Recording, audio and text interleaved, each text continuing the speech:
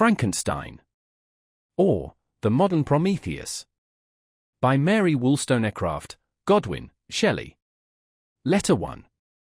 To Mrs. Saville, England. St. Petersburg, December 11th, 17. You will rejoice to hear that no disaster has accompanied the commencement of an enterprise which you have regarded with such evil forebodings. I arrived here yesterday, and my first task is to assure my dear sister of my welfare and increasing confidence in the success of my undertaking. I am already far north of London, and as I walk in the streets of Petersburg, I feel a cold northern breeze play upon my cheeks, which braces my nerves and fills me with delight. Do you understand this feeling? This breeze, which has travelled from the regions towards which I am advancing, gives me a foretaste of those icy climes. Inspirited by this wind of promise, my daydreams become more fervent and vivid. I try in vain to be persuaded that the pole is the seat of frost and desolation. It ever presents itself to my imagination as the region of beauty and delight. There, Margaret, the sun is forever visible, its broad disk just skirting the horizon and diffusing a perpetual splendor. There, for with your leave, my sister, I will put some trust in preceding navigators. There snow and frost are banished, and, sailing over a calm sea, we may be wafted to a land surpassing in wonders and in beauty every region hitherto discovered on the habitable globe. Its productions and features may be without example, as the phenomena of the heavenly bodies undoubtedly are in those undiscovered solitudes. What may not be expected in a country of eternal light? I may there discover the wondrous power which attracts the needle and may regulate 1,000 celestial observations that require only this voyage to render their seeming eccentricities consistent forever. I shall satiate my ardent curiosity with the sight of a part of the world never before visited, and may tread a land never before imprinted by the foot of man. These are my enticements, and they are sufficient to conquer all fear of danger or death and to induce me to commence this laborious voyage with the joy a child feels when he embarks in a little boat, with his holiday mates, on an expedition of discovery up his native river. But supposing all these conjectures to be false, you cannot contest the inestimable benefit which I shall confer on all mankind, to the last generation, by discovering a passage near the pole to those countries, to reach which at present so many months are requisite, or by ascertaining the secret of the magnet, which, if at all possible, can only be effected by an undertaking such as mine. These reflections have dispelled the agitation with which I began my letter, and I feel my heart glow with an enthusiasm which elevates me to heaven, for nothing contributes so much to tranquilize the mind as a steady purpose, a point on which the soul may fix its intellectual eye. This expedition has been the favorite dream of my early years. I have read with ardor the accounts of the various voyages which have been made in the prospect of arriving at the North Pacific Ocean through the seas which surround the pole. You may remember that a history of all the voyages made for purposes of discovery composed the whole of our good Uncle Thomas' library. My education was neglected, yet I was passionately fond of reading. These volumes were my study day and night, and my familiarity with them increased that regret which I had felt, as a child, on learning that my father's dying injunction had forbidden my uncle to allow me to embark in a seafaring life. These visions faded when I perused, for the first time, those poets whose effusions entranced my soul and lifted it to heaven. I also became a poet and for 1 year lived in a paradise of my own creation. I imagined that I also might obtain a niche in the temple where the names of Homer and Shakespeare are consecrated. You are well acquainted with my failure and how heavily I bore the disappointment. But just at that time I inherited the fortune of my cousin, and my thoughts were turned into the channel of their earlier bent. 6 years have passed since I resolved on my present undertaking. I can, even now, remember the hour from which I dedicated myself to this great enterprise. I commenced by inuring my body to hardship. I accompanied the whale fishers on several expeditions to the North Sea. I voluntarily endured cold, famine, thirst, and want of sleep. I often worked harder than the common sailors during the day and devoted my nights to the study of mathematics, the theory of medicine, and those branches of physical science from which a naval adventurer might derive the greatest practical advantage. Twice I actually hired myself as an undermate in a Greenland whaler, and acquitted myself to admiration. I must own I felt a little proud when my captain offered me the second dignity in the vessel and entreated me to remain with the greatest earnestness, so valuable did he consider my services. And now, dear Margaret, do I not deserve to accomplish some great purpose? My life might have been passed in ease and luxury, but I preferred glory to every enticement that wealth placed in my path. Oh, that some encouraging voice would answer in the affirmative. My courage and my resolution is firm, but my hopes fluctuate, and my spirits are often depressed. I am about to proceed on a long and difficult voyage, the emergencies of which will demand all my fortitude. I am required not only to raise the spirits of others, but sometimes to sustain my own, when theirs are failing. This is the most favorable period for traveling in Russia. They fly quickly over the snow in their sledges, the motion is pleasant, and, in my opinion, far more agreeable than that of an English stagecoach. The cold is not excessive, if you are wrapped in furs, a dress which I have already adopted, for there is a great difference between walking the deck and remaining seated motionless for hours, when no exercise prevents the blood from actually freezing in your veins. I have no ambition to lose my life on the post road between St. Petersburg and Archangel. I shall depart for the latter town in a fortnight or 3 weeks, and my intention is to hire a ship there, which can easily be done by paying the insurance for the owner, and to engage as many sailors as I think necessary among those who are accustomed to the whale fishing. I do not intend to sail until the month of June, and when shall I return? Ah, dear sister, how can I answer this question? If I succeed, many, many months, perhaps years, will pass before you and I may meet. If I fail, you will see me again soon, or never. Farewell, my dear, excellent Margaret. Heaven shower down blessings on you, and save me, that I may again and again testify my gratitude for all your love and kindness. Your affectionate brother, Ard Walton. Letter 2. To Mrs. Saville, England. Archangel, the 28th of March, 17. How slowly the time passes here, encompassed as I am by frost and snow. Yet a second step is taken towards my enterprise. I have hired a vessel and am occupied in collecting my sailors. Those whom I have already engaged appear to be men on whom I can depend and are certainly possessed of dauntless courage. But I have one want which I have never yet been able to satisfy, and the absence of the object of which I now feel as a most severe evil. I have no friend, Margaret. When I am glowing with the enthusiasm of success, there will be none to participate my joy. If I am assailed by disappointment, no one will endeavor to sustain me in dejection. I shall commit my thoughts to paper, it is true, but that is a poor medium for the communication of feeling. I desire the company of a man who could sympathize with me, whose eyes would reply to mine. You may deem me romantic, my dear sister, but I bitterly feel the want of a friend.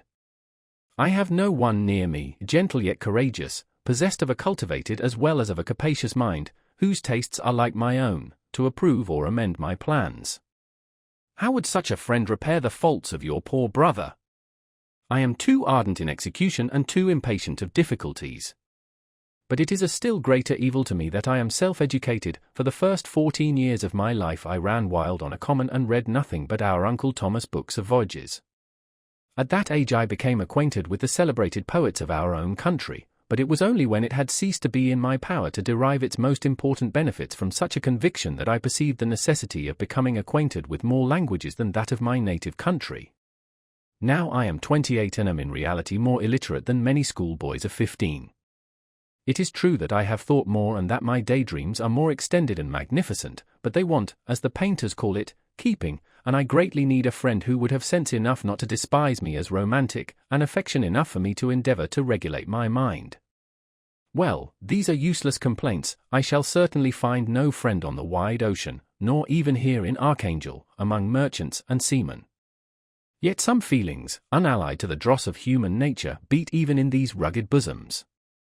My lieutenant, for instance, is a man of wonderful courage and enterprise. He is madly desirous of glory, or rather, to word my phrase more characteristically, of advancement in his profession.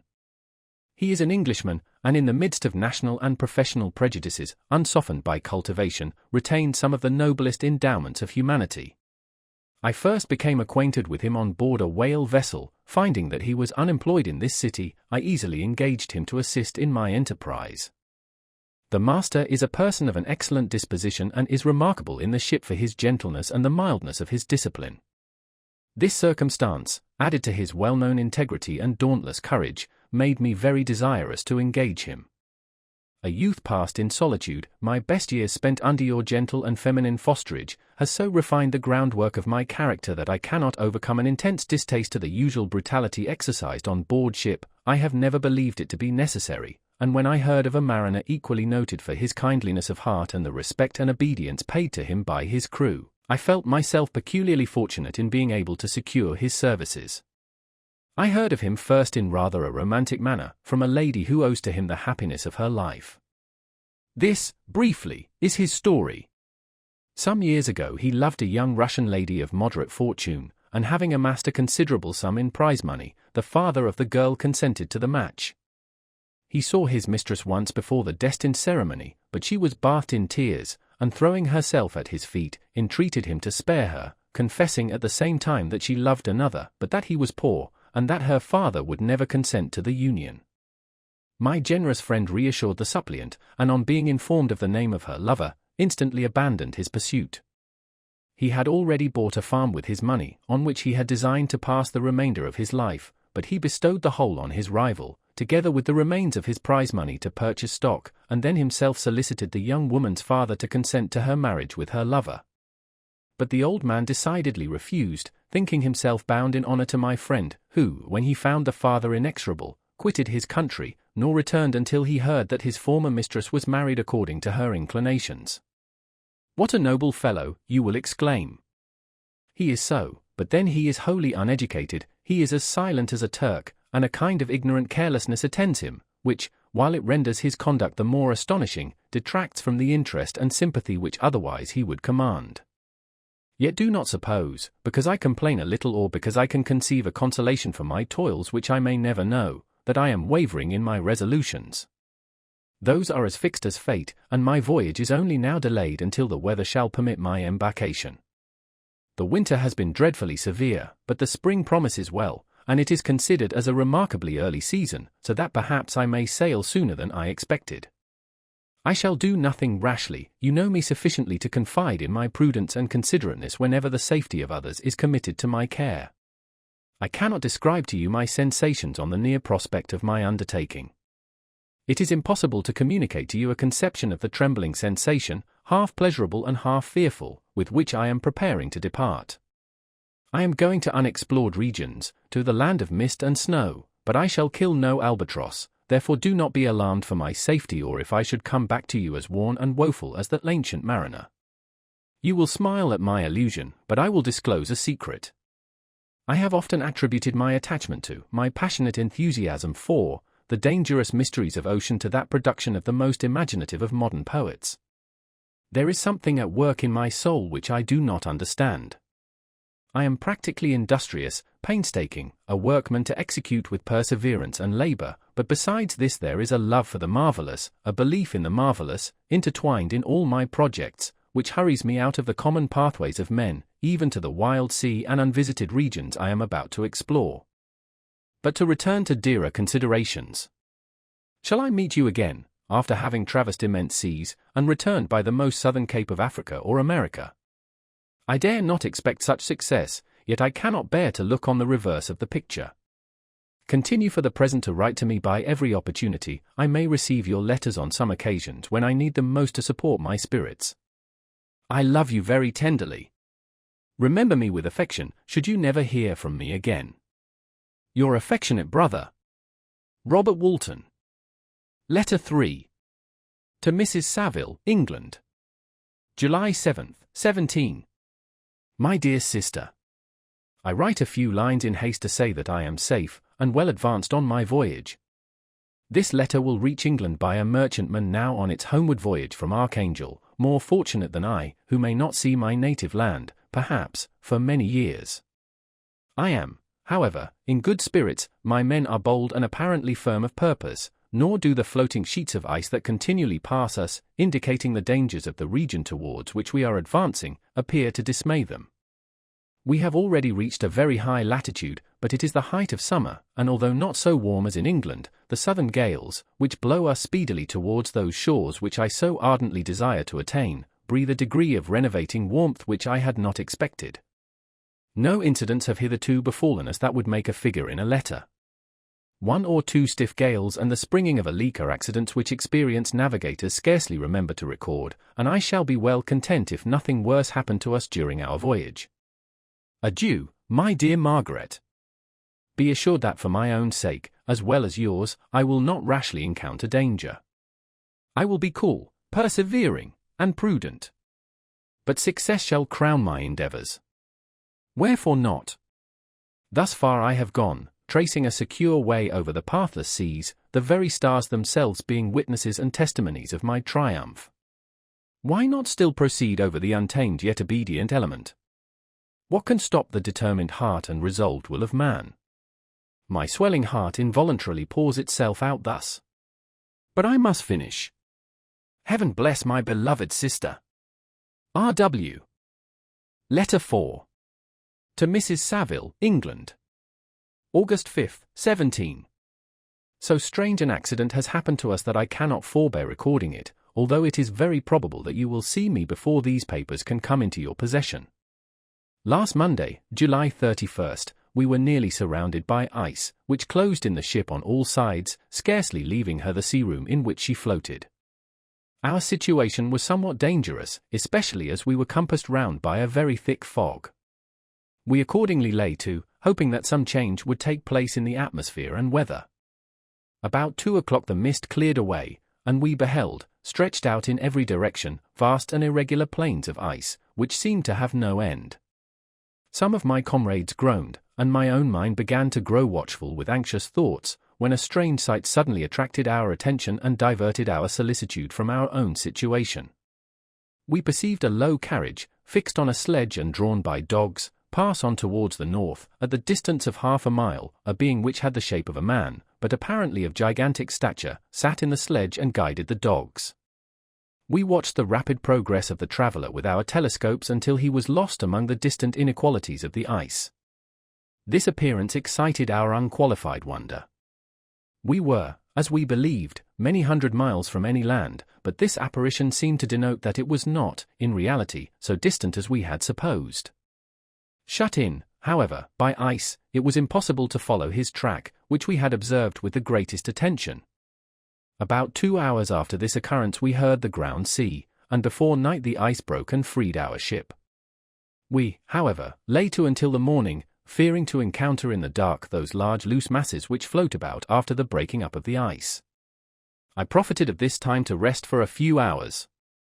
In the morning, however, as soon as it was light, I went upon deck and found all the sailors busy on one side of the vessel, apparently talking to someone in the sea. It was, in fact, a sledge, like that we had seen before, which had drifted towards us in the night on a large fragment of ice. Only one dog remained alive, but there was a human being within it whom the sailors were persuading to enter the vessel. He was not, as the other traveller seemed to be, a savage inhabitant of some undiscovered island, but a European. When I appeared on deck the master said, "Here is our captain, and he will not allow you to perish on the open sea." On perceiving me, the stranger addressed me in English, although with a foreign accent. "Before I come on board your vessel," said he, "will you have the kindness to inform me whither you are bound?" You may conceive my astonishment on hearing such a question addressed to me from a man on the brink of destruction and to whom I should have supposed that my vessel would have been a resource which he would not have exchanged for the most precious wealth the earth can afford. I replied, however, that we were on a voyage of discovery towards the northern pole. Upon hearing this he appeared satisfied and consented to come on board. Good God! Margaret, if you had seen the man who thus capitulated for his safety, your surprise would have been boundless. His limbs were nearly frozen, and his body dreadfully emaciated by fatigue and suffering. I never saw a man in so wretched a condition. We attempted to carry him into the cabin, but as soon as he had quitted the fresh air he fainted. We accordingly brought him back to the deck and restored him to animation by rubbing him with brandy and forcing him to swallow a small quantity. As soon as he showed signs of life we wrapped him up in blankets and placed him near the chimney of the kitchen stove. By slow degrees he recovered and ate a little soup, which restored him wonderfully. 2 days passed in this manner before he was able to speak, and I often feared that his sufferings had deprived him of understanding. When he had in some measure recovered, I removed him to my own cabin and attended on him as much as my duty would permit. I never saw a more interesting creature. His eyes have generally an expression of wildness, and even madness, but there are moments when, if anyone performs an act of kindness towards him or does him any the most trifling service, his whole countenance is lighted up, as it were, with a beam of benevolence and sweetness that I never saw equalled. But he is generally melancholy and despairing, and sometimes he gnashes his teeth, as if impatient of the weight of woes that oppresses him. When my guest was a little recovered, I had great trouble to keep off the men, who wished to ask him 1,000 questions, but I would not allow him to be tormented by their idle curiosity, in a state of body and mind whose restoration evidently depended upon entire repose. Once, however, the lieutenant asked why he had come so far upon the ice in so strange a vehicle. His countenance instantly assumed an aspect of the deepest gloom, and he replied, "To seek one who fled from me." "And did the man whom you pursued travel in the same fashion?" "Yes." "Then I fancy we have seen him, for the day before we picked you up we saw some dogs drawing a sledge, with a man in it, across the ice." This aroused the stranger's attention, and he asked a multitude of questions concerning the route which the demon, as he called him, had pursued. Soon after, when he was alone with me, he said, "I have, doubtless, excited your curiosity, as well as that of these good people, but you are too considerate to make inquiries. Certainly, it would indeed be very impertinent and inhuman in me to trouble you with any inquisitiveness of mine. And yet you rescued me from a strange and perilous situation, you have benevolently restored me to life." Soon after this he inquired if I thought that the breaking up of the ice had destroyed the other sledge. I replied that I could not answer with any degree of certainty, for the ice had not broken until near midnight, and the traveler might have arrived at a place of safety before that time, but of this I could not judge. From this time a new spirit of life animated the decaying frame of the stranger. He manifested the greatest eagerness to be upon deck to watch for the sledge which had before appeared, but I have persuaded him to remain in the cabin, for he is far too weak to sustain the rawness of the atmosphere. I have promised that someone should watch for him and give him instant notice if any new object should appear in sight. Such is my journal of what relates to this strange occurrence up to the present day. The stranger has gradually improved in health but is very silent and appears uneasy when anyone except myself enters his cabin. Yet his manners are so conciliating and gentle that the sailors are all interested in him, although they have had very little communication with him. For my own part, I begin to love him as a brother, and his constant and deep grief fills me with sympathy and compassion. He must have been a noble creature in his better days, being even now in wreck so attractive and amiable. I said in one of my letters, "My dear Margaret, that I should find no friend on the wide ocean, yet I have found a man who, before his spirit had been broken by misery, I should have been happy to have possessed as the brother of my heart." I shall continue my journal concerning the stranger at intervals, should I have any fresh incidents to record. August 13th, 17. My affection for my guest increases every day. He excites at once my admiration and my pity to an astonishing degree. How can I see so noble a creature destroyed by misery without feeling the most poignant grief? He is so gentle, yet so wise, his mind is so cultivated, and when he speaks, although his words are culled with the choicest art, yet they flow with rapidity and unparalleled eloquence. He is now much recovered from his illness and is continually on the deck, apparently watching for the sledge that preceded his own. Yet, although unhappy, he is not so utterly occupied by his own misery but that he interests himself deeply in the projects of others. He has frequently conversed with me on mine, which I have communicated to him without disguise. He entered attentively into all my arguments in favor of my eventual success and into every minute detail of the measures I had taken to secure it. I was easily led by the sympathy which he evinced to use the language of my heart, to give utterance to the burning ardor of my soul and to say, with all the fervor that warmed me, how gladly I would sacrifice my fortune, my existence, my every hope, to the furtherance of my enterprise. One man's life or death were but a small price to pay for the acquirement of the knowledge which I sought, for the dominion I should acquire and transmit over the elemental foes of our race. As I spoke, a dark gloom spread over my listener's countenance. At first I perceived that he tried to suppress his emotion. He placed his hands before his eyes, and my voice quivered and failed me as I beheld tears trickle fast from between his fingers, a groan burst from his heaving breast. I paused, at length he spoke, in broken accents, "Unhappy man! Do you share my madness? Have you drunk also of the intoxicating draught?" Hear me, let me reveal my tale, and you will dash the cup from your lips. Such words, you may imagine, strongly excited my curiosity, but the paroxysm of grief that had seized the stranger overcame his weakened powers, and many hours of repose and tranquil conversation were necessary to restore his composure. Having conquered the violence of his feelings, he appeared to despise himself for being the slave of passion, and quelling the dark tyranny of despair, he led me again to converse concerning myself personally. He asked me the history of my earlier years. The tale was quickly told, but it awakened various trains of reflection. I spoke of my desire of finding a friend, of my thirst for a more intimate sympathy with a fellow mind than had ever fallen to my lot, and expressed my conviction that a man could boast of little happiness who did not enjoy this blessing.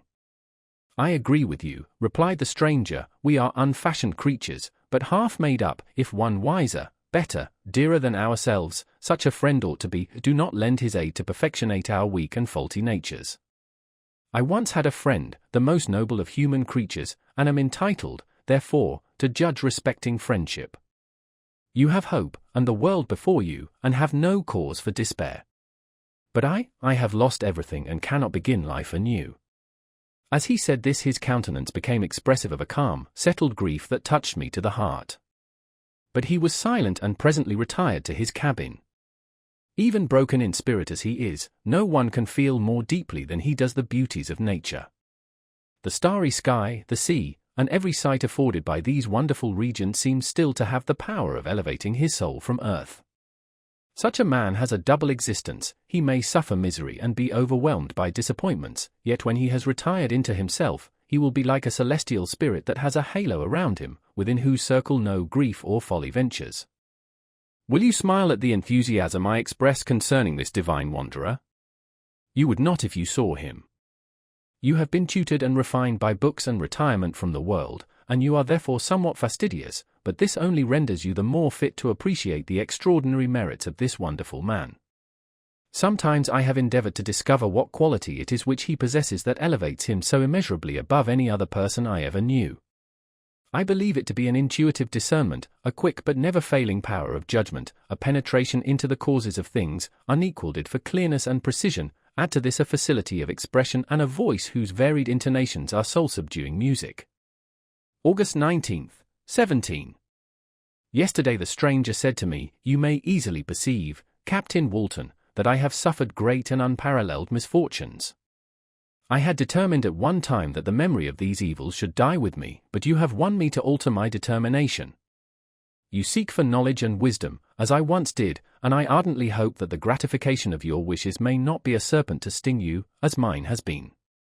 I do not know that the relation of my disasters will be useful to you, yet, when I reflect that you are pursuing the same course, exposing yourself to the same dangers which have rendered me what I am, I imagine that you may deduce an apt moral from my tale, one that may direct you if you succeed in your undertaking and console you in case of failure. Prepare to hear of occurrences which are usually deemed marvelous. Were we among the tamer scenes of nature, I might fear to encounter your unbelief, perhaps your ridicule, but many things will appear possible in these wild and mysterious regions which would provoke the laughter of those unacquainted with the ever-varied powers of nature, nor can I doubt but that my tale conveys in its series internal evidence of the truth of the events of which it is composed. You may easily imagine that I was much gratified by the offered communication, yet I could not endure that he should renew his grief by a recital of his misfortunes. I felt the greatest eagerness to hear the promised narrative, partly from curiosity and partly from a strong desire to ameliorate his fate if it were in my power.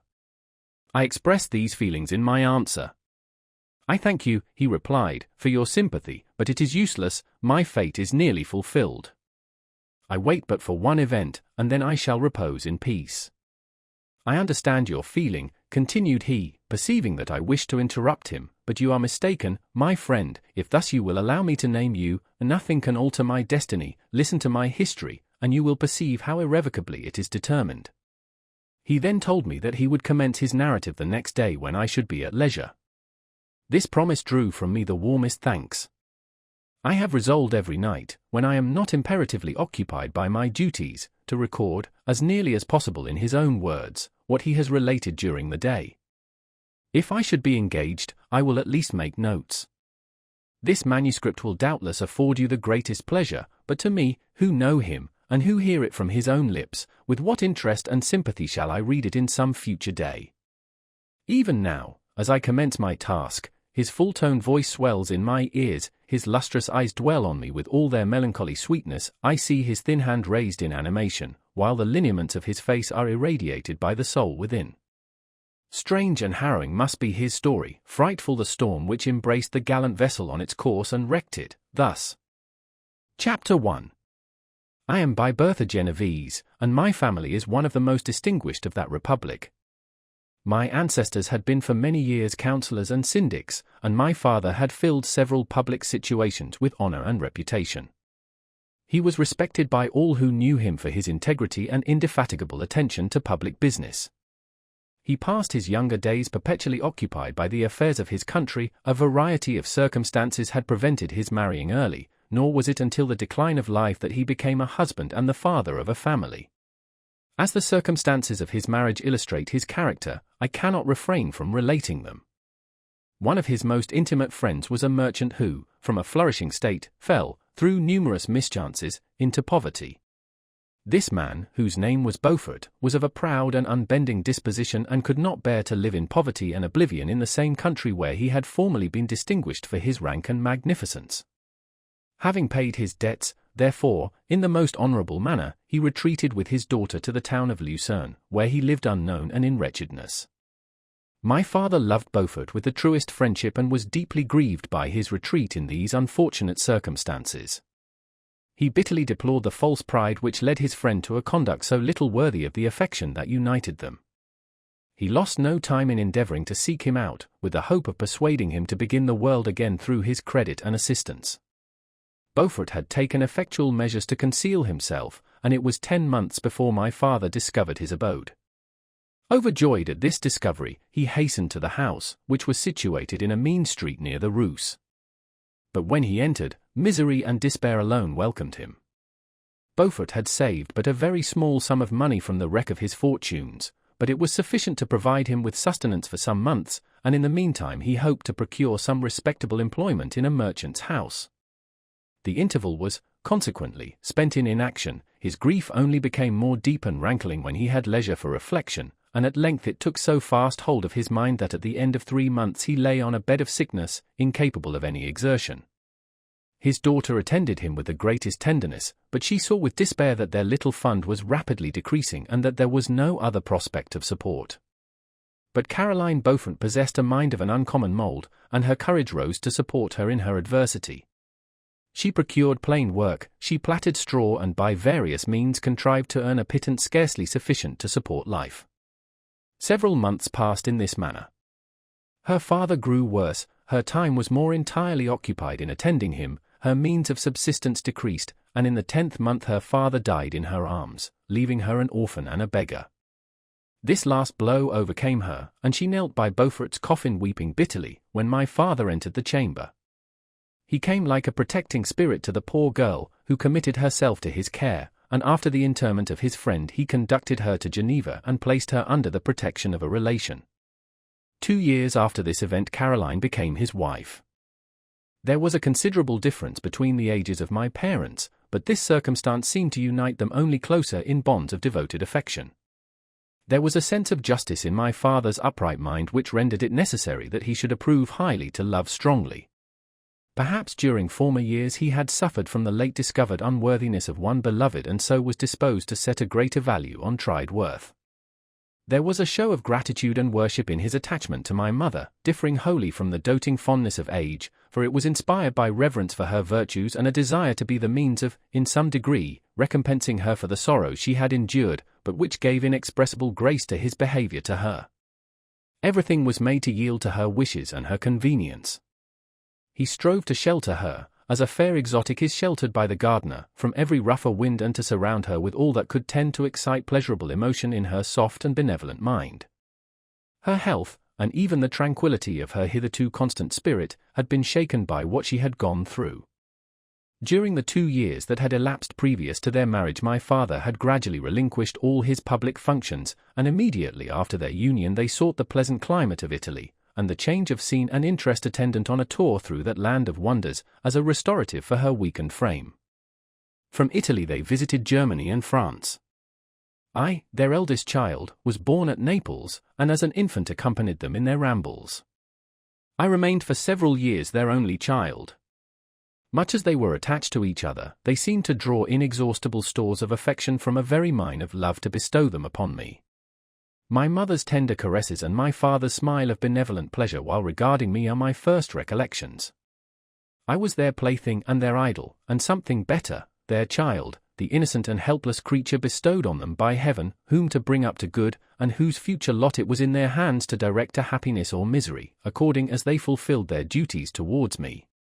With this deep consciousness of what they owed towards the being to which they had given life, added to the active spirit of tenderness that animated both, it may be imagined that while during every hour of my infant life I received a lesson of patience, of charity, and of self-control, I was so guided by a silken cord that all seemed but one train of enjoyment to me. For a long time I was their only care. My mother had much desired to have a daughter, but I continued their single offspring. When I was about 5 years old, while making an excursion beyond the frontiers of Italy, they passed a week on the shores of the Lake of Como. Their benevolent disposition often made them enter the cottages of the poor. This, to my mother, was more than a duty, it was a necessity, a passion, remembering what she had suffered, and how she had been relieved, for her to act in her turn the guardian angel to the afflicted. During one of their walks a poor cot in the foldings of a veil attracted their notice as being singularly disconsolate, while the number of half-clothed children gathered about it spoke of penury in its worst shape. One day, when my father had gone by himself to Milan, my mother, accompanied by me, visited this abode. She found a peasant and his wife, hard-working, bent down by care and labor, distributing a scanty meal to 5 hungry babes. Among these there was one which attracted my mother far above all the rest. She appeared of a different stock. The 4 others were dark-eyed, hardy little vagrants. This child was thin and very fair. Her hair was the brightest living gold, and despite the poverty of her clothing, seemed to set a crown of distinction on her head. Her brow was clear and ample, her blue eyes cloudless, and her lips and the moulding of her face so expressive of sensibility and sweetness that none could behold her without looking on her as of a distinct species, a being heaven-sent, and bearing a celestial stamp in all her features. The peasant woman, perceiving that my mother fixed eyes of wonder and admiration on this lovely girl, eagerly communicated her history. She was not her child, but the daughter of a Milanese nobleman. Her mother was a German and had died on giving her birth. The infant had been placed with these good people to nurse. They were better off then. They had not been long married, and their eldest child was but just born.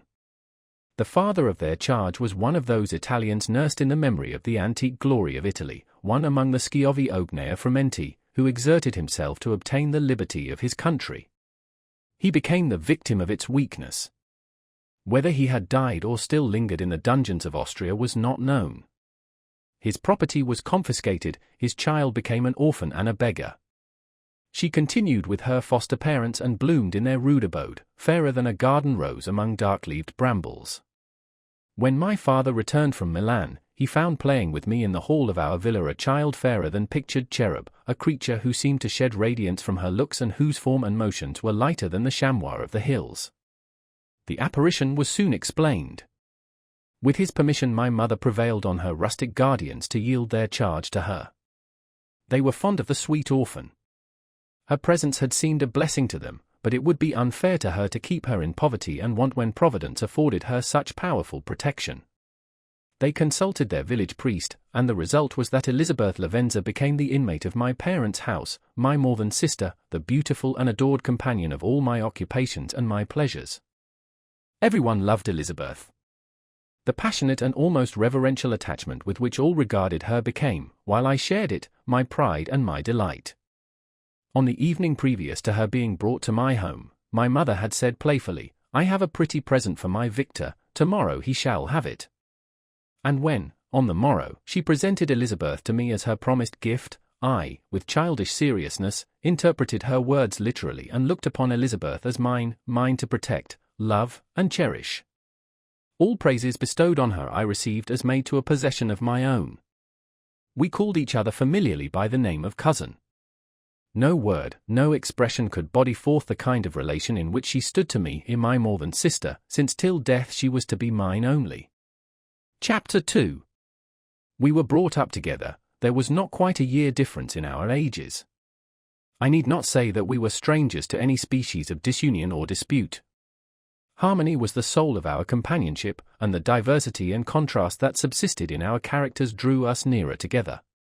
Elizabeth was of a calmer and more concentrated disposition, but, with all my ardor, I was capable of a more intense application and was more deeply smitten with the thirst for knowledge. She busied herself with following the aerial creations of the poets, and in the majestic and wondrous scenes which surrounded our Swiss home, the sublime shapes of the mountains, the changes of the seasons, tempest and calm, the silence of winter, and the life and turbulence of our alpine summers, she found ample scope for admiration and delight. While my companion contemplated with a serious and satisfied spirit the magnificent appearances of things, I delighted in investigating their causes. The world was to me a secret which I desired to divine. Curiosity, earnest research to learn the hidden laws of nature, gladness akin to rapture, as they were unfolded to me, are among the earliest sensations I can remember. On the birth of a second son, my junior by 7 years, my parents gave up entirely their wandering life and fixed themselves in their native country. We possessed a house in Geneva, and a campaign on Belrive, the eastern shore of the lake, at the distance of rather more than a league from the city. We resided principally in the latter, and the lives of my parents were passed in considerable seclusion. It was my temper to avoid a crowd and to attach myself fervently to a few. I was indifferent, therefore, to my schoolfellows in general, but I united myself in the bonds of the closest friendship to one among them. Henry Clerval was the son of a merchant of Geneva. He was a boy of singular talent and fancy. He loved enterprise, hardship, and even danger for its own sake. He was deeply read in books of chivalry and romance. He composed heroic songs and began to write many a tale of enchantment and knightly adventure. He tried to make us act plays and to enter into masquerades, in which the characters were drawn from the heroes of Roncesvalles, of the Round Table of King Arthur, and the chivalrous train who shed their blood to redeem the Holy Sepulchre from the hands of the infidels. No human being could have passed a happier childhood than myself. My parents were possessed by the very spirit of kindness and indulgence. We felt that they were not the tyrants to rule our lot according to their caprice, but the agents and creators of all the many delights which we enjoyed. When I mingled with other families I distinctly discerned how peculiarly fortunate my lot was, and gratitude assisted the development of filial love. My temper was sometimes violent, and my passions vehement, but by some law in my temperature they were turned not towards childish pursuits but to an eager desire to learn, and not to learn all things indiscriminately. I confess that neither the structure of languages, nor the code of governments, nor the politics of various states possessed attractions for me. It was the secrets of heaven and earth that I desired to learn, and whether it was the outward substance of things or the inner spirit of nature and the mysterious soul of man that occupied me, still my inquiries were directed to the metaphysical, or in its highest sense, the physical secrets of the world. Meanwhile Clerval occupied himself, so to speak, with the moral relations of things. The busy stage of life, the virtues of heroes, and the actions of men were his theme, and his hope and his dream was to become one among those whose names are recorded in story as the gallant and adventurous benefactors of our species. The saintly soul of Elizabeth shone like a shrine-dedicated lamp in our peaceful home. Her sympathy was ours, her smile, her soft voice, the sweet glance of her celestial eyes, were ever there to bless and animate us. She was the living spirit of love to soften and attract. I might have become sullen in my study, rough through the ardor of my nature, but that she was there to subdue me to a semblance of her own gentleness. And Clerval, could Ortel entrench on the noble spirit of Clerval? Yet he might not have been so perfectly humane, so thoughtful in his generosity, so full of kindness and tenderness amidst his passion for adventurous exploit, had she not unfolded to him the real loveliness of beneficence and made the doing good the end and aim of his soaring ambition. I feel exquisite pleasure in dwelling on the recollections of childhood, before misfortune had tainted my mind and changed its bright visions of extensive usefulness into gloomy and narrow reflections upon self. Besides, in drawing the picture of my early days, I also record those events which led, by insensible steps, to my after tale of misery, for when I would account to myself for the birth of that passion which afterwards ruled my destiny, I find it arise, like a mountain river, from ignoble and almost forgotten sources, but, swelling as it proceeded, it became the torrent which, in its course, has swept away all my hopes and joys. Natural philosophy is the genius that has regulated my fate. I desire, therefore, in this narration, to state those facts which led to my predilection for that science. When I was 13 years of age, we all went on a party of pleasure to the baths near Thonon. The inclemency of the weather obliged us to remain a day confined to the inn. In this house I chanced to find a volume of the works of Cornelius Agrippa. I opened it with apathy. The theory which he attempts to demonstrate and the wonderful facts which he relates soon changed this feeling into enthusiasm. A new light seemed to dawn upon my mind, and bounding with joy, I communicated my discovery to my father. My father looked carelessly at the title page of my book and said, "Ah, Cornelius Agrippa. My dear Victor, do not waste your time upon this, it is sad trash." If, instead of this remark, my father had taken the pains to explain to me that the principles of Agrippa had been entirely exploded and that a modern system of science had been introduced which possessed much greater powers than the ancient, because the powers of the latter were chimerical, while those of the former were real and practical, under such circumstances I should certainly have thrown Agrippa aside and have contented my imagination, warmed as it was, by returning with greater ardor to my former studies. It is even possible that the train of my ideas would never have received the fatal impulse that led to my ruin. But the cursory glance my father had taken of my volume by no means assured me that he was acquainted with its contents, and I continued to read with the greatest avidity. When I returned home, my first care was to procure the whole works of this author, and afterwards of Paracelsus and Albertus Magnus. I read and studied the wild fancies of these writers with delight. They appeared to me treasures known to few besides myself. I have described myself as always having been imbued with a fervent longing to penetrate the secrets of nature. In spite of the intense labor and wonderful discoveries of modern philosophers, I always came from my studies discontented and unsatisfied. Sir Isaac Newton is said to have avowed that he felt like a child picking up shells beside the great and unexplored ocean of truth. Those of his successors in each branch of natural philosophy with whom I was acquainted appeared even to my boy's apprehensions as tyros engaged in the same pursuit. The untaught peasant beheld the elements around him and was acquainted with their practical uses. The most learned philosopher knew little more. He had partially unveiled the face of nature, but her immortal lineaments were still a wonder and a mystery. He might dissect, anatomize, and give names, but, not to speak of a final cause, causes in their secondary and tertiary grades were utterly unknown to him. I had gazed upon the fortifications and impediments that seemed to keep human beings from entering the citadel of nature, and rashly and ignorantly I had repined. But here were books, and here were men who had penetrated deeper and knew more.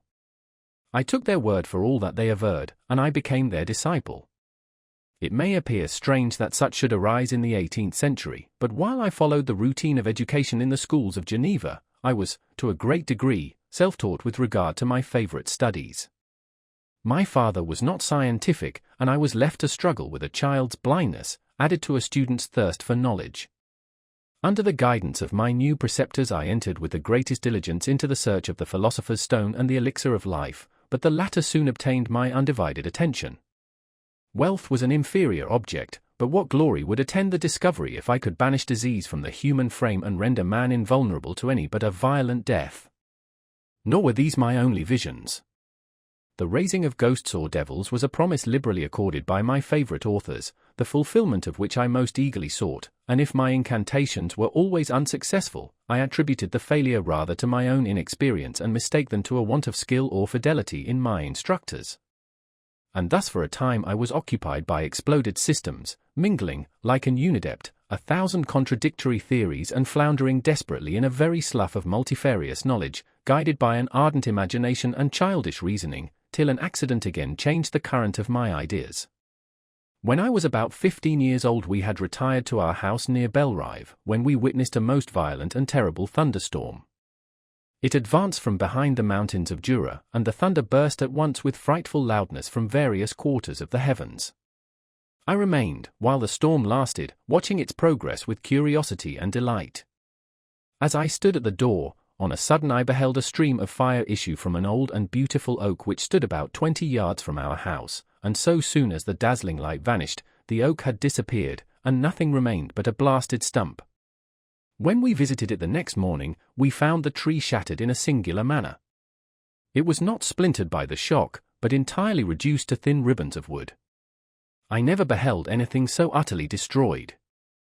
Before this I was not unacquainted with the more obvious laws of electricity.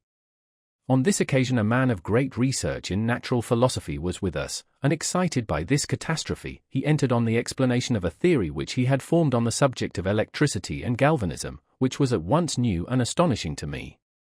All that he said threw greatly into the shade Cornelius Agrippa, Albertus Magnus, and Paracelsus, the lords of my imagination, but by some fatality the overthrow of these men disinclined me to pursue my accustomed studies. It seemed to me as if nothing would or could ever be known. All that had so long engaged my attention suddenly grew despicable.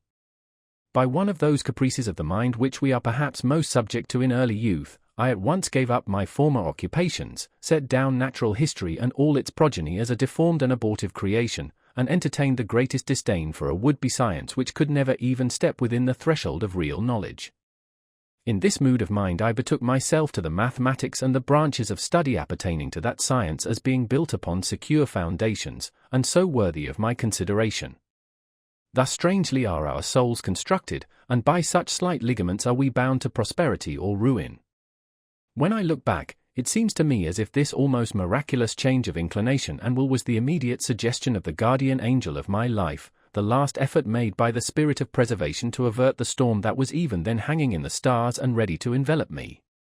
Her victory was announced by an unusual tranquillity and gladness of soul which followed the relinquishing of my ancient and latterly tormenting studies. It was thus that I was to be taught to associate evil with their prosecution, happiness with their disregard. It was a strong effort of the spirit of good, but it was ineffectual. Destiny was too potent, and her immutable laws had decreed my utter and terrible destruction. Chapter 3. When I had attained the age of 17, my parents resolved that I should become a student at the University of Ingolstadt. I had hitherto attended the schools of Geneva, but my father thought it necessary for the completion of my education that I should be made acquainted with other customs than those of my native country. My departure was therefore fixed at an early date, but before the day resolved upon could arrive, the first misfortune of my life occurred, an omen, as it were, of my future misery. Elizabeth had caught the scarlet fever, her illness was severe, and she was in the greatest danger. During her illness many arguments had been urged to persuade my mother to refrain from attending upon her. She had at first yielded to our entreaties, but when she heard that the life of her favourite was menaced, she could no longer control her anxiety. She attended her sickbed, her watchful attentions triumphed over the malignity of the distemper, Elizabeth was saved, but the consequences of this imprudence were fatal to her preserver. On the third day my mother sickened, her fever was accompanied by the most alarming symptoms, and the looks of her medical attendants prognosticated the worst event. On her deathbed the fortitude and benignity of this best of women did not desert her. She joined the hands of Elizabeth and myself. "My children," she said, "my firmest hopes of future happiness were placed on the prospect of your union. This expectation will now be the consolation of your father. Elizabeth, my love, you must supply my place to my younger children. Alas!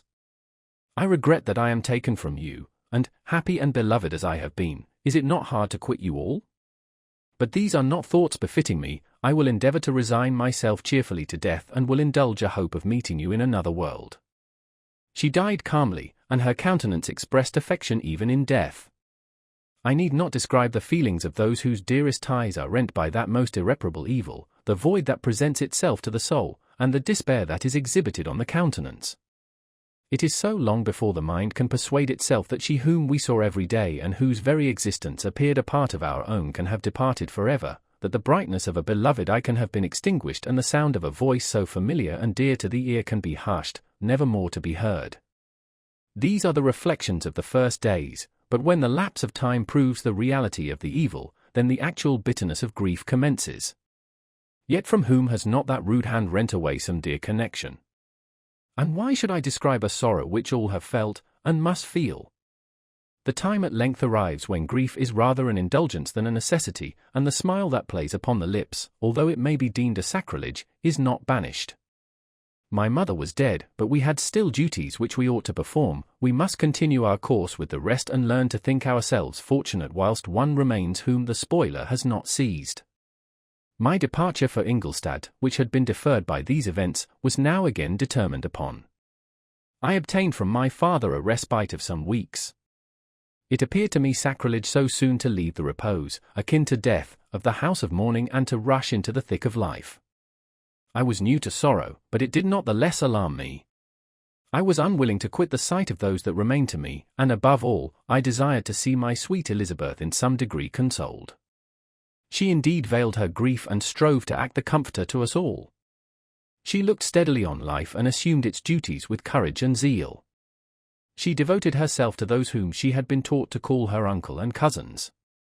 Never was she so enchanting as at this time, when she recalled the sunshine of her smiles and spent them upon us. She forgot even her own regret in her endeavors to make us forget. The day of my departure at length arrived. Clerval spent the last evening with us. He had endeavored to persuade his father to permit him to accompany me and to become my fellow student, but in vain. His father was a narrow-minded trader and saw idleness and ruin in the aspirations and ambition of his son. Henry deeply felt the misfortune of being debarred from a liberal education. He said little, but when he spoke I read in his kindling eye and in his animated glance a restrained but firm resolve not to be chained to the miserable details of commerce. We sat late. We could not tear ourselves away from each other nor persuade ourselves to say the word farewell. It was said, and we retired under the pretence of seeking repose, each fancying that the other was deceived, but when at morning's dawn I descended to the carriage which was to convey me away, they were all there, my father again to bless me, Clerval to press my hand once more, my Elizabeth to renew her entreaties that I would write often and to bestow the last feminine attentions on her playmate and friend. I threw myself into the chaise that was to convey me away and indulged in the most melancholy reflections. I, who had ever been surrounded by amiable companions, continually engaged in endeavouring to bestow mutual pleasure, I was now alone. In the university whither I was going I must form my own friends and be my own protector. My life had hitherto been remarkably secluded and domestic, and this had given me invincible repugnance to new countenances. I loved my brothers, Elizabeth, and Clerval. These were old familiar faces, but I believed myself totally unfitted for the company of strangers. Such were my reflections as I commenced my journey, but as I proceeded, my spirits and hopes rose. I ardently desired the acquisition of knowledge. I had often, when at home, thought it hard to remain during my youth cooped up in one place and had longed to enter the world and take my station among other human beings.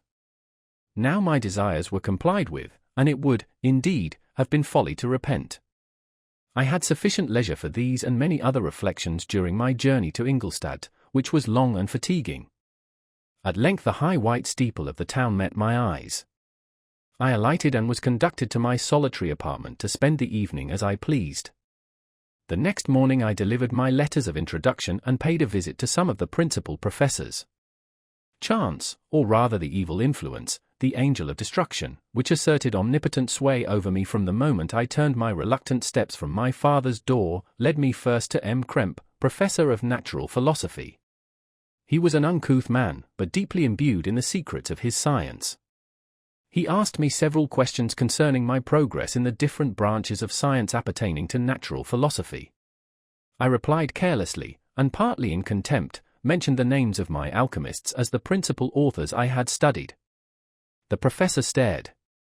"Have you," he said, "really spent your time in studying such nonsense?" I replied in the affirmative. "Every minute," continued M. Krempe with warmth, "every instant that you have wasted on those books is utterly and entirely lost. You have burdened your memory with exploded systems and useless names. Good God!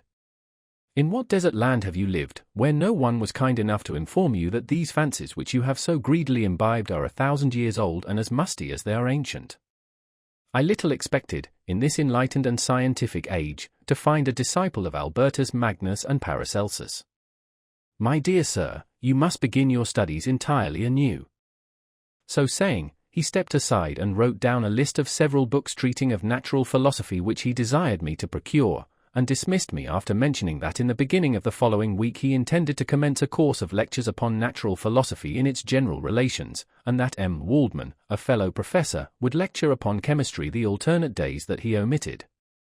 I returned home not disappointed, for I have said that I had long considered those authors useless whom the professor reprobated, but I returned not at all the more inclined to recur to these studies in any shape. M. Krempe was a little squat man with a gruff voice and a repulsive countenance. The teacher, therefore, did not prepossess me in favor of his pursuits. In rather a too philosophical and connected a strain, perhaps, I have given an account of the conclusions I had come to concerning them in my early years. As a child I had not been content with the results promised by the modern professors of natural science. With a confusion of ideas only to be accounted for by my extreme youth and my want of a guide on such matters, I had retrod the steps of knowledge along the paths of time and exchanged the discoveries of recent inquirers for the dreams of forgotten alchemists. Besides, I had a contempt for the uses of modern natural philosophy. It was very different when the masters of the science sought immortality and power. Such views, although futile, were grand, but now the scene was changed. The ambition of the inquirer seemed to limit itself to the annihilation of those visions on which my interest in science was chiefly founded. I was required to exchange chimeras of boundless grandeur for realities of little worth. Such were my reflections during the first 2 or 3 days of my residence at Ingolstadt, which were chiefly spent in becoming acquainted with the localities and the principal residents in my new abode. But as the ensuing week commenced, I thought of the information which M. Krempe had given me concerning the lectures. And although I could not consent to go and hear that little conceited fellow deliver sentences out of a pulpit, I recollected what he had said of M. Waldman, whom I had never seen, as he had hitherto been out of town. Partly from curiosity and partly from idleness, I went into the lecturing room, which M. Waldman entered shortly after. This professor was very unlike his colleague. He appeared about 50 years of age, but with an aspect expressive of the greatest benevolence. A few grey hairs covered his temples, but those at the back of his head were nearly black. His person was short but remarkably erect, and his voice the sweetest I had ever heard. He began his lecture by a recapitulation of the history of chemistry and the various improvements made by different men of learning, pronouncing with fervour the names of the most distinguished discoverers. He then took a cursory view of the present state of the science and explained many of its elementary terms. After having made a few preparatory experiments, he concluded with a panegyric upon modern chemistry, the terms of which I shall never forget. The ancient teachers of this science, said he, promised impossibilities and performed nothing. The modern masters promise very little. They know that metals cannot be transmuted and that the elixir of life is a chimera, but these philosophers, whose hands seem only made to dabble in dirt, and their eyes to pore over the microscope or crucible, have indeed performed miracles. They penetrate into the recesses of nature and show how she works in her hiding places. They ascend into the heavens. They have discovered how the blood circulates, and the nature of the air we breathe. They have acquired new and almost unlimited powers. They can command the thunders of heaven, mimic the earthquake, and even mock the invisible world with its own shadows. Such were the professor's words, rather let me say such the words of the fate, announced to destroy me. As he went on I felt as if my soul were grappling with a palpable enemy. One by one the various keys were touched which formed the mechanism of my being, chord after chord was sounded, and soon my mind was filled with one thought, one conception, one purpose. So much has been done, exclaimed the soul of Frankenstein, more, far more, will I achieve. Treading in the steps already marked, I will pioneer a new way, explore unknown powers, and unfold to the world the deepest mysteries of creation. I closed not my eyes that night. My internal being was in a state of insurrection and turmoil. I felt that order would thence arise, but I had no power to produce it. By degrees, after the morning's dawn, sleep came. I awoke, and my yesternight's thoughts were as a dream. There only remained a resolution to return to my ancient studies and to devote myself to a science for which I believed myself to possess a natural talent. On the same day I paid M. Waldman a visit. His manners in private were even more mild and attractive than in public, for there was a certain dignity in his mien during his lecture which in his own house was replaced by the greatest affability and kindness. I gave him pretty nearly the same account of my former pursuits as I had given to his fellow professor. He heard with attention the little narration concerning my studies and smiled at the names of Cornelius Agrippa and Paracelsus, but without the contempt that M. Krempe had exhibited. He said that these were men to whose indefatigable zeal modern philosophers were indebted for most of the foundations of their knowledge. They had left to us, as an easier task, to give new names and arrange in connected classifications the facts which they in a great degree had been the instruments of bringing to light. The labors of men of genius, however erroneously directed, scarcely ever fail in ultimately turning to the solid advantage of mankind. I listened to his statement, which was delivered without any presumption or affectation, and then added that his lecture had removed my prejudices against modern chemists. I expressed myself in measured terms, with the modesty and deference due from a youth to his instructor, without letting escape. Inexperience in life would have made me ashamed any of the enthusiasm which stimulated my intended labors. I requested his advice concerning the books I ought to procure. "I am happy," said M. Waldman, "to have gained a disciple, and if your application equals your ability, I have no doubt of your success. Chemistry is that branch of natural philosophy in which the greatest improvements have been and may be made. It is on that account that I have made it my peculiar study, but at the same time, I have not neglected the other branches of science. A man would make but a very sorry chemist if he attended to that department of human knowledge alone. If your wish is to become really a man of science and not merely a petty experimentalist, I should advise you to apply to every branch of natural philosophy, including mathematics." He then took me into his laboratory and explained to me the uses of his various machines, instructing me as to what I ought to procure and promising me the use of his own when I should have advanced far enough in the science not to derange their mechanism. He also gave me the list of books which I had requested, and I took my leave. Thus ended a day memorable to me. It decided my future destiny. Chapter 4. From this day natural philosophy, and particularly chemistry, in the most comprehensive sense of the term, became nearly my sole occupation. I read with ardor those works, so full of genius and discrimination, which modern inquirers have written on these subjects. I attended the lectures and cultivated the acquaintance of the men of science of the university, and I found even in M. Krempe a great deal of sound sense and real information, combined, it is true, with a repulsive physiognomy and manners, but not on that account the less valuable. In M. Waldman I found a true friend. His gentleness was never tinged by dogmatism, and his instructions were given with an air of frankness and good nature that banished every idea of pedantry. In 1,000 ways he smoothed for me the path of knowledge and made the most abstruse inquiries clear and facile to my apprehension. My application was at first fluctuating and uncertain. It gained strength as I proceeded and soon became so ardent and eager that the stars often disappeared in the light of morning whilst I was yet engaged in my laboratory. As I applied so closely, it may be easily conceived that my progress was rapid. My ardor was indeed the astonishment of the students, and my proficiency that of the masters. Professor Krempe often asked me, with a sly smile, how Cornelius Agrippa went on, whilst M. Waldman expressed the most heartfelt exultation in my progress. 2 years passed in this manner, during which I paid no visit to Geneva, but was engaged, heart and soul, in the pursuit of some discoveries which I hoped to make. None but those who have experienced them can conceive of the enticements of science. In other studies you go as far as others have gone before you, and there is nothing more to know, but in a scientific pursuit there is continual food for discovery and wonder. A mind of moderate capacity which closely pursues one study must infallibly arrive at great proficiency in that study, and I, who continually sought the attainment of one object of pursuit and was solely wrapped up in this, improved so rapidly that at the end of 2 years I made some discoveries in the improvement of some chemical instruments, which procured me great esteem and admiration at the university. When I had arrived at this point and had become as well acquainted with the theory and practice of natural philosophy as depended on the lessons of any of the professors at Ingolstadt, my residence there being no longer conducive to my improvements, I thought of returning to my friends and my native town, when an incident happened that protracted my stay. One of the phenomena which had peculiarly attracted my attention was the structure of the human frame, and, indeed, any animal endued with life. Whence, I often asked myself, did the principle of life proceed? It was a bold question, and one which has ever been considered as a mystery, yet with how many things are we upon the brink of becoming acquainted, if cowardice or carelessness did not restrain our inquiries? I revolved these circumstances in my mind and determined thenceforth to apply myself more particularly to those branches of natural philosophy which relate to physiology. Unless I had been animated by an almost supernatural enthusiasm, my application to this study would have been irksome and almost intolerable.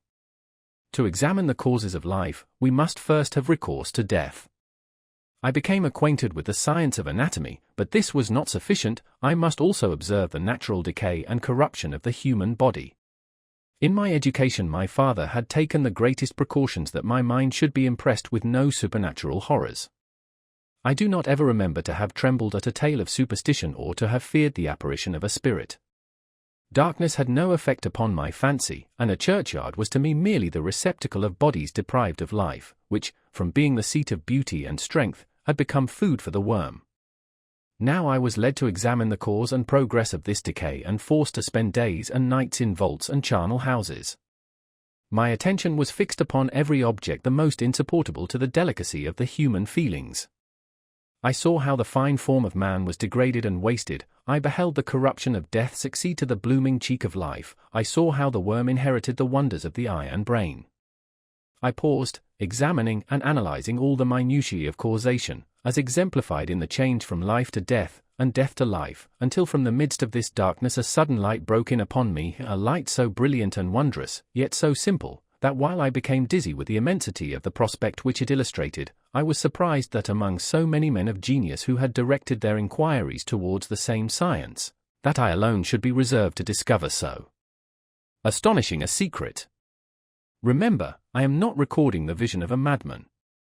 The sun does not more certainly shine in the heavens than that which I now affirm is true. Some miracle might have produced it, yet the stages of the discovery were distinct and probable.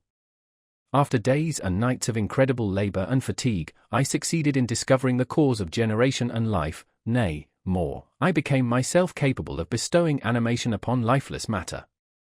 The astonishment which I had at first experienced on this discovery soon gave place to delight and rapture.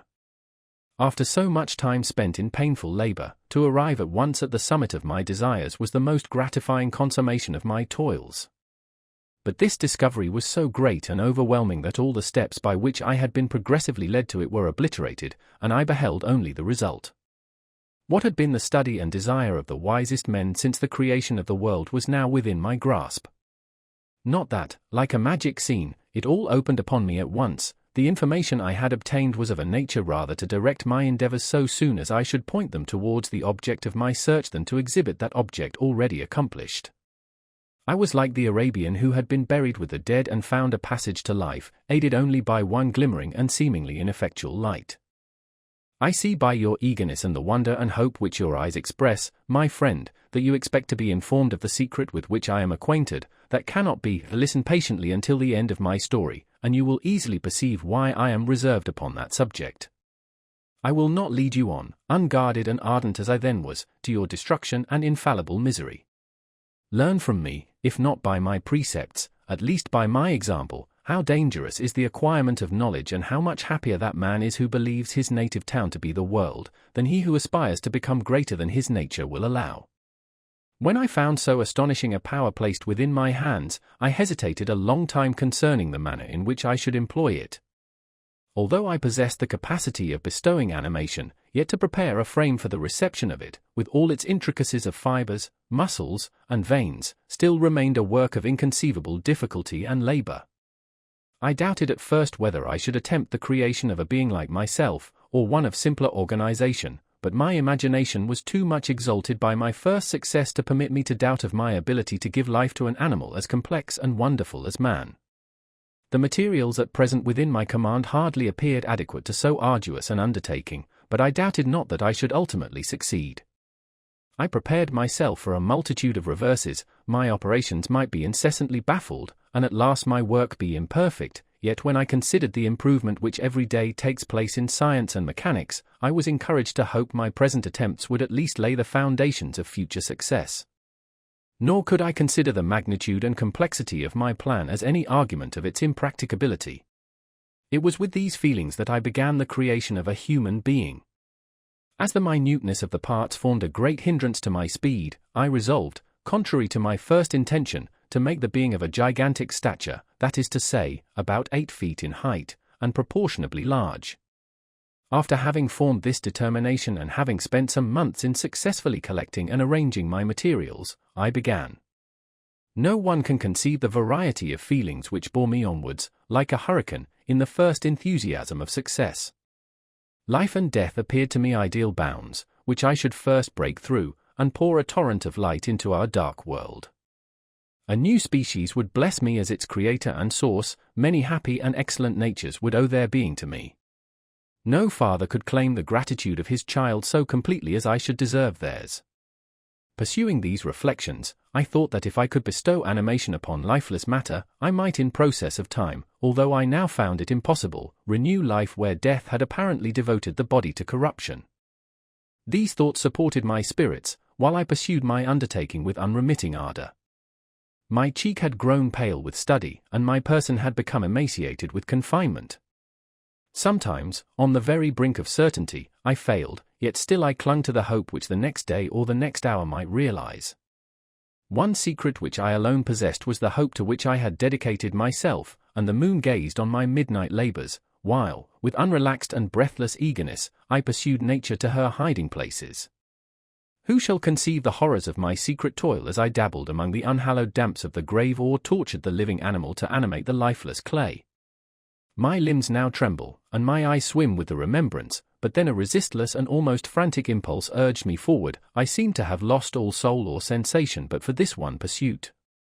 It was indeed but a passing trance, that only made me feel with renewed acuteness so soon as, the unnatural stimulus ceasing to operate, I had returned to my old habits.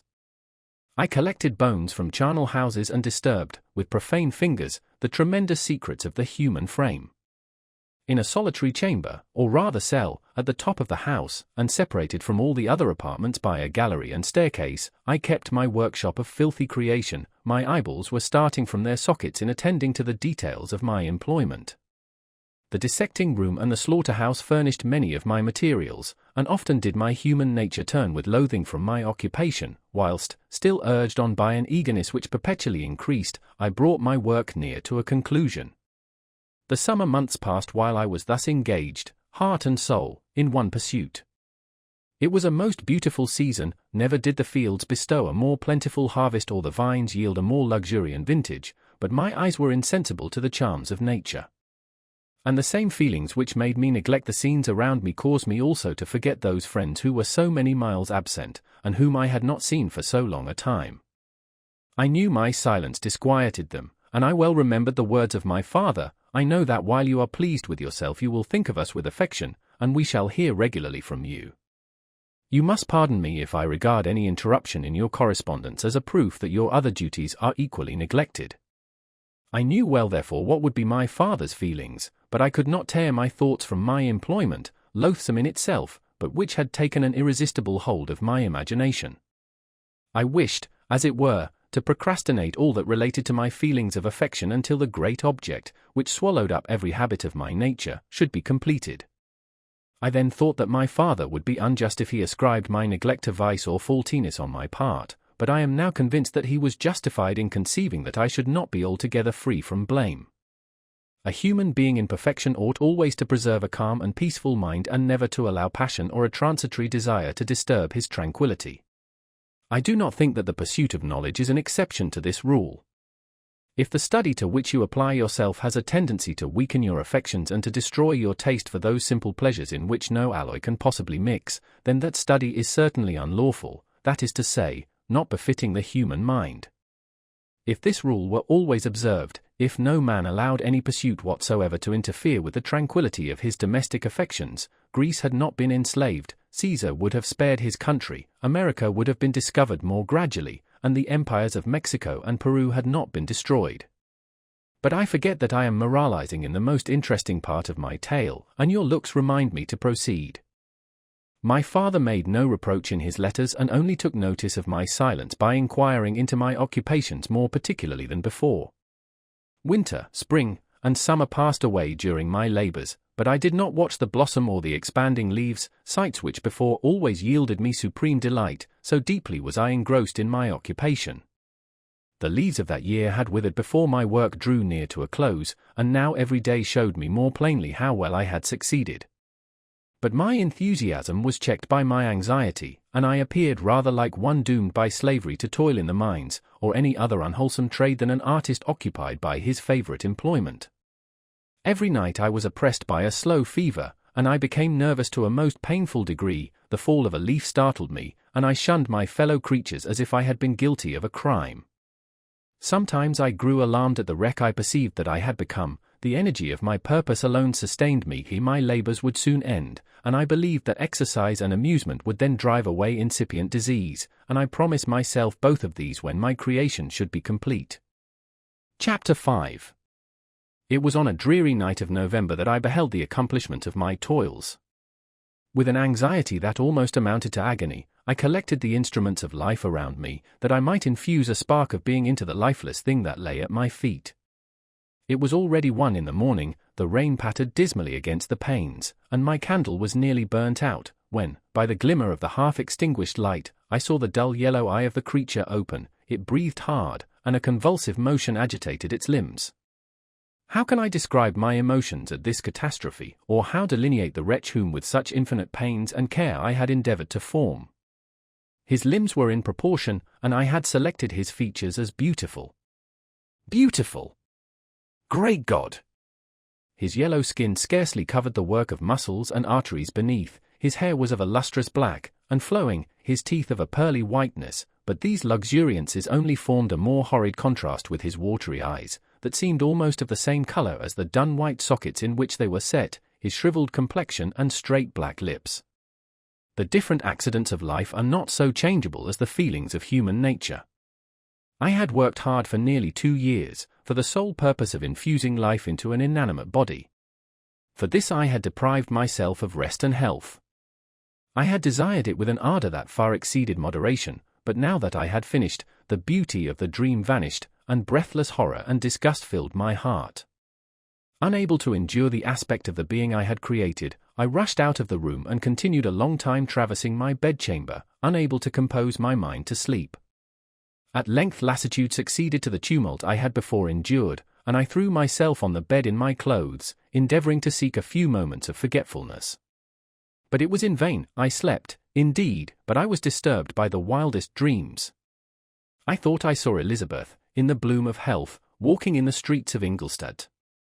Delighted and surprised, I embraced her, but as I imprinted the first kiss on her lips, they became livid with the hue of death, her features appeared to change, and I thought that I held the corpse of my dead mother in my arms. A shroud enveloped her form, and I saw the grave worms crawling in the folds of the flannel.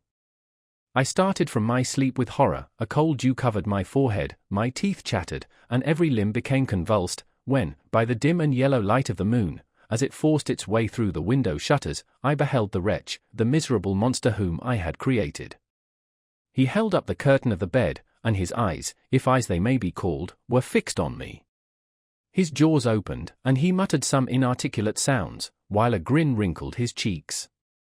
He might have spoken, but I did not hear. One hand was stretched out, seemingly to detain me, but I escaped and rushed downstairs. I took refuge in the courtyard belonging to the house which I inhabited, where I remained during the rest of the night, walking up and down in the greatest agitation, listening attentively, catching and fearing each sound as if it were to announce the approach of the demoniacal corpse to which I had so miserably given life. Oh! No mortal could support the horror of that countenance. A mummy again endued with animation could not be so hideous as that wretch. I had gazed on him while unfinished. He was ugly then, but when those muscles and joints were rendered capable of motion, it became a thing such as even Dante could not have conceived. I passed the night wretchedly. Sometimes my pulse beat so quickly and hardly that I felt the palpitation of every artery. At others, I nearly sank to the ground through languor and extreme weakness. Mingled with this horror, I felt the bitterness of disappointment. Dreams that had been my food and pleasant rest for so long a space were now become a hell to me, and the change was so rapid, the overthrow so complete.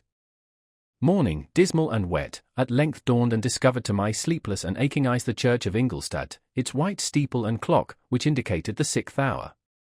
The porter opened the gates of the court, which had that night been my asylum, and I issued into the streets. pacing them with quick steps, as if I sought to avoid the wretch whom I feared every turning of the street would present to my view. I did not dare return to the apartment which I inhabited, but felt impelled to hurry on, although drenched by the rain which poured from a black and comfortless sky. I continued walking in this manner for some time, endeavoring by bodily exercise to ease the load that weighed upon my mind. I traversed the streets without any clear conception of where I was or what I was doing. My heart palpitated in the sickness of fear, and I hurried on with irregular steps, not daring to look about me.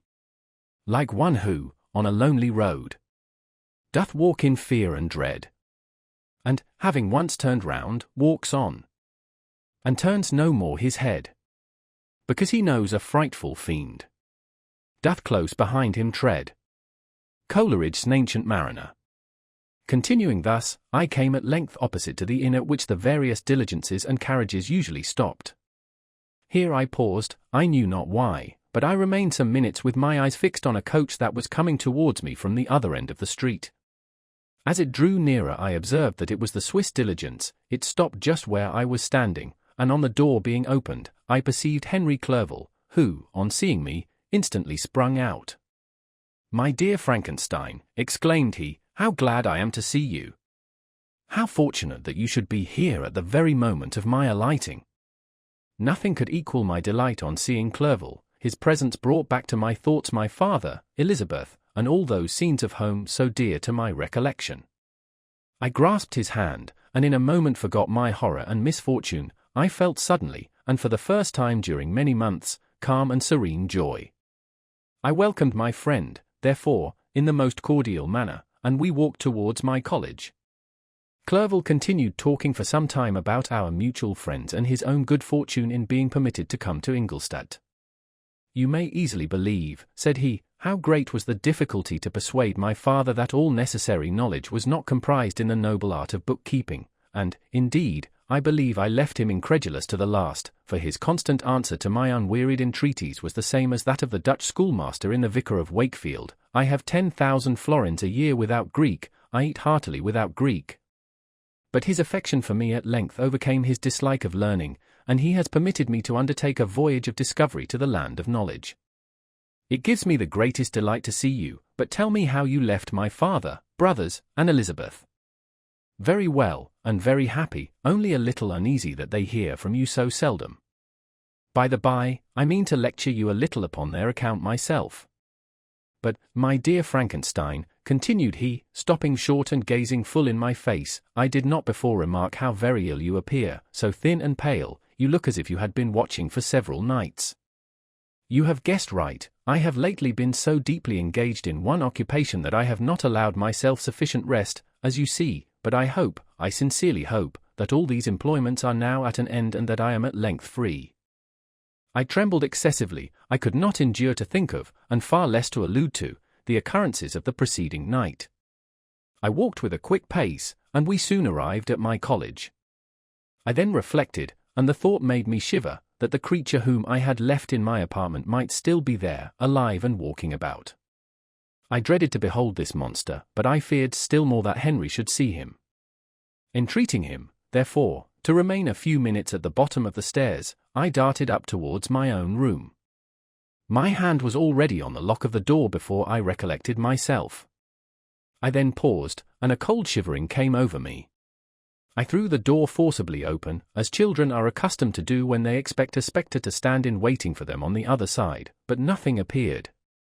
I stepped fearfully in. The apartment was empty, and my bedroom was also freed from its hideous guest.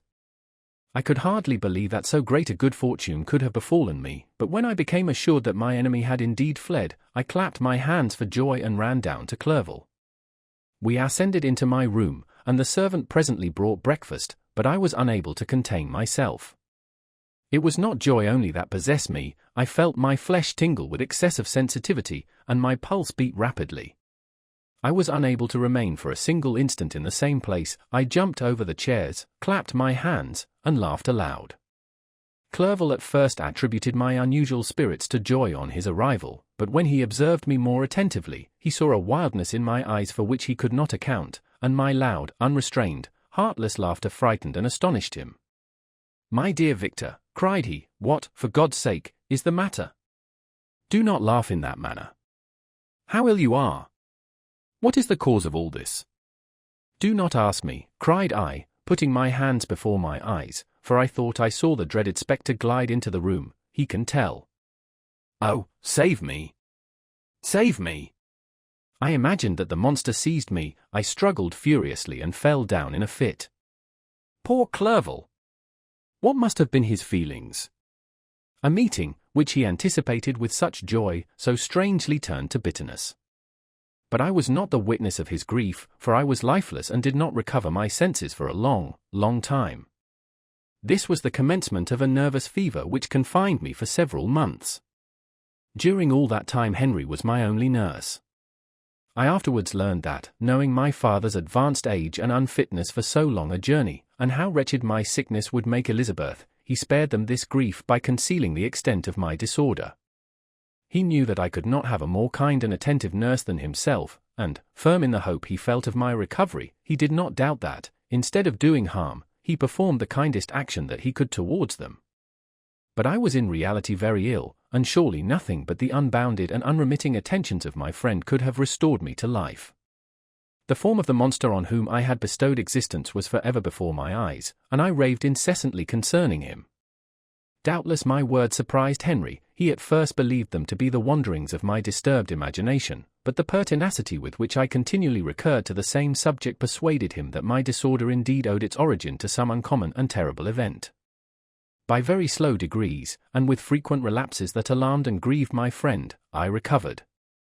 I remember the first time I became capable of observing outward objects with any kind of pleasure. I perceived that the fallen leaves had disappeared and that the young buds were shooting forth from the trees that shaded my window.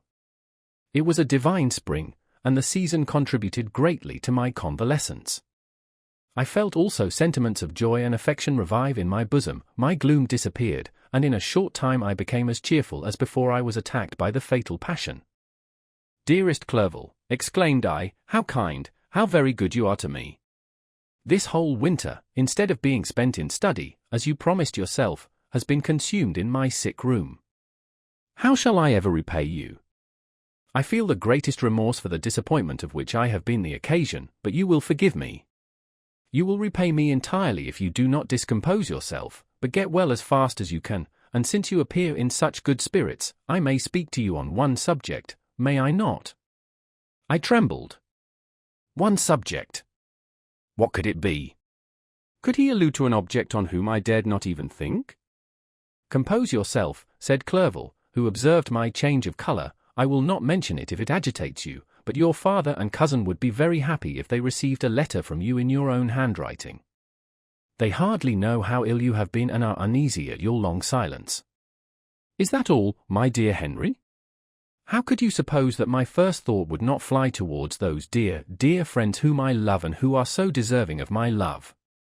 If this is your present temper, my friend, you will perhaps be glad to see a letter that has been lying here some days for you. It is from your cousin, I believe. Chapter 6. Clerval then put the following letter into my hands. It was from my own Elizabeth. My dearest cousin, you have been ill, very ill, and even the constant letters of dear kind Henry are not sufficient to reassure me on your account. You are forbidden to write, to hold a pen, yet one word from you, dear Victor, is necessary to calm our apprehensions. For a long time I have thought that each post would bring this line, and my persuasions have restrained my uncle from undertaking a journey to Ingolstadt. I have prevented his encountering the inconveniences and perhaps dangers of so long a journey, yet how often have I regretted not being able to perform it myself. I figure to myself that the task of attending on your sickbed has devolved on some mercenary old nurse, who could never guess your wishes nor minister to them with the care and affection of your poor cousin. Yet that is over now. Clerval writes that indeed you are getting better. I eagerly hope that you will confirm this intelligence soon in your own handwriting. Get well, and return to us. You will find a happy, cheerful home and friends who love you dearly. Your father's health is vigorous, and he asks but to see you, but to be assured that you are well, and not a care will ever cloud his benevolent countenance. How pleased you would be to remark the improvement of our Ernest. He is now 16 and full of activity and spirit. He is desirous to be a true Swiss and to enter into foreign service, but we cannot part with him, at least until his elder brother returns to us. My uncle is not pleased with the idea of a military career in a distant country, but Ernest never had your powers of application. He looks upon study as an odious fetter. His time is spent in the open air, climbing the hills or rowing on the lake. I fear that he will become an idler unless we yield the point and permit him to enter on the profession which he has selected. Little alteration, except the growth of our dear children, has taken place since you left us. The blue lake and snow-clad mountains, they never change, and I think our placid home and our contented hearts are regulated by the same immutable laws. My trifling occupations take up my time and amuse me, and I am rewarded for any exertions by seeing none but happy, kind faces around me. Since you left us, but one change has taken place in our little household. Do you remember on what occasion Justine Moritz entered our family? Probably you do not. I will relate her history, therefore, in a few words. Madame Moritz, her mother, was a widow with 4 children, of whom Justine was the third. This girl had always been the favorite of her father, but through a strange perversity, her mother could not endure her, and after the death of Emma Moritz, treated her very ill. My aunt observed this, and when Justine was 12 years of age, prevailed on her mother to allow her to live at our house. The republican institutions of our country have produced simpler and happier manners than those which prevail in the great monarchies that surround it. Hence there is less distinction between the several classes of its inhabitants, and the lower orders, being neither so poor nor so despised, their manners are more refined and moral. A servant in Geneva does not mean the same thing as a servant in France and England. Justine, thus received in our family, learned the duties of a servant, a condition which, in our fortunate country, does not include the idea of ignorance and a sacrifice of the dignity of a human being. Justine, you may remember, was a great favorite of yours, and I recollect you once remarked that if you were in an ill humor, one glance from Justine could dissipate it, for the same reason that Ariosto gives concerning the beauty of Angelica. She looked so frank-hearted and happy. My aunt conceived a great attachment for her, by which she was induced to give her an education superior to that which she had at first intended. This benefit was fully repaid. Justine was the most grateful little creature in the world. I do not mean that she made any professions. I never heard one pass her lips, but you could see by her eyes that she almost adored her protectress. Although her disposition was gay and in many respects inconsiderate, yet she paid the greatest attention to every gesture of my aunt. She thought her the model of all excellence and endeavored to imitate her phraseology and manners, so that even now she often reminds me of her. When my dearest aunt died, every one was too much occupied in their own grief to notice poor Justine, who had attended her during her illness with the most anxious affection. Poor Justine was very ill, but other trials were reserved for her. One by one, her brothers and sister died, and her mother, with the exception of her neglected daughter, was left childless. The conscience of the woman was troubled. She began to think that the deaths of her favorites was a judgment from heaven to chastise her partiality. She was a Roman Catholic, and I believe her confessor confirmed the idea which she had conceived. Accordingly, a few months after your departure for Ingolstadt, Justine was called home by her repentant mother. Poor girl! She wept when she quitted our house. She was much altered since the death of my aunt. Grief had given softness and a winning mildness to her manners, which had before been remarkable for vivacity. Nor was her residence at her mother's house of a nature to restore her gaiety. The poor woman was very vacillating in her repentance. She sometimes begged Justine to forgive her unkindness, but much oftener accused her of having caused the deaths of her brothers and sister. Perpetual fretting at length threw Madame Moritz into a decline, which at first increased her irritability, but she is now at peace forever. She died on the first approach of cold weather, at the beginning of this last winter. Justine has just returned to us, and I assure you I love her tenderly. She is very clever and gentle, and extremely pretty. As I mentioned before, her mien and her expression continually remind me of my dear aunt. I must say also a few words to you, my dear cousin, of little darling William. I wish you could see him. He is very tall of his age, with sweet laughing blue eyes, dark eyelashes, and curling hair. When he smiles, 2 little dimples appear on each cheek, which are rosy with health. He has already had 1 or 2 little wives, but Louisa Byron is his favorite, a pretty little girl of 5 years of age. Now, dear Victor, I dare say you wish to be indulged in a little gossip concerning the good people of Geneva. The pretty Miss Mansfield has already received the congratulatory visits on her approaching marriage with a young Englishman, John Melbourne, Esquire. Her ugly sister, Manon, married M. du Villard, the rich banker, last autumn. Your favourite schoolfellow, Louis Manoir, has suffered several misfortunes since the departure of Clerval from Geneva. But he has already recovered his spirits, and is reported to be on the point of marrying a lively pretty Frenchwoman, Madame Taverny. She is a widow, and much older than Manoir, but she is very much admired, and a favourite with everybody. I have written myself into better spirits, dear cousin, but my anxiety returns upon me as I conclude. Write, dearest Victor, 1 line, 1 word will be a blessing to us. 10,000 thanks to Henry for his kindness, his affection, and his many letters. We are sincerely grateful. Adieu. My cousin, take care of yourself, and, I entreat you, write. Elizabeth Lavenza. Geneva, March 18, 17. Dear Elizabeth. I exclaimed, when I had read her letter, I will write instantly and relieve them from the anxiety they must feel. I wrote, and this exertion greatly fatigued me, but my convalescence had commenced, and proceeded regularly. In another fortnight I was able to leave my chamber. One of my first duties on my recovery was to introduce Clerval to the several professors of the university. In doing this, I underwent a kind of rough usage, ill-befitting the wounds that my mind had sustained. Ever since the fatal night, the end of my labours, and the beginning of my misfortunes, I had conceived a violent antipathy even to the name of natural philosophy. When I was otherwise quite restored to health, the sight of a chemical instrument would renew all the agony of my nervous symptoms. Henry saw this, and had removed all my apparatus from my view. He had also changed my apartment, for he perceived that I had acquired a dislike for the room which had previously been my laboratory. But these cares of Clerval were made of no avail when I visited the professors. M. Waldman inflicted torture when he praised, with kindness and warmth, the astonishing progress I had made in the sciences. He soon perceived that I disliked the subject, but not guessing the real cause, he attributed my feelings to modesty, and changed the subject from my improvement to the science itself, with a desire, as I evidently saw, of drawing me out. What could I do? He meant to please, and he tormented me. I felt as if he had placed carefully, one by one, in my view those instruments which were to be afterwards used in putting me to a slow and cruel death. I writhed under his words, yet dared not exhibit the pain I felt.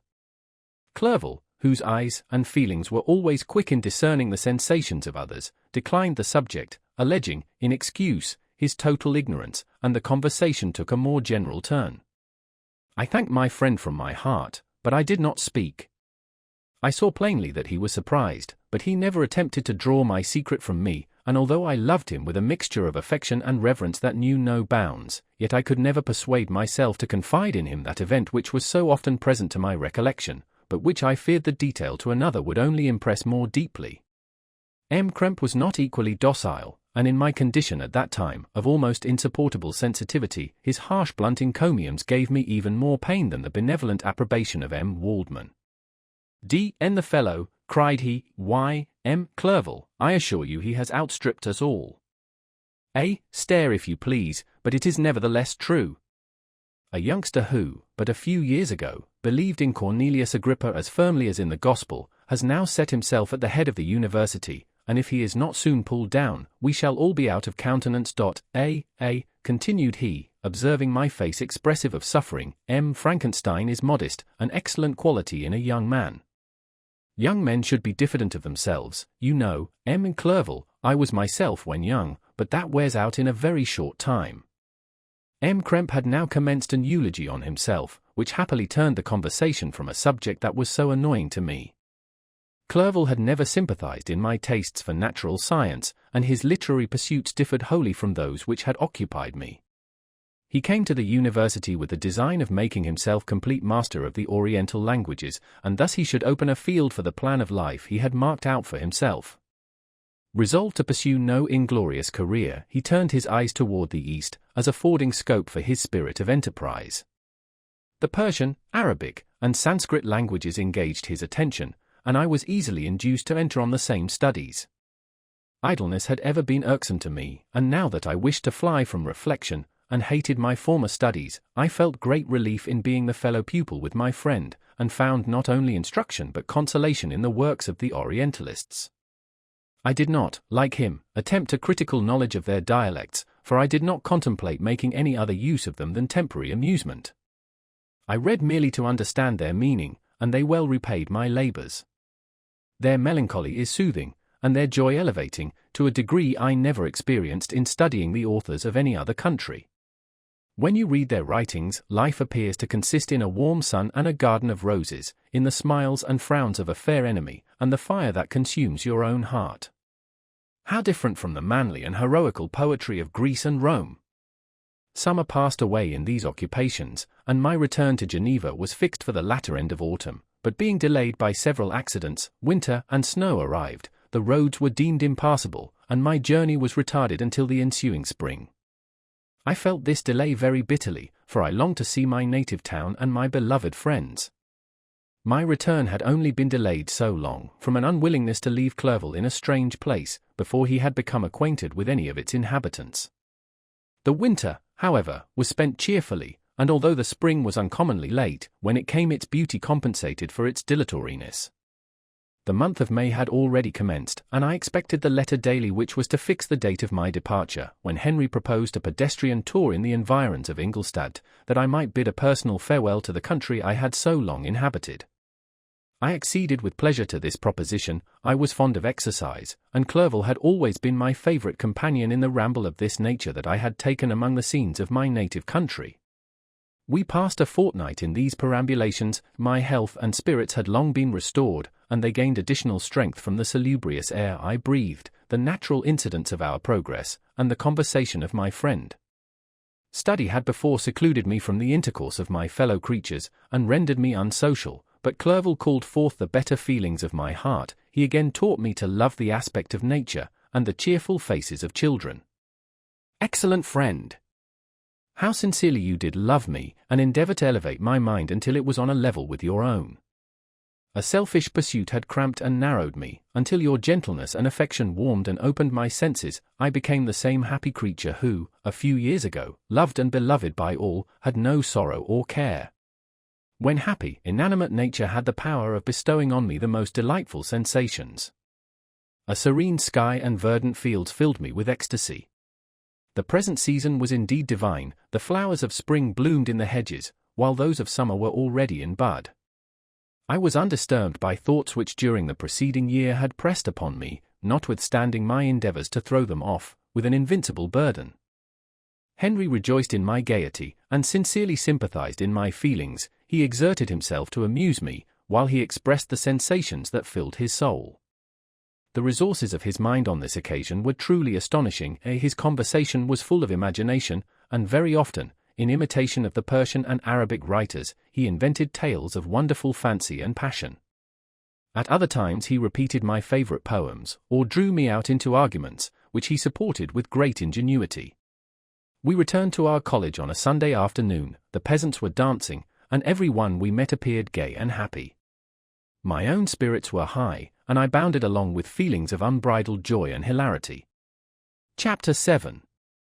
On my return, I found the following letter from my father.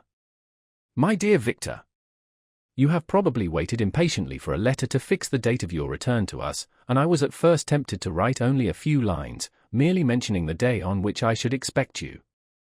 But that would be a cruel kindness, and I dare not do it. What would be your surprise, my son, when you expected a happy and glad welcome, to behold, on the contrary, tears and wretchedness? And how, Victor, can I relate our misfortune?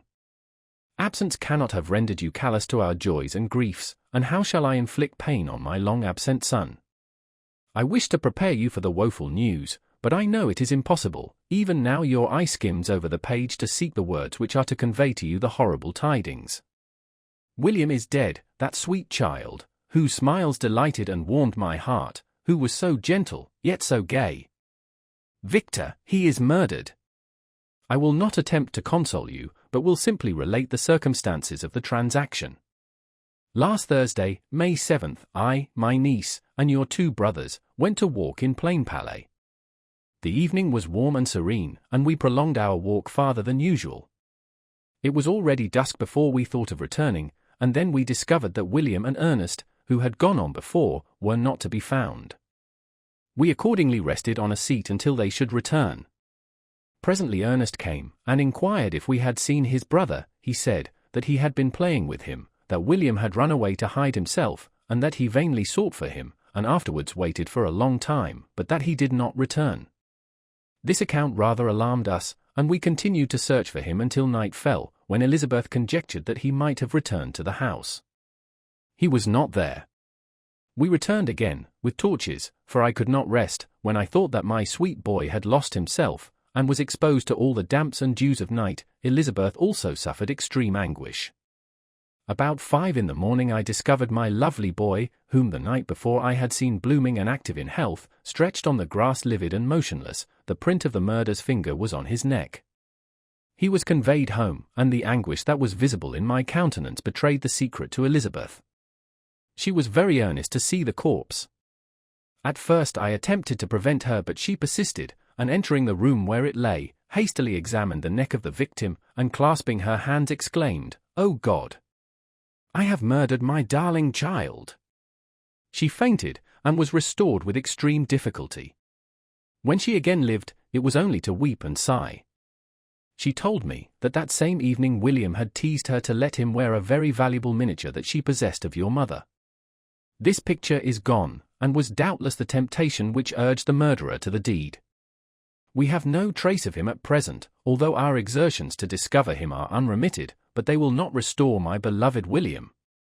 Come, dearest Victor, you alone can console Elizabeth.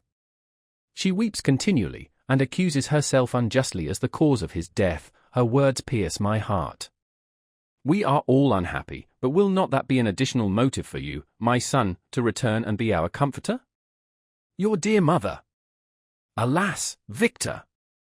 I now say, thank God she did not live to witness the cruel, miserable death of her youngest darling. Come, Victor, not brooding thoughts of vengeance against the assassin, but with feelings of peace and gentleness, that will heal, instead of festering, the wounds of our minds. Enter the house of mourning, my friend, but with kindness and affection for those who love you, and not with hatred for your enemies. Your affectionate and afflicted father, Alphonse Frankenstein. Geneva, May 12, 17. Clerval, who had watched my countenance as I read this letter, was surprised to observe the despair that succeeded the joy I at first expressed on receiving news from my friends. I threw the letter on the table, and covered my face with my hands. My dear Frankenstein, exclaimed Henry, when he perceived me weep with bitterness, are you always to be unhappy? My dear friend, what has happened? I motioned him to take up the letter, while I walked up and down the room in the extremest agitation. Tears also gushed from the eyes of Clerval, as he read the account of my misfortune. I can offer you no consolation, my friend, said he, your disaster is irreparable. What do you intend to do? To go instantly to Geneva. Come with me, Henry, to order the horses. During our walk, Clerval endeavored to say a few words of consolation. He could only express his heartfelt sympathy. Poor William, said he, dear lovely child, he now sleeps with his angel mother. Who that had seen him bright and joyous in his young beauty, but must weep over his untimely loss. To die so miserably, to feel the murderer's grasp. How much more a murder that could destroy radiant innocence? Poor little fellow! One only consolation have we, his friends mourn and weep, but he is at rest. The pang is over, his sufferings are at an end forever. A sod covers his gentle form, and he knows no pain. He can no longer be a subject for pity, we must reserve that for his miserable survivors. Clerval spoke thus as we hurried through the streets. The words impressed themselves on my mind and I remembered them afterwards in solitude. But now, as soon as the horses arrived, I hurried into a cabriolet, and bade farewell to my friend. My journey was very melancholy. At first I wished to hurry on, for I longed to console and sympathize with my loved and sorrowing friends, but when I drew near my native town, I slackened my progress. I could hardly sustain the multitude of feelings that crowded into my mind. I passed through scenes familiar to my youth, but which I had not seen for nearly 6 years. How altered everything might be during that time. One sudden and desolating change had taken place, but 1,000 little circumstances might have by degrees worked other alterations, which, although they were done more tranquilly, might not be the less decisive. Fear overcame me. I dared no advance, dreading 1,000 nameless evils that made me tremble, although I was unable to define them. I remained 2 days at Lausanne, in this painful state of mind. I contemplated the lake. The waters were placid, all around was calm, and the snowy mountains, the palaces of nature, were not changed. By degrees the calm and heavenly scene restored me, and I continued my journey towards Geneva. The road ran by the side of the lake, which became narrower as I approached my native town. I discovered more distinctly the black sides of Jura, and the bright summit of Mont Blanc. I wept like a child. Dear mountains! My own beautiful lake! How do you welcome your wanderer? Your summits are clear, the sky and lake are blue and placid. Is this to prognosticate peace, or to mock at my unhappiness? I fear, my friend, that I shall render myself tedious by dwelling on these preliminary circumstances, but they were days of comparative happiness, and I think of them with pleasure. My country, my beloved country! Who but a native can tell the delight I took in again beholding thy streams, thy mountains, and, more than all, thy lovely lake? Yet, as I drew nearer home, grief and fear again overcame me. Night also closed around, and when I could hardly see the dark mountains, I felt still more gloomily. The picture appeared a vast and dim scene of evil, and I foresaw obscurely that I was destined to become the most wretched of human beings. Alas! I prophesied truly, and failed only in one single circumstance, that in all the misery I imagined and dreaded, I did not conceive the 100th part of the anguish I was destined to endure. It was completely dark when I arrived in the environs of Geneva. The gates of the town were already shut, and I was obliged to pass the night at Secheron, a village at the distance of half a league from the city. The sky was serene, and, as I was unable to rest, I resolved to visit the spot where my poor William had been murdered. As I could not pass through the town, I was obliged to cross the lake in a boat to arrive at Plainpalais. During this short voyage I saw the lightning playing on the summit of Mont Blanc in the most beautiful figures. The storm appeared to approach rapidly, and, on landing, I ascended a low hill, that I might observe its progress. It advanced, the heavens were clouded, and I soon felt the rain coming slowly in large drops, but its violence quickly increased. I quitted my seat, and walked on, although the darkness and storm increased every minute, and the thunder burst with a terrific crash over my head. It was echoed from Salive, the Juras, and the Alps of Savoy. Vivid flashes of lightning dazzled my eyes, illuminating the lake, making it appear like a vast sheet of fire. Then for an instant everything seemed of a pitchy darkness, until the eye recovered itself from the preceding flash. The storm, as is often the case in Switzerland, appeared at once in various parts of the heavens. The most violent storm hung exactly north of the town, over the part of the lake which lies between the promontory of Belrive and the village of Coppet. Another storm enlightened Jura with faint flashes, and another darkened and sometimes disclosed the Mole, a peaked mountain to the east of the lake. While I watched the tempest, so beautiful yet terrific, I wandered on with a hasty step. This noble war in the sky elevated my spirits. I clasped my hands, and exclaimed aloud, "William, dear angel! This is thy funeral, this thy dirge." As I said these words, I perceived in the gloom a figure which stole from behind a clump of trees near me. I stood fixed, gazing intently. I could not be mistaken. A flash of lightning illuminated the object, and discovered its shape plainly to me, its gigantic stature, and the deformity of its aspect more hideous than belongs to humanity, instantly informed me that it was the wretch, the filthy demon, to whom I had given life. What did he there? Could he be, I shuddered at the conception, the murderer of my brother? No sooner did that idea cross my imagination, than I became convinced of its truth. My teeth chattered, and I was forced to lean against a tree for support. The figure passed me quickly, and I lost it in the gloom. Nothing in human shape could have destroyed the fair child. He was the murderer. I could not doubt it. The mere presence of the idea was an irresistible proof of the fact. I thought of pursuing the devil, but it would have been in vain, for another flash discovered him to me hanging among the rocks of the nearly perpendicular ascent of Mont Saleve, a hill that bounds Plainpalais on the south. He soon reached the summit, and disappeared. I remained motionless. The thunder ceased, but the rain still continued, and the scene was enveloped in an impenetrable darkness. I revolved in my mind the events which I had until now sought to forget, the whole train of my progress toward the creation, the appearance of the works of my own hands at my bedside, its departure. 2 years had now nearly elapsed since the night on which he first received life, and was this his first crime? Alas! I had turned loose into the world a depraved wretch, whose delight was in carnage and misery. Had he not murdered my brother? No one can conceive the anguish I suffered during the remainder of the night, which I spent, cold and wet, in the open air. But I did not feel the inconvenience of the weather. My imagination was busy in scenes of evil and despair. I considered the being whom I had cast among mankind, and endowed with the will and power to effect purposes of horror, such as the deed which he had now done, nearly in the light of my own vampire, my own spirit let loose from the grave, and forced to destroy all that was dear to me. Day dawned, and I directed my steps towards the town. The gates were open, and I hastened to my father's house. My first thought was to discover what I knew of the murderer, and cause instant pursuit to be made. But I paused when I reflected on the story that I had to tell. A being whom I myself had formed, and endued with life, had met me at midnight among the precipices of an inaccessible mountain. I remembered also the nervous fever with which I had been seized just at the time that I dated my creation, and which would give an air of delirium to a tale otherwise so utterly improbable. I well knew that if any other had communicated such a relation to me, I should have looked upon it as the ravings of insanity.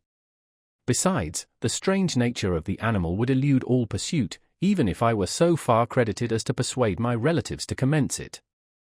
And then of what use would be pursuit? Who could arrest a creature capable of scaling the overhanging sides of Mont Saleve? These reflections determined me, and I resolved to remain silent. It was about 5 in the morning when I entered my father's house. I told the servants not to disturb the family, and went into the library to attend their usual hour of rising. 6 years had elapsed, passed in a dream but for one indelible trace, and I stood in the same place where I had last embraced my father before my departure for Ingolstadt. Beloved and venerable parent! He still remained to me. I gazed on the picture of my mother, which stood over the mantelpiece.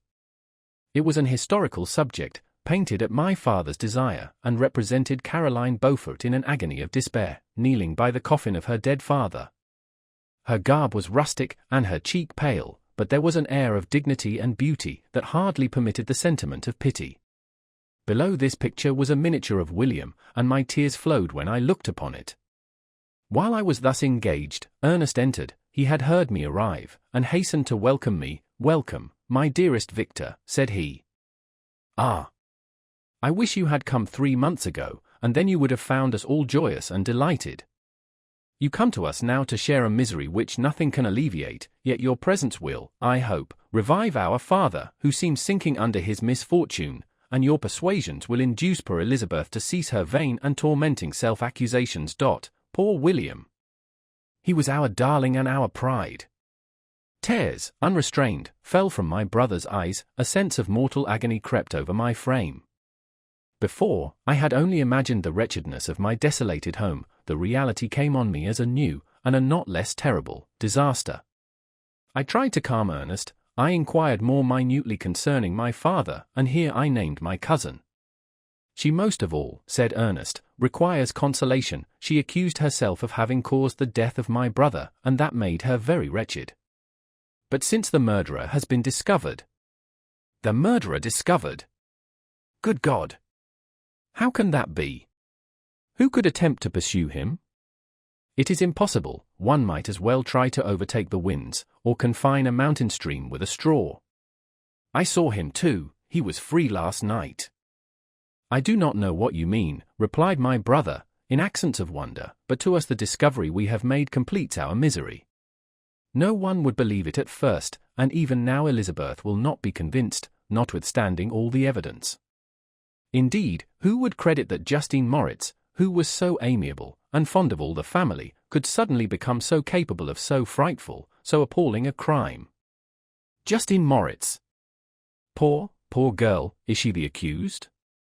But it is wrongfully, everyone knows that, no one believes it, surely, Ernest. No one did at first, but several circumstances came out that have almost forced conviction upon us, and her own behavior has been so confused as to add to the evidence of facts a weight that, I fear, leaves no hope for doubt. But she will be tried today, and you will then hear all. He then related that, the morning on which the murder of poor William had been discovered, Justine had been taken ill, and confined to her bed for several days. During this interval, one of the servants, happening to examine the apparel she had worn on the night of the murder, had discovered in her pocket the picture of my mother, which had been judged to be the temptation of the murderer. The servant instantly showed it to one of the others, who, without saying a word to any of the family, went to a magistrate, and, upon their deposition, Justine was apprehended.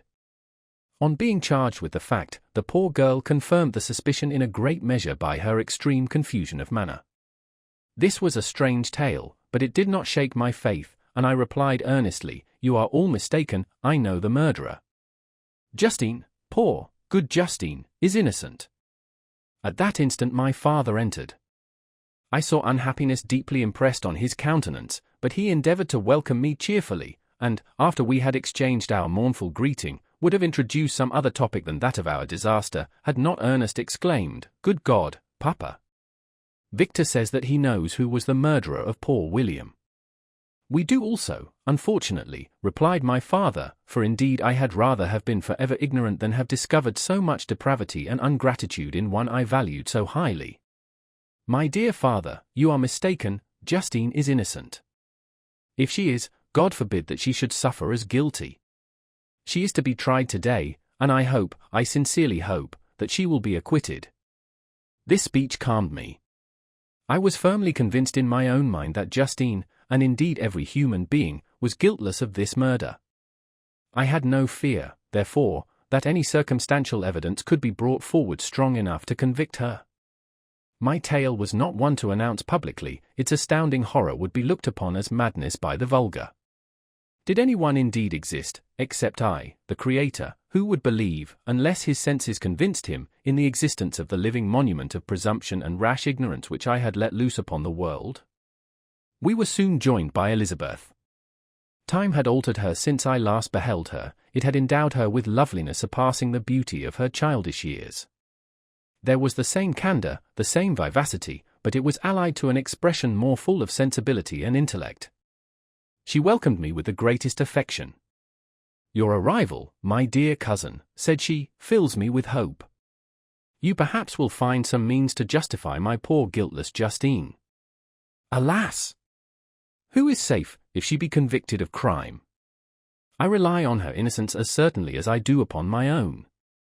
Our misfortune is doubly hard to us, we have not only lost that lovely darling boy, but this poor girl, whom I sincerely love, is to be torn away by even a worse fate.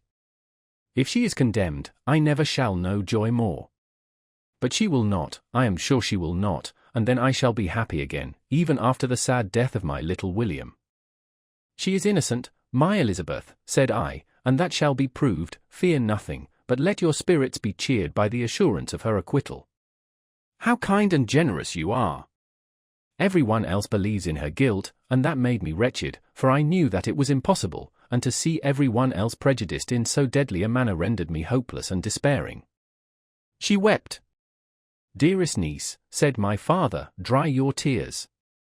If she is, as you believe, innocent, rely on the justice of our laws, and the activity with which I shall prevent the slightest shadow of partiality." Chapter 8. We passed a few sad hours until 11 o'clock, when the trial was to commence. My father and the rest of the family being obliged to attend as witnesses, I accompanied them to the court. During the whole of this wretched mockery of justice I suffered living torture. It was to be decided whether the result of my curiosity and lawless devices would cause the death of two of my fellow beings, one a smiling babe full of innocence and joy, the other far more dreadfully murdered, with every aggravation of infamy that could make the murder memorable in horror. Justine also was a girl of merit and possessed qualities which promised to render her life happy. Now all was to be obliterated in an ignominious grave, and either cause, 1,000 times rather would I have confessed myself guilty of the crime ascribed to Justine, but I was absent when it was committed, and such a declaration would have been considered as the ravings of a madman and would not have exculpated her who suffered through me.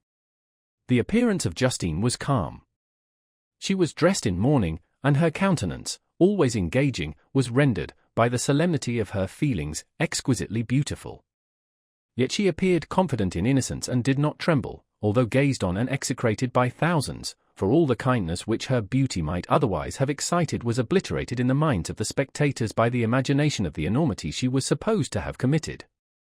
She was tranquil, yet her tranquillity was evidently constrained, and as her confusion had before been adduced as a proof of her guilt, she worked up her mind to an appearance of courage. When she entered the court she threw her eyes round it and quickly discovered where we were seated. A tear seemed to dim her eye when she saw us, but she quickly recovered herself, and a look of sorrowful affection seemed to attest her utter guiltlessness.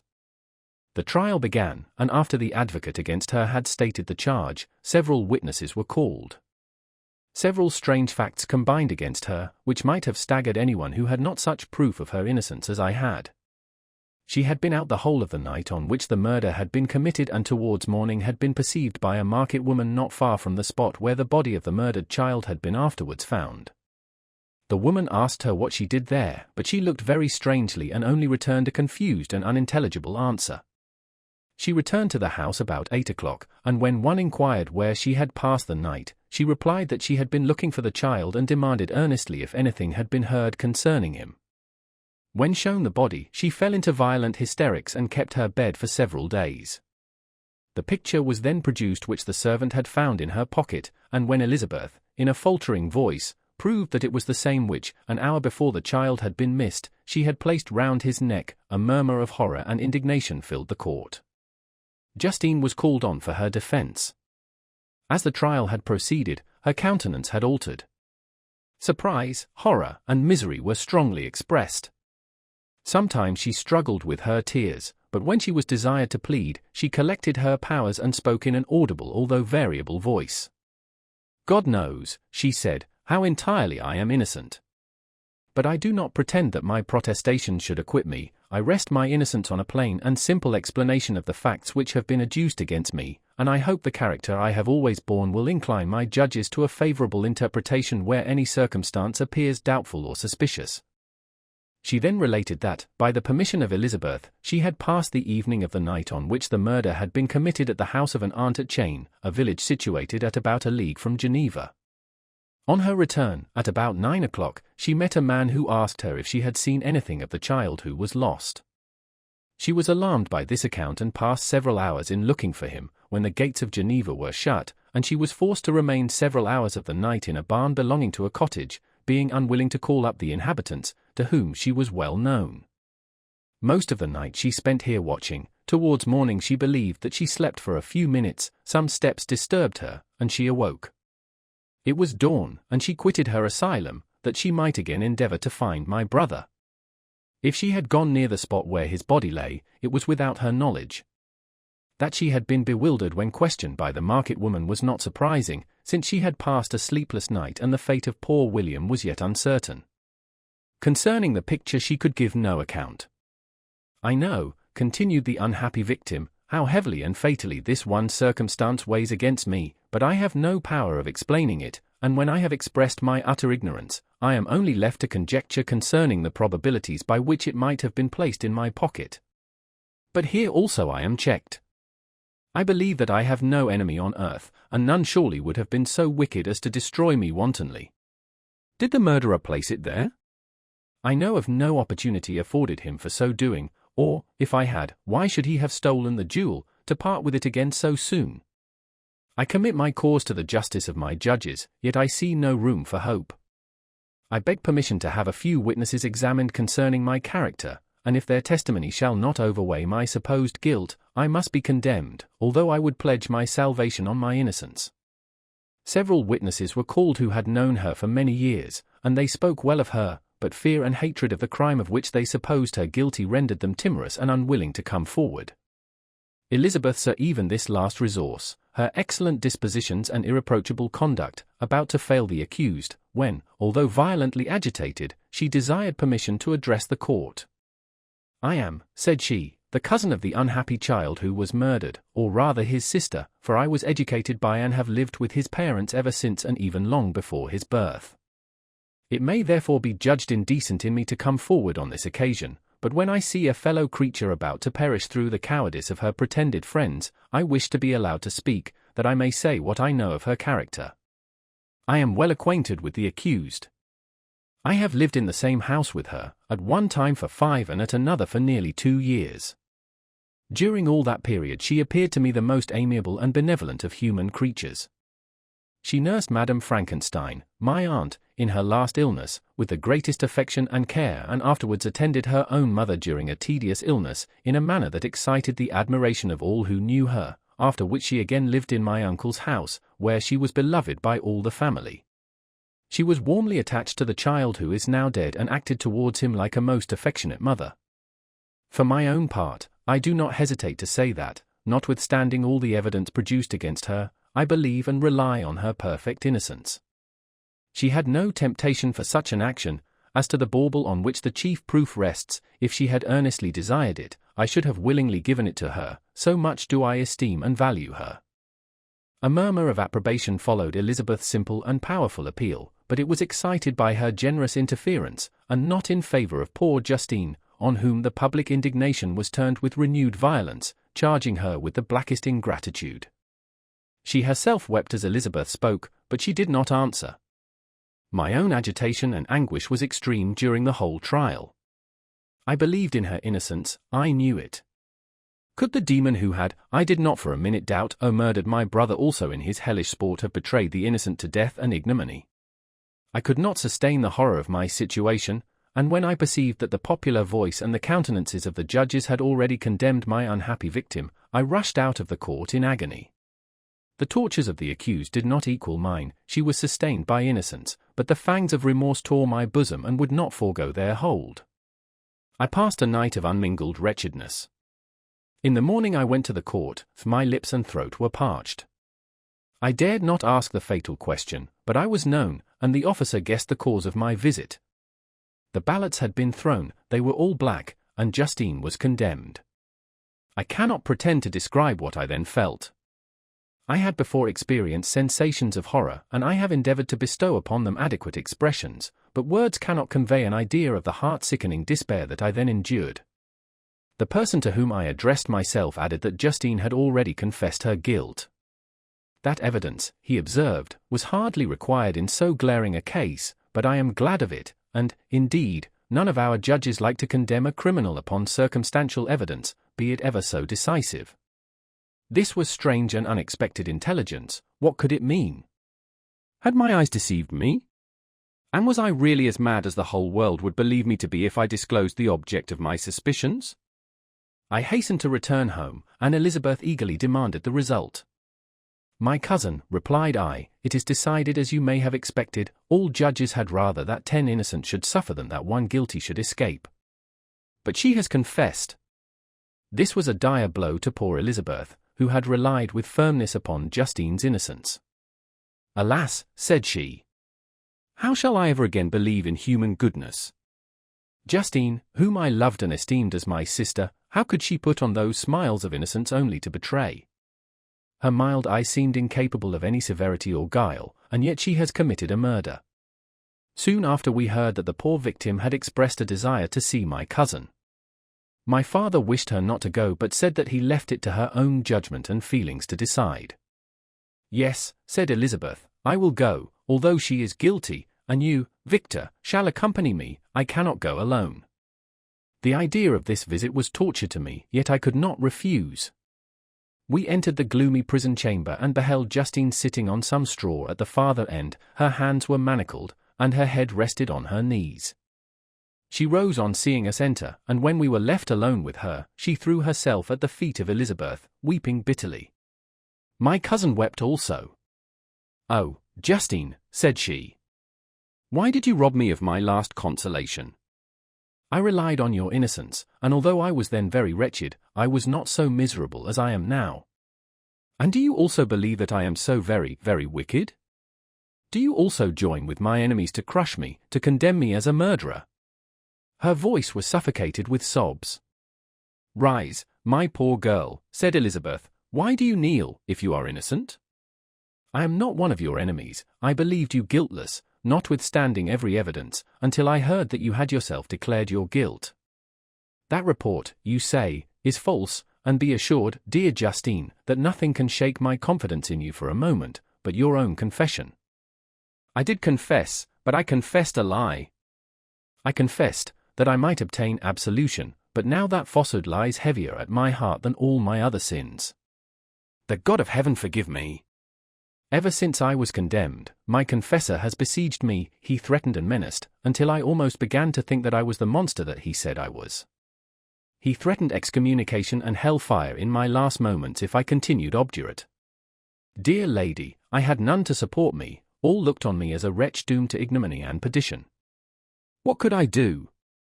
In an evil hour I subscribed to a lie, and now only am I truly miserable."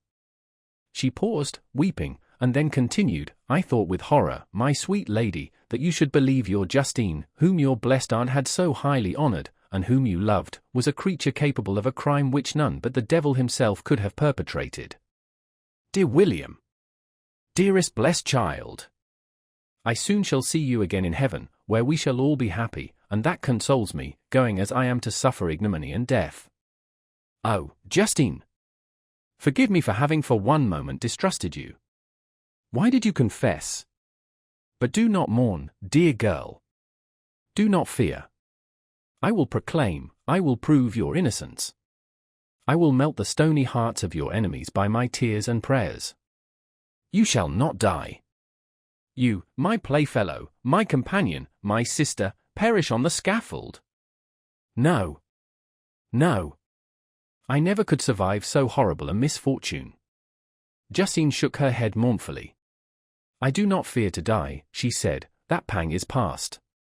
God raises my weakness and gives me courage to endure the worst. I leave a sad and bitter world, and if you remember me and think of me as of one unjustly condemned, I am resigned to the fate awaiting me. Learn from me, dear lady, to submit in patience to the will of heaven." During this conversation I had retired to a corner of the prison room, where I could conceal the horrid anguish that possessed me. Despair! Who dared talk of that? The poor victim, who on the morrow was to pass the awful boundary between life and death, felt not, as I did, such deep and bitter agony. I gnashed my teeth and ground them together, uttering a groan that came from my inmost soul. Justine started. When she saw who it was, she approached me and said, "Dear sir, you are very kind to visit me. You, I hope, do not believe that I am guilty." I could not answer. "No, Justine," said Elizabeth, "he is more convinced of your innocence than I was, for even when he heard that you had confessed, he did not credit it. I truly thank him. In these last moments I feel the sincerest gratitude towards those who think of me with kindness. How sweet is the affection of others to such a wretch as I am! It removes more than half my misfortune, and I feel as if I could die in peace now that my innocence is acknowledged by you, dear lady, and your cousin." Thus the poor sufferer tried to comfort others and herself. She indeed gained the resignation she desired. But I, the true murderer, felt the never-dying worm alive in my bosom, which allowed of no hope or consolation. Elizabeth also wept and was unhappy, but hers also was the misery of innocence, which, like a cloud that passes over the fair moon, for a while hides but cannot tarnish its brightness. Anguish and despair had penetrated into the core of my heart. I bore a hell within me which nothing could extinguish. We stayed several hours with Justine, and it was with great difficulty that Elizabeth could tear herself away. "I wish," cried she, "that I were to die with you. I cannot live in this world of misery." Justine assumed an air of cheerfulness, while she with difficulty repressed her bitter tears. She embraced Elizabeth and said in a voice of half-suppressed emotion, "Farewell, sweet lady, dearest Elizabeth, my beloved and only friend, may heaven, in its bounty, bless and preserve you, may this be the last misfortune that you will ever suffer. Live, and be happy, and make others so." And on the morrow Justine died. Elizabeth's heart-rending eloquence failed to move the judges from their settled conviction in the criminality of the saintly sufferer. My passionate and indignant appeals were lost upon them. And when I received their cold answers and heard the harsh, unfeeling reasoning of these men, my purposed avowal died away on my lips. Thus I might proclaim myself a madman, but not revoke the sentence passed upon my wretched victim. She perished on the scaffold as a murderess. From the tortures of my own heart, I turned to contemplate the deep and voiceless grief of my Elizabeth. This also was my doing.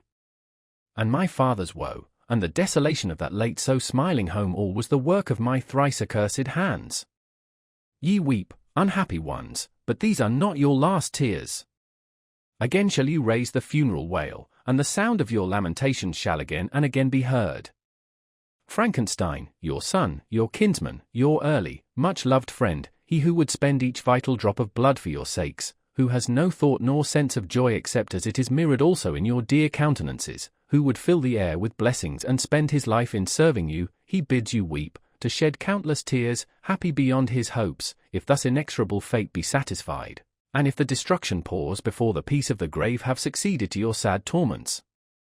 Thus spoke my prophetic soul, as, torn by remorse, horror, and despair, I beheld those I loved spend vain sorrow upon the graves of William and Justine, the first hapless victims to my unhallowed arts.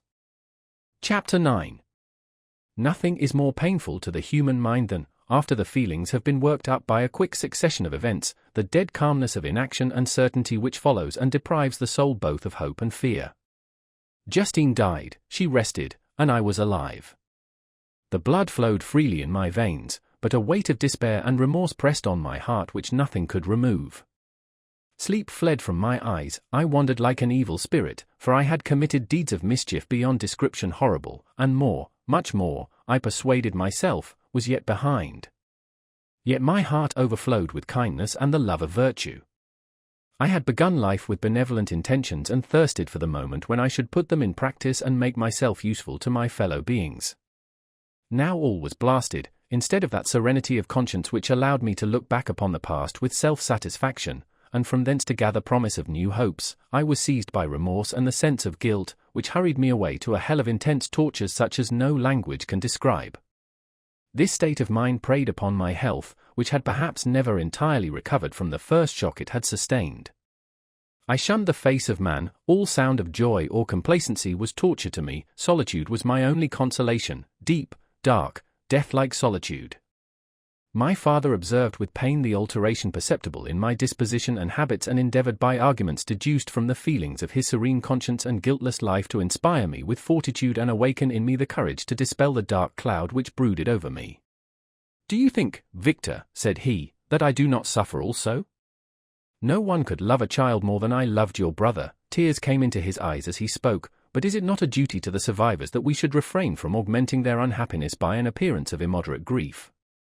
It is also a duty owed to yourself, for excessive sorrow prevents improvement or enjoyment, or even the discharge of daily usefulness, without which no man is fit for society. This advice, although good, was totally inapplicable to my case. I should have been the first to hide my grief and console my friends if remorse had not mingled its bitterness, and terror its alarm, with my other sensations. Now I could only answer my father with a look of despair and endeavor to hide myself from his view. About this time we retired to our house at Belrive. This change was particularly agreeable to me. The shutting of the gates regularly at 10 o'clock and the impossibility of remaining on the lake after that hour had rendered our residence within the walls of Geneva very irksome to me. I was now free. Often, after the rest of the family had retired for the night, I took the boat and passed many hours upon the water. Sometimes, with my sails set, I was carried by the wind, and sometimes, after rowing into the middle of the lake, I left the boat to pursue its own course and gave way to my own miserable reflections. I was often tempted, when all was at peace around me, and I the only unquiet thing that wandered restless in a scene so beautiful and heavenly, if I except some bat, or the frogs, whose harsh and interrupted croaking was heard only when I approached the shore. Often, I say, I was tempted to plunge into the silent lake, that the waters might close over me and my calamities forever. But I was restrained when I thought of the heroic and suffering Elizabeth, whom I tenderly loved, and whose existence was bound up in mine. I thought also of my father and surviving brother. Should I by my base desertion leave them exposed and unprotected to the malice of the fiend whom I had let loose among them? At these moments I wept bitterly and wished that peace would revisit my mind, only that I might afford them consolation and happiness. But that could not be. Remorse extinguished every hope. I had been the author of unalterable evils, and I lived in daily fear lest the monster whom I had created should perpetrate some new wickedness. I had an obscure feeling that all was not over and that he would still commit some signal crime, which by its enormity should almost efface the recollection of the past. There was always scope for fear so long as anything I loved remained behind. My abhorrence of this fiend cannot be conceived. When I thought of him I gnashed my teeth, my eyes became inflamed, and I ardently wished to extinguish that life which I had so thoughtlessly bestowed. When I reflected on his crimes and malice, my hatred and revenge burst all bounds of moderation. I would have made a pilgrimage to the highest peak of the Andes, could I, when there, have precipitated him to their base. I wished to see him again, that I might wreak the utmost extent of abhorrence on his head and avenge the deaths of William and Justine. Our house was the house of mourning. My father's health was deeply shaken by the horror of the recent events. Elizabeth was sad and desponding, she no longer took delight in her ordinary occupations, all pleasure seemed to her sacrilege toward the dead, eternal woe and tears she then thought was the just tribute she should pay to innocence so blasted and destroyed. She was no longer that happy creature who in earlier youth wandered with me on the banks of the lake and talked with ecstasy of our future prospects. The first of those sorrows which are sent to wean us from the earth had visited her, and its dimming influence quenched her dearest smiles. When I reflect, my dear cousin, said she, on the miserable death of Justine Moritz, I no longer see the world and its works as they before appeared to me. Before, I looked upon the accounts of vice and injustice that I read in books or heard from others as tales of ancient days or imaginary evils, at least they were remote and more familiar to reason than to the imagination, but now misery has come home, and men appear to me as monsters thirsting for each other's blood. Yet I am certainly unjust. Everybody believed that poor girl to be guilty, and if she could have committed the crime for which she suffered, assuredly she would have been the most depraved of human creatures. For the sake of a few jewels, to have murdered the son of her benefactor and friend, a child whom she had nursed from its birth, and appeared to love as if it had been her own. I could not consent to the death of any human being, but certainly I should have thought such a creature unfit to remain in the society of men. But she was innocent. I know, I feel she was innocent, you are of the same opinion, and that confirms me. Alas! Victor, when falsehood can look so like the truth, who can assure themselves of certain happiness? I feel as if I were walking on the edge of a precipice, towards which thousands are crowding and endeavoring to plunge me into the abyss. William and Justine were assassinated, and the murderer escapes, he walks about the world free, and perhaps respected. But even if I were condemned to suffer on the scaffold for the same crimes, I would not change places with such a wretch. I listened to this discourse with the extremest agony. I, not indeed, but in effect, was the true murderer. Elizabeth read my anguish in my countenance, and kindly taking my hand, said, "My dearest friend, you must calm yourself. These events have affected me, God knows how deeply, but I am not so wretched as you are. There is an expression of despair, and sometimes of revenge, in your countenance that makes me tremble. Dear Victor, banish these dark passions. Remember the friends around you, who center all their hopes in you. Have we lost the power of rendering you happy? Ah! While we love, while we are true to each other, here in this land of peace and beauty, your native country, we may reap every tranquil blessing. What can disturb our peace? And could not such words from her whom I fondly prized before every other gift of fortune suffice to chase away the fiend that lurked in my heart? Even as she spoke I drew near to her, as if in terror, lest at that very moment the destroyer had been near to rob me of her. Thus not the tenderness of friendship, nor the beauty of earth, nor of heaven, could redeem my soul from woe, the very accents of love were ineffectual. I was encompassed by a cloud which no beneficial influence could penetrate. The wounded deer dragging its fainting limbs to some untrodden brake, there to gaze upon the arrow which had pierced it, and to die, was but a type of me. Sometimes I could cope with the sullen despair that overwhelmed me, but sometimes the whirlwind passions of my soul drove me to seek, by bodily exercise and by change of place, some relief from my intolerable sensations. It was during an access of this kind that I suddenly left my home, and bending my steps towards the near alpine valleys, sought in the magnificence, the eternity of such scenes, to forget myself and my ephemeral, because human, sorrows. My wanderings were directed towards the valley of Chamonix. I had visited it frequently during my boyhood. 6 years had passed since then. I was a wreck, but naught had changed in those savage and enduring scenes. I performed the first part of my journey on horseback. I afterwards hired a mule, as the more sure-footed and least liable to receive injury on these rugged roads. The weather was fine. It was about the middle of the month of August, nearly 2 months after the death of Justine, that miserable epoch from which I dated all my woe. The weight upon my spirit was sensibly lightened as I plunged yet deeper in the ravine of Arve. The immense mountains and precipices that overhung me on every side, the sound of the river raging among the rocks, and the dashing of the waterfalls around spoke of a power mighty as omnipotence, and I ceased to fear or to bend before any being less almighty than that which had created and ruled the elements, here displayed in their most terrific guise. Still, as I ascended higher, the valley assumed a more magnificent and astonishing character. Ruined castles hanging on the precipices of piny mountains, the impetuous Arve, and cottages every here and there peeping forth from among the trees formed a scene of singular beauty. But it was augmented and rendered sublime by the mighty Alps, whose white and shining pyramids and domes towered above all, as belonging to another earth, the habitations of another race of beings. I passed the bridge of Pelisire, where the ravine, which the river forms, opened before me, and I began to ascend the mountain that overhangs it. Soon after, I entered the valley of Chamonix. This valley is more wonderful and sublime, but not so beautiful and picturesque as that of Servox, through which I had just passed.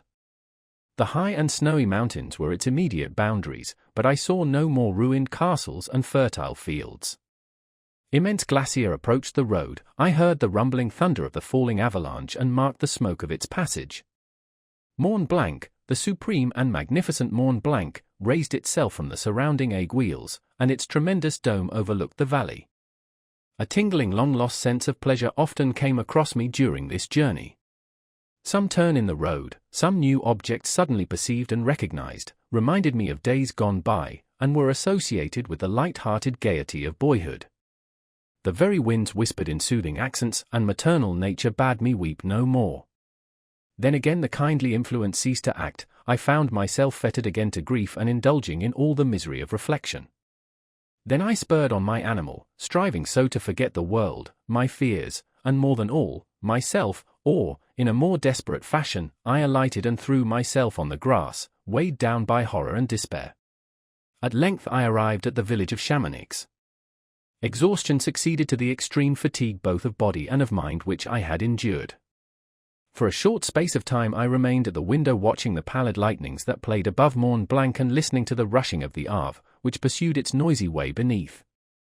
The same lulling sounds acted as a lullaby to my too keen sensations. When I placed my head upon my pillow, sleep crept over me. I felt it as it came and blessed the giver of oblivion. Chapter 10. I spent the following day roaming through the valley.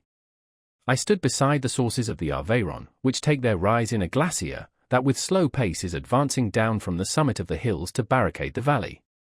The abrupt sides of vast mountains were before me, the icy wall of the glacier overhung me, a few shattered pines were scattered around, and the solemn silence of this glorious presence-chamber of imperial nature was broken only by the brawling waves or the fall of some vast fragment, the thunder sound of the avalanche or the cracking, reverberated along the mountains, of the accumulated ice, which, through the silent working of immutable laws, was ever and anon rent and torn, as if it had been but a plaything in their hands.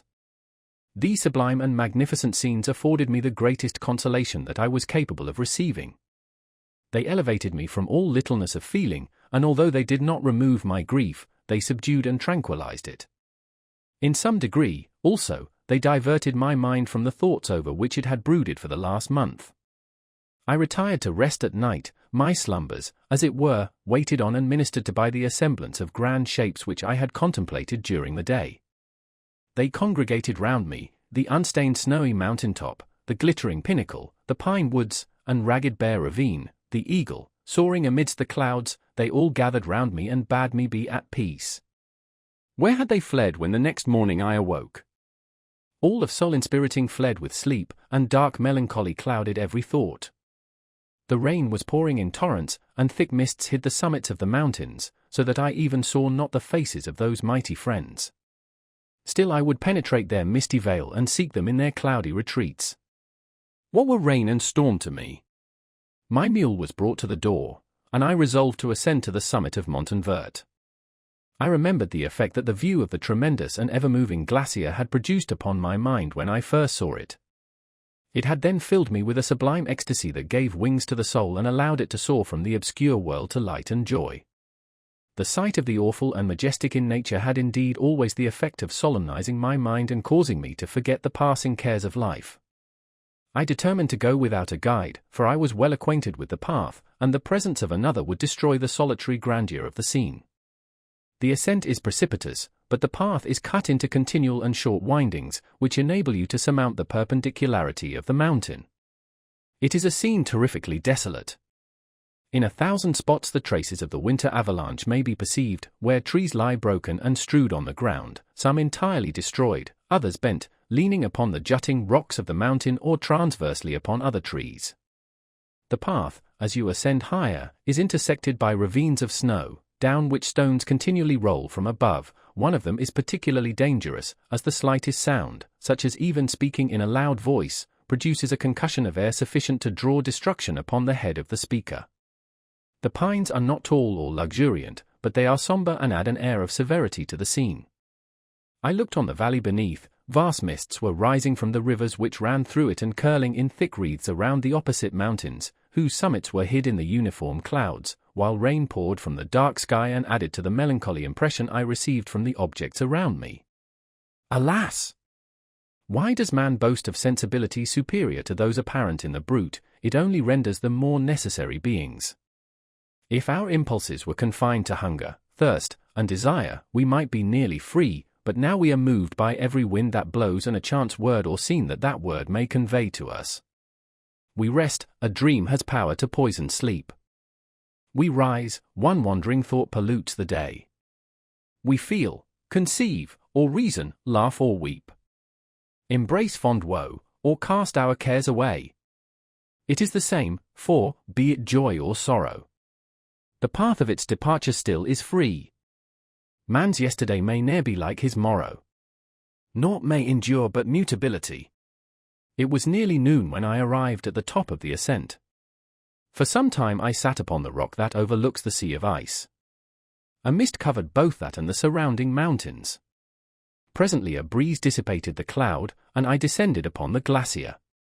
The surface is very uneven, rising like the waves of a troubled sea, descending low, and interspersed by rifts that sink deep. The field of ice is almost a league in width, but I spent nearly 2 hours in crossing it. The opposite mountain is a bare perpendicular rock.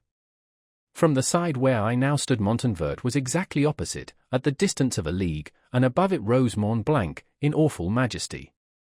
I remained in a recess of the rock, gazing on this wonderful and stupendous scene. The sea, or rather the vast river of ice, wound among its dependent mountains, whose aerial summits hung over its recesses. Their icy and glittering peaks shone in the sunlight over the clouds. My heart, which was before sorrowful, now swelled with something like joy. I exclaimed, "Wandering spirits, if indeed ye wander, and do not rest in your narrow beds, allow me this faint happiness, or take me, as your companion, away from the joys of life." As I said this I suddenly beheld the figure of a man, at some distance, advancing towards me with superhuman speed. He bounded over the crevices in the ice, among which I had walked with caution. His stature, also, as he approached, seemed to exceed that of man. I was troubled, a mist came over my eyes, and I felt a faintness seize me, but I was quickly restored by the cold gale of the mountains. I perceived, as the shape came nearer, sight tremendous and abhorred, that it was the wretch whom I had created. I trembled with rage and horror, resolving to wait his approach and then close with him in mortal combat. He approached, his countenance bespoke bitter anguish, combined with disdain and malignity, while its unearthly ugliness rendered it almost too horrible for human eyes. But I scarcely observed this. Rage and hatred had at first deprived me of utterance, and I recovered only to overwhelm him with words expressive of furious detestation and contempt. "Devil," I exclaimed, "do you dare approach me? And do not you fear the fierce vengeance of my arm wreaked on your miserable head? Begone, vile insect! Or rather, stay, that I may trample you to dust. And, oh, that I could, with the extinction of your miserable existence, restore those victims whom you have so diabolically murdered. I expected this reception, said the demon. All men hate the wretched, how, then, must I be hated, who am miserable beyond all living things?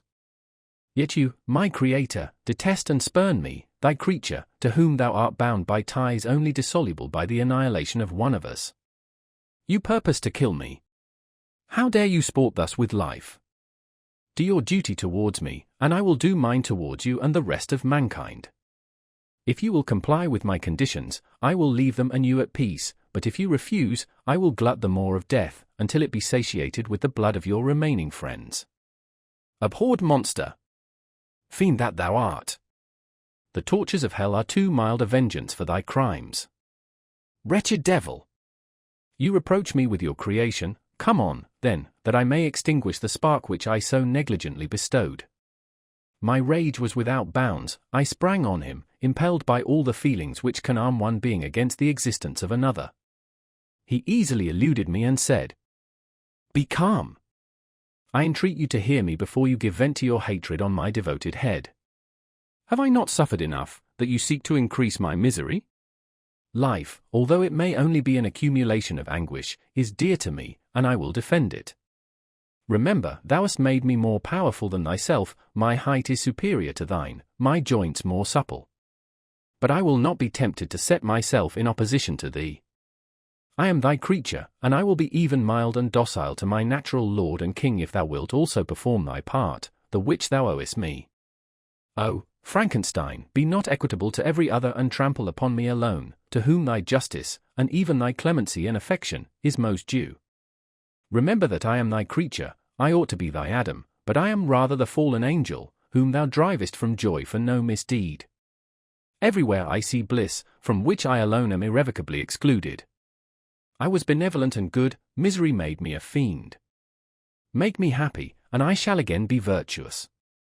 Begone! I will not hear you. There can be no community between you and me, we are enemies. Begone, or let us try our strength in a fight, in which one must fall. How can I move thee? Will no entreaties cause thee to turn a favorable eye upon thy creature, who implores thy goodness and compassion? Believe me, Frankenstein, I was benevolent, my soul glowed with love and humanity, but am I not alone, miserably alone? You, my Creator, abhor me, what hope can I gather from your fellow creatures, who owe me nothing? They spurn and hate me. The desert mountains and dreary glacier are my refuge.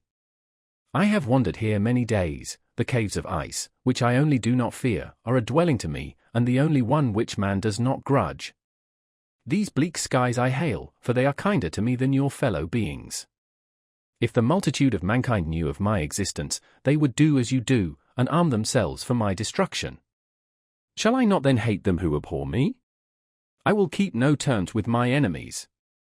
I am miserable, and they shall share my wretchedness. Yet it is in your power to recompense me, and deliver them from an evil which it only remains for you to make so great, that not only you and your family, but thousands of others, shall be swallowed up in the whirlwinds of its rage. Let your compassion be moved, and do not disdain me. Listen to my tale. When you have heard that, abandon or commiserate me, as you shall judge that I deserve. But hear me. The guilty are allowed, by human laws, bloody as they are, to speak in their own defense before they are condemned. Listen to me, Frankenstein. You accuse me of murder, and yet you would, with a satisfied conscience, destroy your own creature. Oh, praise the eternal justice of man! Yet I ask you not to spare me, listen to me, and then, if you can, and if you will, destroy the work of your hands. Why do you call to my remembrance, I rejoined, circumstances of which I shudder to reflect, that I have been the miserable origin and author? Cursed be the day, abhorred devil, in which you first saw light. Cursed, although I curse myself, be the hands that formed you. You have made me wretched beyond expression. You have left me no power to consider whether I am just to you or not. Begone! Relieve me from the sight of your detested form. Thus I relieve thee, my Creator, he said, and placed his hated hands before my eyes, which I flung from me with violence. Thus I take from thee a sight which you abhor. Still thou canst listen to me and grant me thy compassion. By the virtues that I once possessed, I demand this from you. Hear my tale, it is long and strange, and the temperature of this place is not fitting to your fine sensations. Come to the hut upon the mountain. The sun is yet high in the heavens, before it descends to hide itself behind your snowy precipices and illuminate another world. You will have heard my story and can decide. On you it rests, whether I quit forever the neighborhood of man and lead a harmless life, or become the scourge of your fellow creatures and the author of your own speedy ruin. As he said this, he led the way across the ice. I followed. My heart was full, and I did not answer him, but as I proceeded, I weighed the various arguments that he had used and determined at least to listen to his tale. I was partly urged by curiosity, and compassion confirmed my resolution. I had hitherto supposed him to be the murderer of my brother, and I eagerly sought a confirmation or denial of this opinion. For the first time, also, I felt what the duties of a creator towards his creature were, and that I ought to render him happy before I complained of his wickedness. These motives urged me to comply with his demand. We crossed the ice, therefore, and ascended the opposite rock. The air was cold, and the rain again began to descend. We entered the hut, the fiend with an air of exultation, I with a heavy heart and depressed spirits. But I consented to listen, and seating myself by the fire which my odious companion had lighted, he thus began his tale. Chapter 11. It is with considerable difficulty that I remember the original era of my being. All the events of that period appear confused and indistinct. A strange multiplicity of sensations seized me, and I saw, felt, heard, and smelt at the same time, and it was, indeed, a long time before I learned to distinguish between the operations of my various senses. By degrees, I remember, a stronger light pressed upon my nerves, so that I was obliged to shut my eyes. Darkness then came over me and troubled me, but hardly had I felt this when, by opening my eyes, as I now suppose, the light poured in upon me again. I walked and, I believe, descended, but I presently found a great alteration in my sensations. Before, dark and opaque bodies had surrounded me, impervious to my touch or sight, but I now found that I could wander on at liberty, with no obstacles which I could not either surmount or avoid. The light became more and more oppressive to me, and the heat wearying me as I walked, I sought a place where I could receive shade. This was the forest near Ingolstadt, and here I lay by the side of a brook resting from my fatigue, until I felt tormented by hunger and thirst. This roused me from my nearly dormant state, and I ate some berries which I found hanging on the trees or lying on the ground. I slaked my thirst at the brook, and then lying down, was overcome by sleep. It was dark when I awoke. I felt cold also, and half frightened, as it were, instinctively, finding myself so desolate. Before I had quitted your apartment, on a sensation of cold, I had covered myself with some clothes, but these were insufficient to secure me from the dews of night. I was a poor, helpless, miserable wretch, I knew, and could distinguish nothing, but feeling pain invade me on all sides. I sat down and wept. Soon a gentle light stole over the heavens and gave me a sensation of pleasure. I started up and beheld a radiant form rise from among the trees. The moon, I gazed with a kind of wonder. It moved slowly, but it enlightened my path, and I again went out in search of berries. I was still cold when under one of the trees I found a huge cloak, with which I covered myself, and sat down upon the ground. No distinct ideas occupied my mind, all was confused. I felt light, and hunger, and thirst, and darkness. Innumerable sounds rang in my ears, and on all sides various scents saluted me. The only object that I could distinguish was the bright moon, and I fixed my eyes on that with pleasure. Several changes of day and night passed, and the orb of night had greatly lessened, when I began to distinguish my sensations from each other.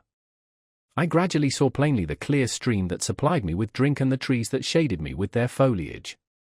I was delighted when I first discovered that a pleasant sound, which often saluted my ears, proceeded from the throats of the little winged animals who had often intercepted the light from my eyes. I began also to observe, with greater accuracy, the forms that surrounded me and to perceive the boundaries of the radiant roof of light which canopied me. Sometimes I tried to imitate the pleasant songs of the birds but was unable. Sometimes I wished to express my sensations in my own mode, but the uncouth and inarticulate sounds which broke from me frightened me into silence again. The moon had disappeared from the night, and again, with a lessened form, showed itself, while I still remained in the forest. My sensations had by this time become distinct, and my mind received every day additional ideas. My eyes became accustomed to the light and to perceive objects in their right forms. I distinguished the insect from the herb, and by degrees, one herb from another. I found that the sparrow uttered none but harsh notes, whilst those of the blackbird and thrush were sweet and enticing. One day, when I was oppressed by cold, I found a fire which had been left by some wandering beggars, and was overcome with delight at the warmth I experienced from it. In my joy I thrust my hand into the live embers, but quickly drew it out again with a cry of pain. How strange, I thought, that the same cause should produce such opposite effects. I examined the materials of the fire, and to my joy found it to be composed of wood. I quickly collected some branches, but they were wet and would not burn. I was pained at this and sat still watching the operation of the fire. The wet wood which I had placed near the heat dried and itself became inflamed. I reflected on this, and by touching the various branches, I discovered the cause and busied myself in collecting a great quantity of wood, that I might dry it and have a plentiful supply of fire. When night came on and brought sleep with it, I was in the greatest fear lest my fire should be extinguished.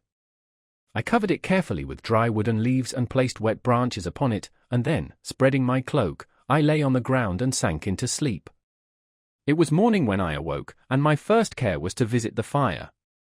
I uncovered it, and a gentle breeze quickly fanned it into a flame.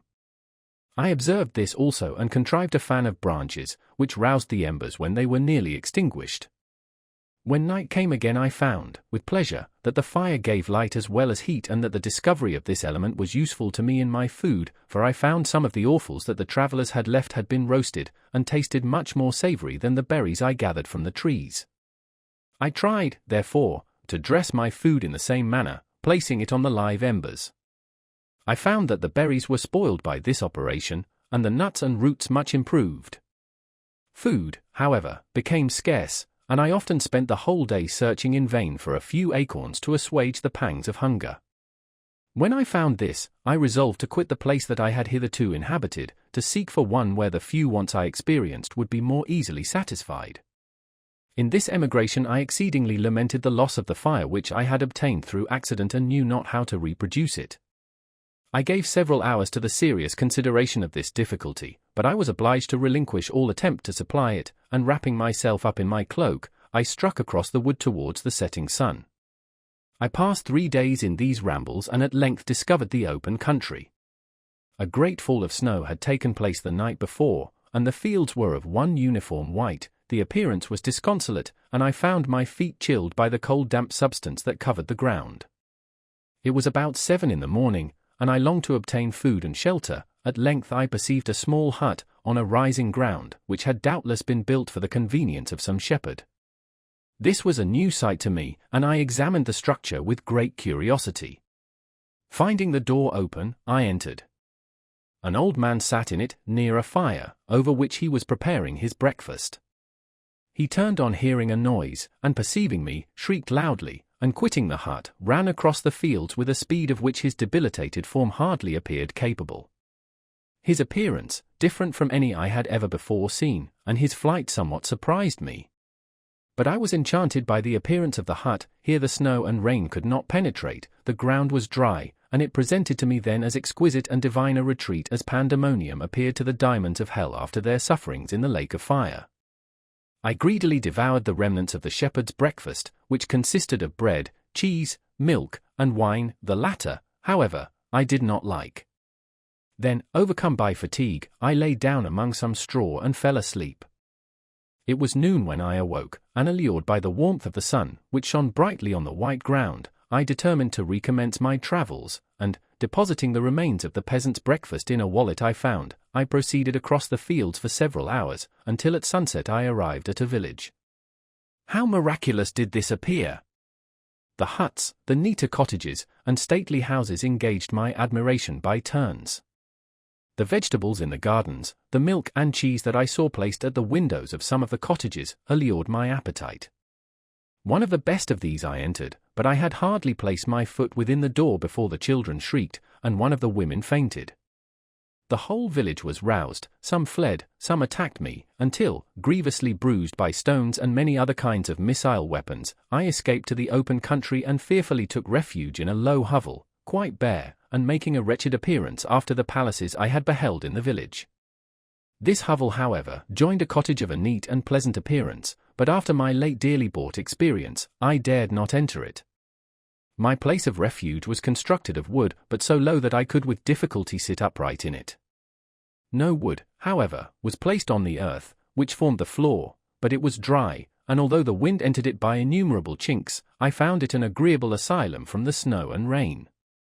Here, then, I retreated and lay down happy to have found a shelter, however miserable, from the inclemency of the season, and still more from the barbarity of man. As soon as morning dawned I crept from my kennel, that I might view the adjacent cottage and discover if I could remain in the habitation I had found. It was situated against the back of the cottage and surrounded on the sides, which were exposed by a pigsty and a clear pool of water.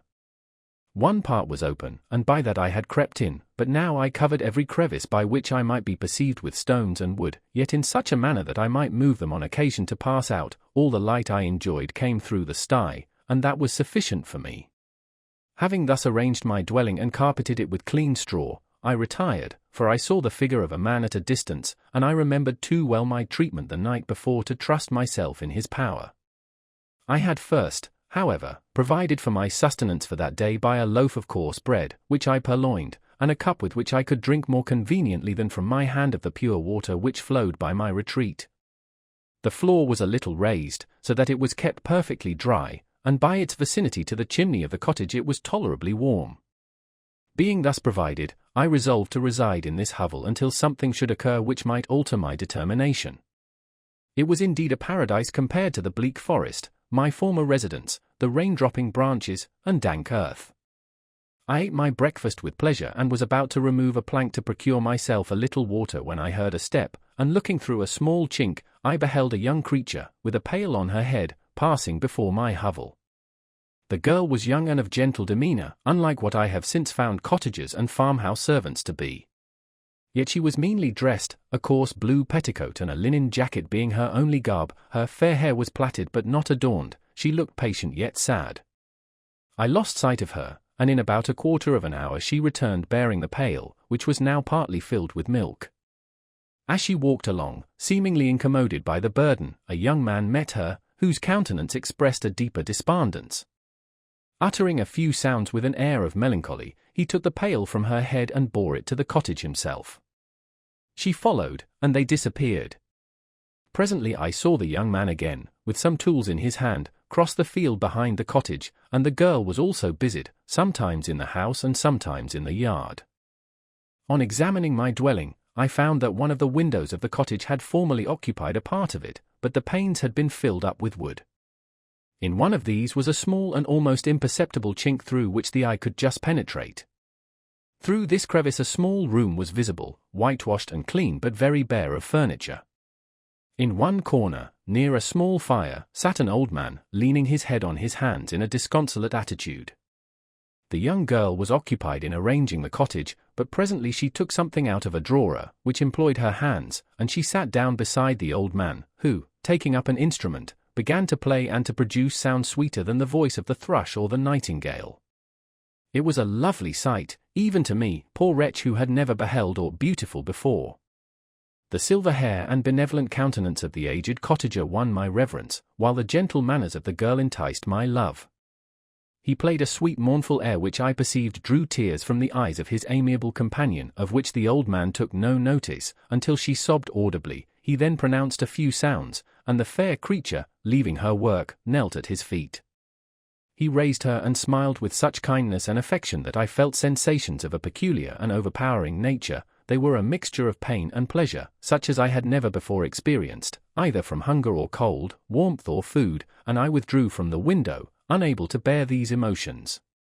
Soon after this the young man returned, bearing on his shoulders a load of wood. The girl met him at the door, helped to relieve him of his burden, and taking some of the fuel into the cottage, placed it on the fire, then she and the youth went apart into a nook of the cottage, and he showed her a large loaf and a piece of cheese. She seemed pleased and went into the garden for some roots and plants, which she placed in water, and then upon the fire.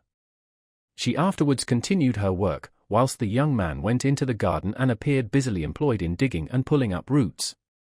After he had been employed thus about an hour, the young woman joined him and they entered the cottage together. The old man had, in the meantime, been pensive, but on the appearance of his companions he assumed a more cheerful air, and they sat down to eat. The meal was quickly dispatched. The young woman was again occupied in arranging the cottage. The old man walked before the cottage in the sun for a few minutes, leaning on the arm of the youth. Nothing could exceed in beauty the contrast between these two excellent creatures. One was old, with silver hairs and a countenance beaming with benevolence and love. The younger was slight and graceful in his figure, and his features were moulded with the finest symmetry, yet his eyes and attitude expressed the utmost sadness and despondency. The old man returned to the cottage, and the youth, with tools different from those he had used in the morning, directed his steps across the fields. Night quickly shut in, but to my extreme wonder, I found that the cottagers had a means of prolonging light by the use of tapers, and was delighted to find that the setting of the sun did not put an end to the pleasure I experienced in watching my human neighbors. In the evening the young girl and her companion were employed in various occupations which I did not understand, and the old man again took up the instrument which produced the divine sounds that had enchanted me in the morning. So soon as he had finished, the youth began, not to play, but to utter sounds that were monotonous, and neither resembling the harmony of the old man's instrument nor the songs of the birds. I since found that he read aloud, but at that time I knew nothing of the science of words or letters. The family, after having been thus occupied for a short time, extinguished their lights and retired, as I conjectured, to rest. Chapter 12. I lay on my straw, but I could not sleep. I thought of the occurrences of the day. What chiefly struck me was the gentle manners of these people, and I longed to join them, but dared not. I remembered too well the treatment I had suffered the night before from the barbarous villagers, and resolved, whatever course of conduct I might hereafter think it right to pursue, that for the present I would remain quietly in my hovel, watching and endeavoring to discover the motives which influenced their actions. The cottagers arose the next morning before the sun. The young woman arranged the cottage and prepared the food, and the youth departed after the first meal. This day was passed in the same routine as that which preceded it. The young man was constantly employed out of doors, and the girl in various laborious occupations within. The old man, whom I soon perceived to be blind, employed his leisure hours on his instrument or in contemplation. Nothing could exceed the love and respect which the younger cottagers exhibited towards their venerable companion. They performed towards him every little office of affection and duty with gentleness, and he rewarded them by his benevolent smiles. They were not entirely happy. The young man and his companion often went apart and appeared to weep. I saw no cause for their unhappiness, but I was deeply affected by it. If such lovely creatures were miserable, it was less strange that I, an imperfect and solitary being, should be wretched. Yet why were these gentle beings unhappy? They possessed a delightful house, for such it was in my eyes, and every luxury. They had a fire to warm them when chill and delicious viands when hungry. They were dressed in excellent clothes, and, still more, they enjoyed one another's company and speech, interchanging each day looks of affection and kindness. What did their tears imply? Did they really express pain?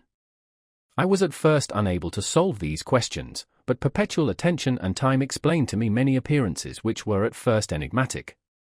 A considerable period elapsed before I discovered one of the causes of the uneasiness of this amiable family. It was poverty, and they suffered that evil in a very distressing degree. Their nourishment consisted entirely of the vegetables of their garden and the milk of one cow, which gave very little during the winter, when its masters could scarcely procure food to support it. They often, I believe, suffered the pangs of hunger very poignantly, especially the two younger cottagers, for several times they placed food before the old man when they reserved none for themselves. This trait of kindness moved me sensibly. I had been accustomed, during the night, to steal a part of their store for my own consumption, but when I found that in doing this I inflicted pain on the cottagers, I abstained and satisfied myself with berries, nuts, and roots which I gathered from a neighboring wood. I discovered also another means through which I was enabled to assist their labors. I found that the youth spent a great part of each day in collecting wood for the family fire, and during the night I often took his tools, the use of which I quickly discovered, and brought home firing sufficient for the consumption of several days. I remember, the first time that I did this, the young woman, when she opened the door in the morning, appeared greatly astonished on seeing a great pile of wood on the outside. She uttered some words in a loud voice, and the youth joined her, who also expressed surprise. I observed, with pleasure, that he did not go to the forest that day, but spent it in repairing the cottage and cultivating the garden. By degrees I made a discovery of still greater moment. I found that these people possessed a method of communicating their experience and feelings to one another by articulate sounds. I perceived that the words they spoke sometimes produced pleasure or pain, smiles or sadness, in the minds and countenances of the hearers. This was indeed a godlike science, and I ardently desired to become acquainted with it. But I was baffled in every attempt I made for this purpose. Their pronunciation was quick, and the words they uttered, not having any apparent connection with visible objects, I was unable to discover any clue by which I could unravel the mystery of their reference. By great application, however, and after having remained during the space of several revolutions of the moon in my hovel, I discovered the names that were given to some of the most familiar objects of discourse. I learned and applied the words, fire, milk, bread, and wood. I learned also the names of the cottages themselves. The youth and his companion had each of them several names, but the old man had only one, which was father. The girl was called sister or Agatha, and the youth Felix, brother, or son. I cannot describe the delight I felt when I learned the ideas appropriated to each of these sounds and was able to pronounce them. I distinguished several other words without being able as yet to understand or apply them, such as good, dearest, unhappy. I spent the winter in this manner. The gentle manners and beauty of the cottagers greatly endeared them to me. When they were unhappy, I felt depressed. When they rejoiced, I sympathized in their joys. I saw few human beings besides them, and if any other happened to enter the cottage, their harsh manners and rude gait only enhanced to me the superior accomplishments of my friends. The old man, I could perceive, often endeavored to encourage his children, as sometimes I found that he called them, to cast off their melancholy. He would talk in a cheerful accent, with an expression of goodness that bestowed pleasure even upon me. Agatha listened with respect, her eyes sometimes filled with tears, which she endeavored to wipe away unperceived, but I generally found that her countenance and tone were more cheerful after having listened to the exhortations of her father. It was not thus with Felix. He was always the saddest of the group, and even to my unpracticed senses, he appeared to have suffered more deeply than his friends. But if his countenance was more sorrowful, his voice was more cheerful than that of his sister, especially when he addressed the old man. I could mention innumerable instances which, although slight, marked the dispositions of these amiable cottagers. In the midst of poverty and want, Felix carried with pleasure to his sister the first little white flower that peeped out from beneath the snowy ground. Early in the morning, before she had risen, he cleared away the snow that obstructed her path to the milk house, drew water from the well, and brought the wood from the outhouse, where, to his perpetual astonishment, he found his store always replenished by an invisible hand. In the day, I believe, he worked sometimes for a neighboring farmer, because he often went forth and did not return until dinner, yet brought no wood with him. At other times he worked in the garden, but as there was little to do in the frosty season, he read to the old man and Agatha. This reading had puzzled me extremely at first, but by degrees I discovered that he uttered many of the same sounds when he read as when he talked. I conjectured, therefore, that he found on the paper signs for speech which he understood, and I ardently longed to comprehend these also, but how was that possible when I did not even understand the sounds for which they stood as signs? I improved, however, sensibly in this science, but not sufficiently to follow up any kind of conversation, although I applied my whole mind to the endeavor, for I easily perceived that, although I eagerly longed to discover myself to the cottagers, I ought not to make the attempt until I had first become master of their language, which knowledge might enable me to make them overlook the deformity of my figure, for with this also the contrast perpetually presented to my eyes had made me acquainted. I had admired the perfect forms of my cottagers, their grace, beauty, and delicate complexions, but how was I terrified when I viewed myself in a transparent pool?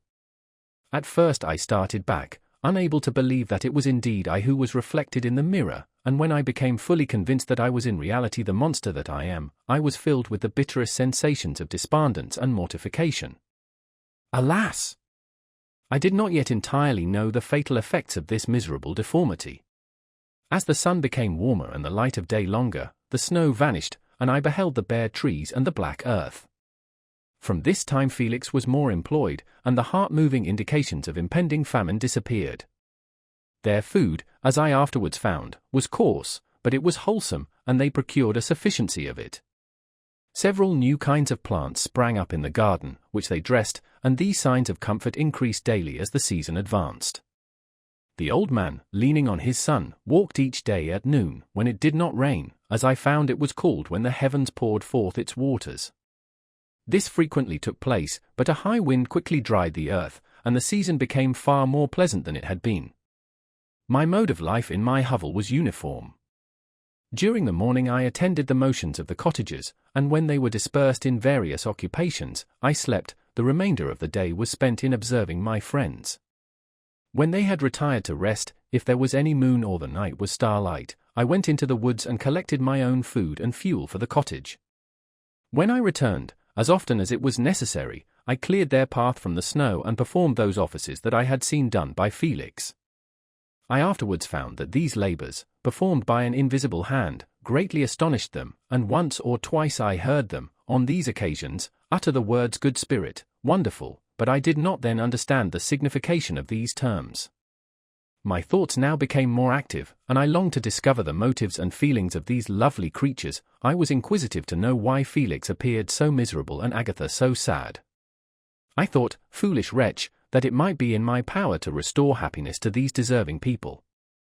When I slept or was absent, the forms of the venerable blind father, the gentle Agatha, and the excellent Felix flitted before me. I looked upon them as superior beings who would be the arbiters of my future destiny. I formed in my imagination 1,000 pictures of presenting myself to them, and their reception of me. I imagined that they would be disgusted, until, by my gentle demeanor and conciliating words, I should first win their favor and afterwards their love. These thoughts exhilarated me and led me to apply with fresh ardor to the acquiring the art of language. My organs were indeed harsh, but supple, and although my voice was very unlike the soft music of their tones, yet I pronounced such words as I understood with tolerable ease. It was as the ass and the lapdog, yet surely the gentle ass, whose intentions were affectionate, although his manners were rude, deserved better treatment than blows and execration. The pleasant showers and genial warmth of spring greatly altered the aspect of the earth. Men who before this change seemed to have been hid in caves dispersed themselves and were employed in various arts of cultivation. The birds sang in more cheerful notes, and the leaves began to bud forth on the trees. Happy, happy earth! Fit habitation for gods, which, so short a time before, was bleak, damp, and unwholesome. My spirits were elevated by the enchanting appearance of nature, the past was blotted from my memory, the present was tranquil, and the future gilded by bright rays of hope and anticipations of joy. Chapter 13. I now hasten to the more moving part of my story. I shall relate events that impress me with feelings which, from what I had been, have made me what I am. Spring advanced rapidly, the weather became fine and the skies cloudless. It surprised me that what before was desert and gloomy should now bloom with the most beautiful flowers and verdure. My senses were gratified and refreshed by 1,000 scents of delight and 1,000 sights of beauty.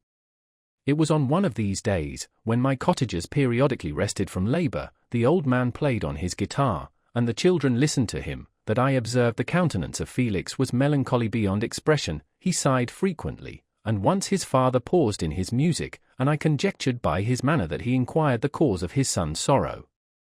Felix replied in a cheerful accent, and the old man was recommencing his music when someone tapped at the door. It was a lady on horseback, accompanied by a countryman as a guide. The lady was dressed in a dark suit and covered with a thick black veil. Agatha asked a question, to which the stranger only replied by pronouncing, in a sweet accent, the name of Felix. Her voice was musical but unlike that of either of my friends. On hearing this word, Felix came up hastily to the lady, who, when she saw him, threw up her veil, and I beheld a countenance of angelic beauty and expression. her hair of a shining raven black, and curiously braided. Her eyes were dark, but gentle, although animated, her features of a regular proportion, and her complexion wondrously fair, each cheek tinged with a lovely pink. Felix seemed ravished with delight when he saw her. Every trait of sorrow vanished from his face, and it instantly expressed a degree of ecstatic joy of which I could hardly have believed it capable. His eyes sparkled, as his cheek flushed with pleasure, and at that moment I thought him as beautiful as the stranger.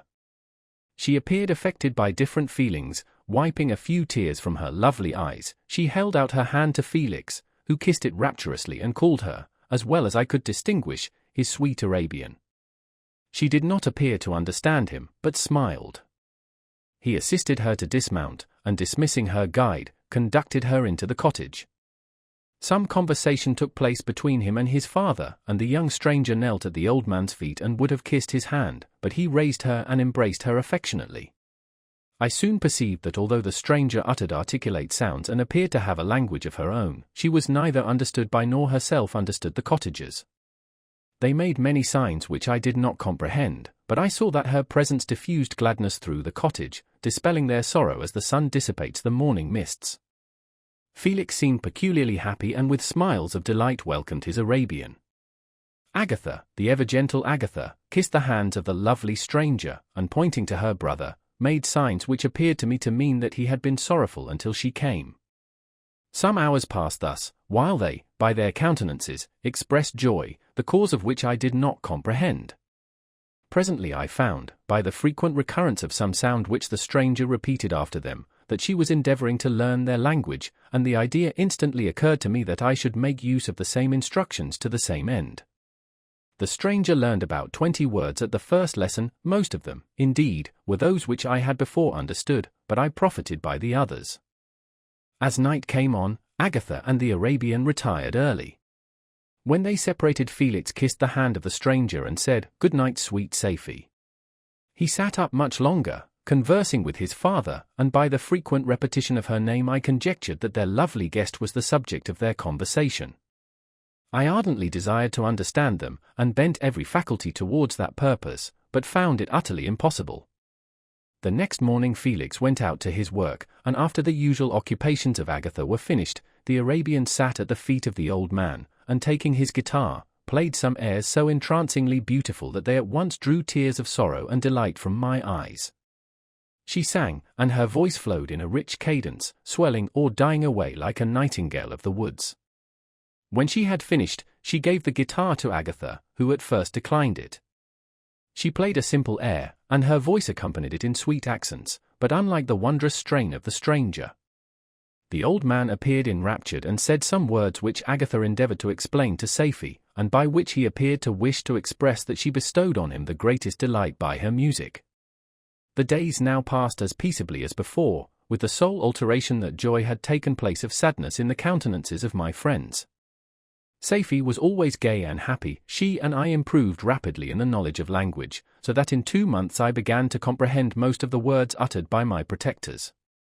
In the meanwhile also the black ground was covered with herbage, and the green banks interspersed with innumerable flowers, sweet to the scent and the eyes, stars of pale radiance among the moonlight woods. The sun became warmer, the nights clear and balmy, and my nocturnal rambles were an extreme pleasure to me, although they were considerably shortened by the late setting and early rising of the sun, for I never ventured abroad during daylight, fearful of meeting with the same treatment I had formerly endured in the first village which I entered.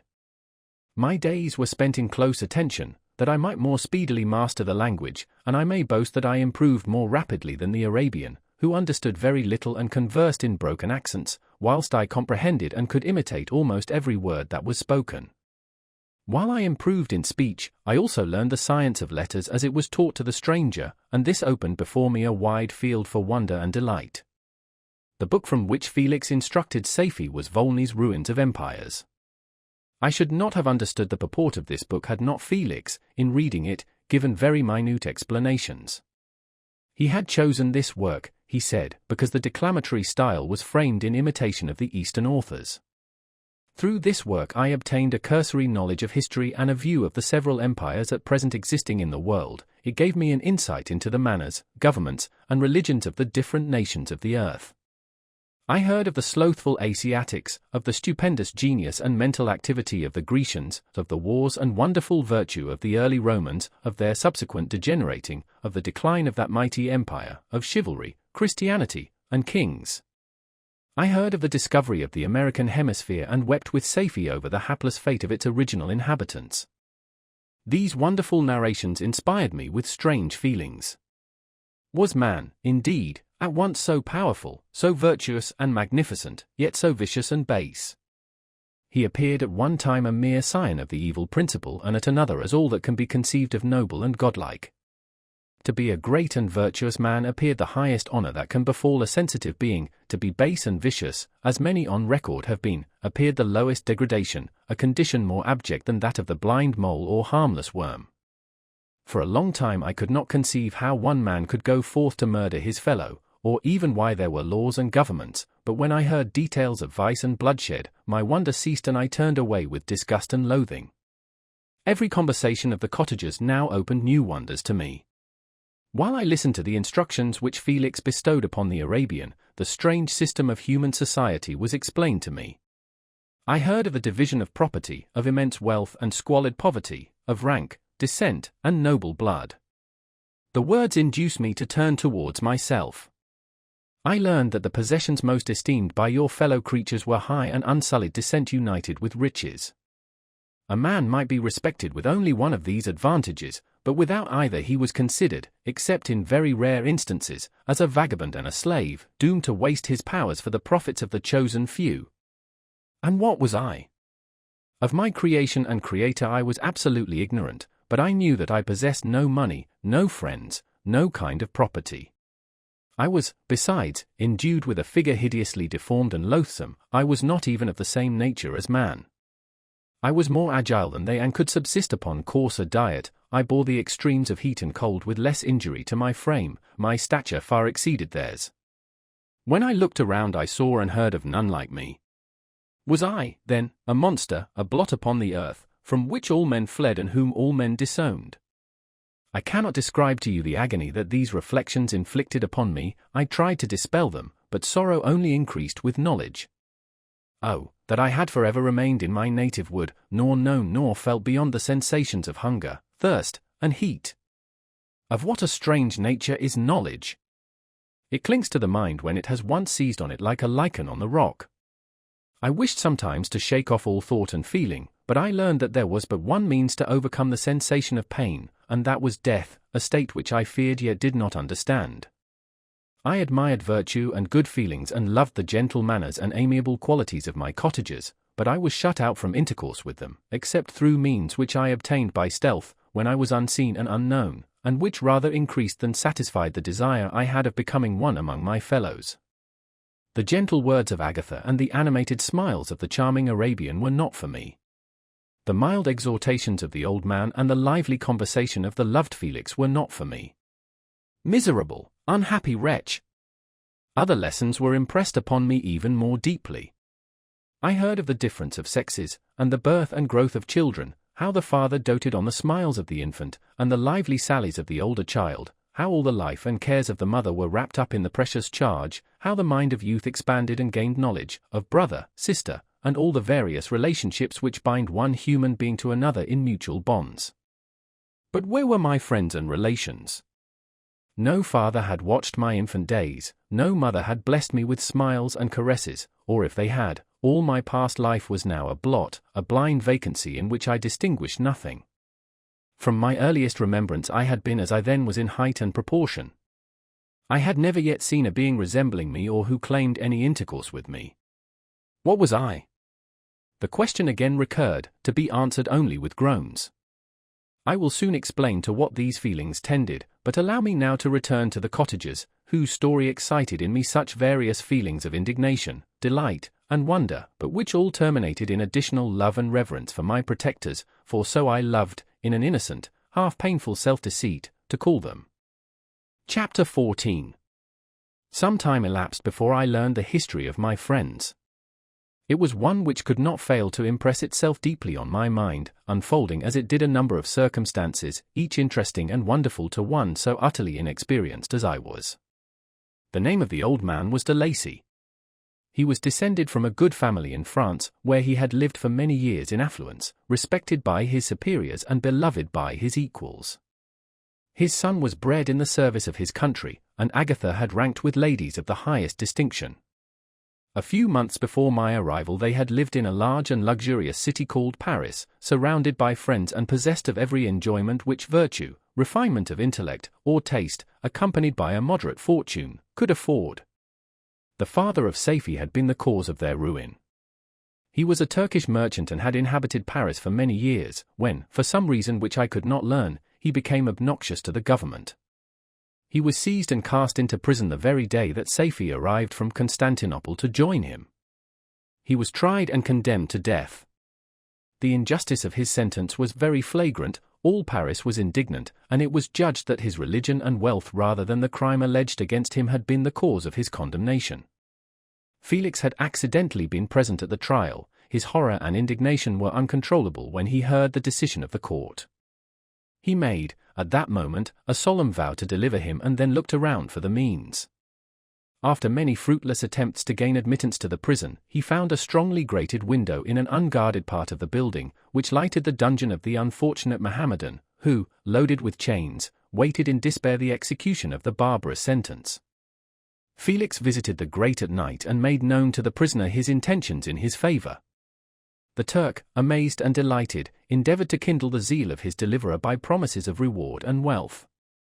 Felix rejected his offers with contempt, yet when he saw the lovely Saifi, who was allowed to visit her father and who by her gestures expressed her lively gratitude, the youth could not help owning to his own mind that the captive possessed a treasure which would fully reward his toil and hazard. The Turk quickly perceived the impression that his daughter had made on the heart of Felix and endeavored to secure him more entirely in his interests by the promise of her hand in marriage so soon as he should be conveyed to a place of safety. Felix was too delicate to accept this offer, yet he looked forward to the probability of the event as to the consummation of his happiness. During the ensuing days, while the preparations were going forward for the escape of the merchant, the zeal of Felix was warmed by several letters that he received from this lovely girl, who found means to express her thoughts in the language of her lover by the aid of an old man, a servant of her father who understood French. She thanked him in the most ardent terms for his intended services towards her parent, and at the same time she gently deplored her own fate. I have copies of these letters, for I found means, during my residence in the hovel, to procure the implements of writing, and the letters were often in the hands of Felix or Agatha. Before I depart I will give them to you. They will prove the truth of my tale, but at present, as the sun is already far declined, I shall only have time to repeat the substance of them to you. Saifi related that her mother was a Christian Arab, seized and made a slave by the Turks. Recommended by her beauty, she had won the heart of the father of Saifi, who married her. The young girl spoke in high and enthusiastic terms of her mother, who, born in freedom, spurned the bondage to which she was now reduced. She instructed her daughter in the tenets of her religion and taught her to aspire to higher powers of intellect and an independence of spirit forbidden to the female followers of Muhammad. This lady died, but her lessons were indelibly impressed on the mind of Saifi, who sickened at the prospect of again returning to Asia and being immured within the walls of a harem, allowed only to occupy herself with infantile amusements, ill-suited to the temper of her soul, now accustomed to grand ideas and a noble emulation for virtue. The prospect of marrying a Christian and remaining in a country where women were allowed to take a rank in society was enchanting to her.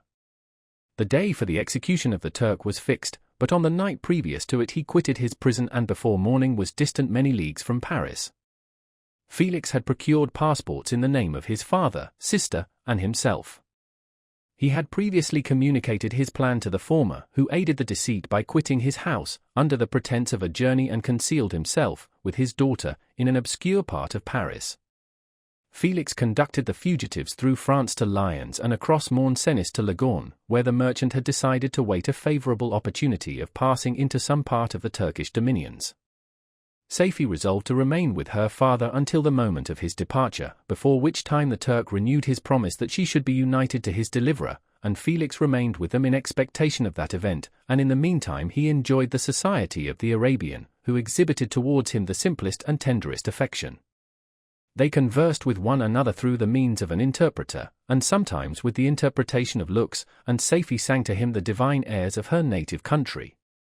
The Turk allowed this intimacy to take place and encouraged the hopes of the youthful lovers, while in his heart he had formed far other plans. He loathed the idea that his daughter should be united to a Christian, but he feared the resentment of Felix if he should appear lukewarm, for he knew that he was still in the power of his deliverer if he should choose to betray him to the Italian state which they inhabited. He revolved 1,000 plans by which he should be enabled to prolong the deceit until it might be no longer necessary, and secretly to take his daughter with him when he departed. His plans were facilitated by the news which arrived from Paris. The government of France were greatly enraged at the escape of their victim and spared no pains to detect and punish his deliverer. The plot of Felix was quickly discovered, and De Lacy and Agatha were thrown into prison. The news reached Felix and roused him from his dream of pleasure. His blind and aged father and his gentle sister lay in a noisome dungeon while he enjoyed the free air and the society of her whom he loved. This idea was torture to him. He quickly arranged with the Turk that if the latter should find a favorable opportunity for escape before Felix could return to Italy, Safie should remain as a boarder at a convent at Leghorn, and then, quitting the lovely Arabian, he hastened to Paris and delivered himself up to the vengeance of the law, hoping to free De Lacy and Agatha by this proceeding. He did not succeed. They remained confined for 5 months before the trial took place, the result of which deprived them of their fortune and condemned them to a perpetual exile from their native country. They found a miserable asylum in the cottage in Germany, where I discovered them. Felix soon learned that the treacherous Turk, for whom he and his family endured such unheard-of oppression, on discovering that his deliverer was thus reduced to poverty and ruin, became a traitor to good feeling and honor and had quitted Italy with his daughter, insultingly sending Felix a pittance of money to aid him, as he said, in some plan of future maintenance. Such were the events that preyed on the heart of Felix and rendered him, when I first saw him, the most miserable of his family. He could have endured poverty, and while this distress had been the meed of his virtue, he gloried in it, but the ingratitude of the Turk and the loss of his beloved Safie were misfortunes more bitter and irreparable. The arrival of the Arabian now infused new life into his soul. When the news reached Leghorn that Felix was deprived of his wealth and rank, the merchant commanded his daughter to think no more of her lover, but to prepare to return to her native country. The generous nature of Safie was outraged by this command. She attempted to expostulate with her father, but he left her angrily, reiterating his tyrannical mandate. A few days after, the Turk entered his daughter's apartment and told her hastily that he had reason to believe that his residence at Leghorn had been divulged and that he should speedily be delivered up to the French government. He had consequently hired a vessel to convey him to Constantinople, for which city he should sail in a few hours. He intended to leave his daughter under the care of a confidential servant, to follow at her leisure with the greater part of his property, which had not yet arrived at Leghorn. When alone, Safie resolved in her own mind the plan of conduct that it would become her to pursue in this emergency. A residence in Turkey was abhorrent to her, her religion and her feelings were alike averse to it. By some papers of her father which fell into her hand she heard of the exile of her lover and learnt the name of the spot where he then resided. She hesitated some time, but at length she formed her determination. Taking with her some jewels that belonged to her and a sum of money, she quitted Italy with an attendant, a native of Leghorn, but who understood the common language of Turkey, and departed for Germany. She arrived in safety at a town about 20 leagues from the cottage of De Lacy, when her attendant fell dangerously ill. Safie nursed her with the most devoted affection, but the poor girl died, and the Arabian was left alone, unacquainted with the language of the country and utterly ignorant of the customs of the world. She fell, however, into good hands. The Italian had mentioned the name of the spot for which they were bound, and after her death the woman of the house in which they had lived took care that Safie should arrive in safety at the cottage of her lover. Chapter 15. Such was the history of my beloved cottagers. It impressed me deeply. I learned, from the views of social life which it developed, to admire their virtues and to deprecate the vices of mankind. As yet I looked upon crime as a distant evil. Benevolence and generosity were ever present before me, inciting within me a desire to become an actor in the busy scene where so many admirable qualities were called forth and displayed. But in giving an account of the progress of my intellect, I must not omit a circumstance which occurred in the beginning of the month of August of the same year.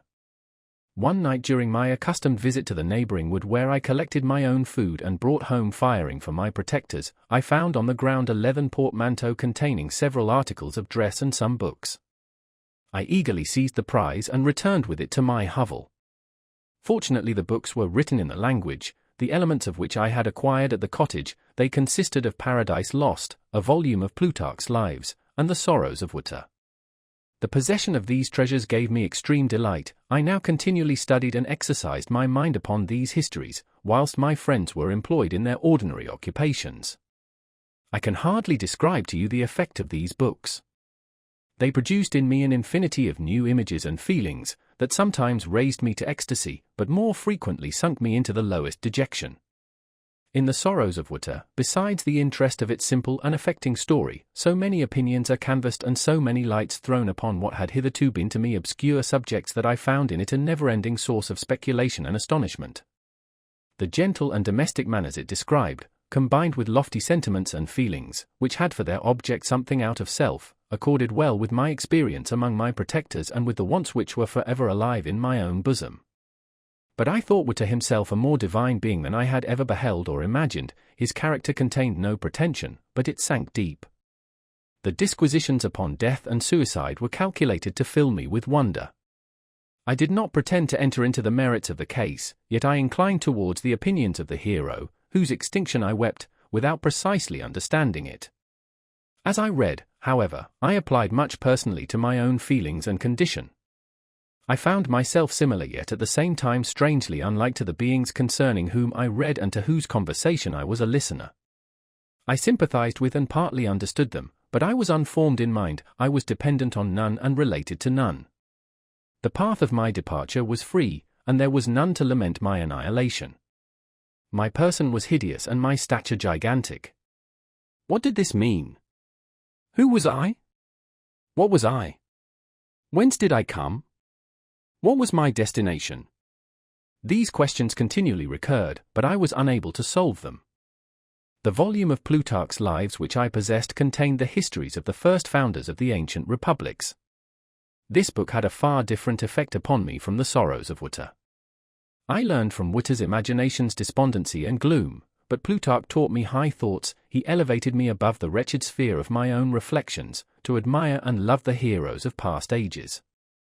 Many things I read surpass my understanding and experience. I had a very confused knowledge of kingdoms, wide extents of country, mighty rivers, and boundless seas. But I was perfectly unacquainted with towns and large assemblages of men.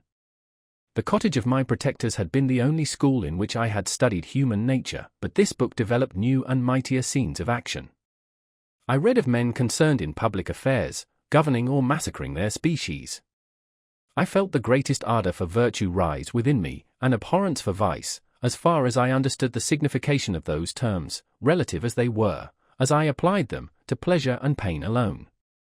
Induced by these feelings, I was of course led to admire peaceable lawgivers, Numa, Solon, and Lycurgus, in preference to Romulus and Theseus.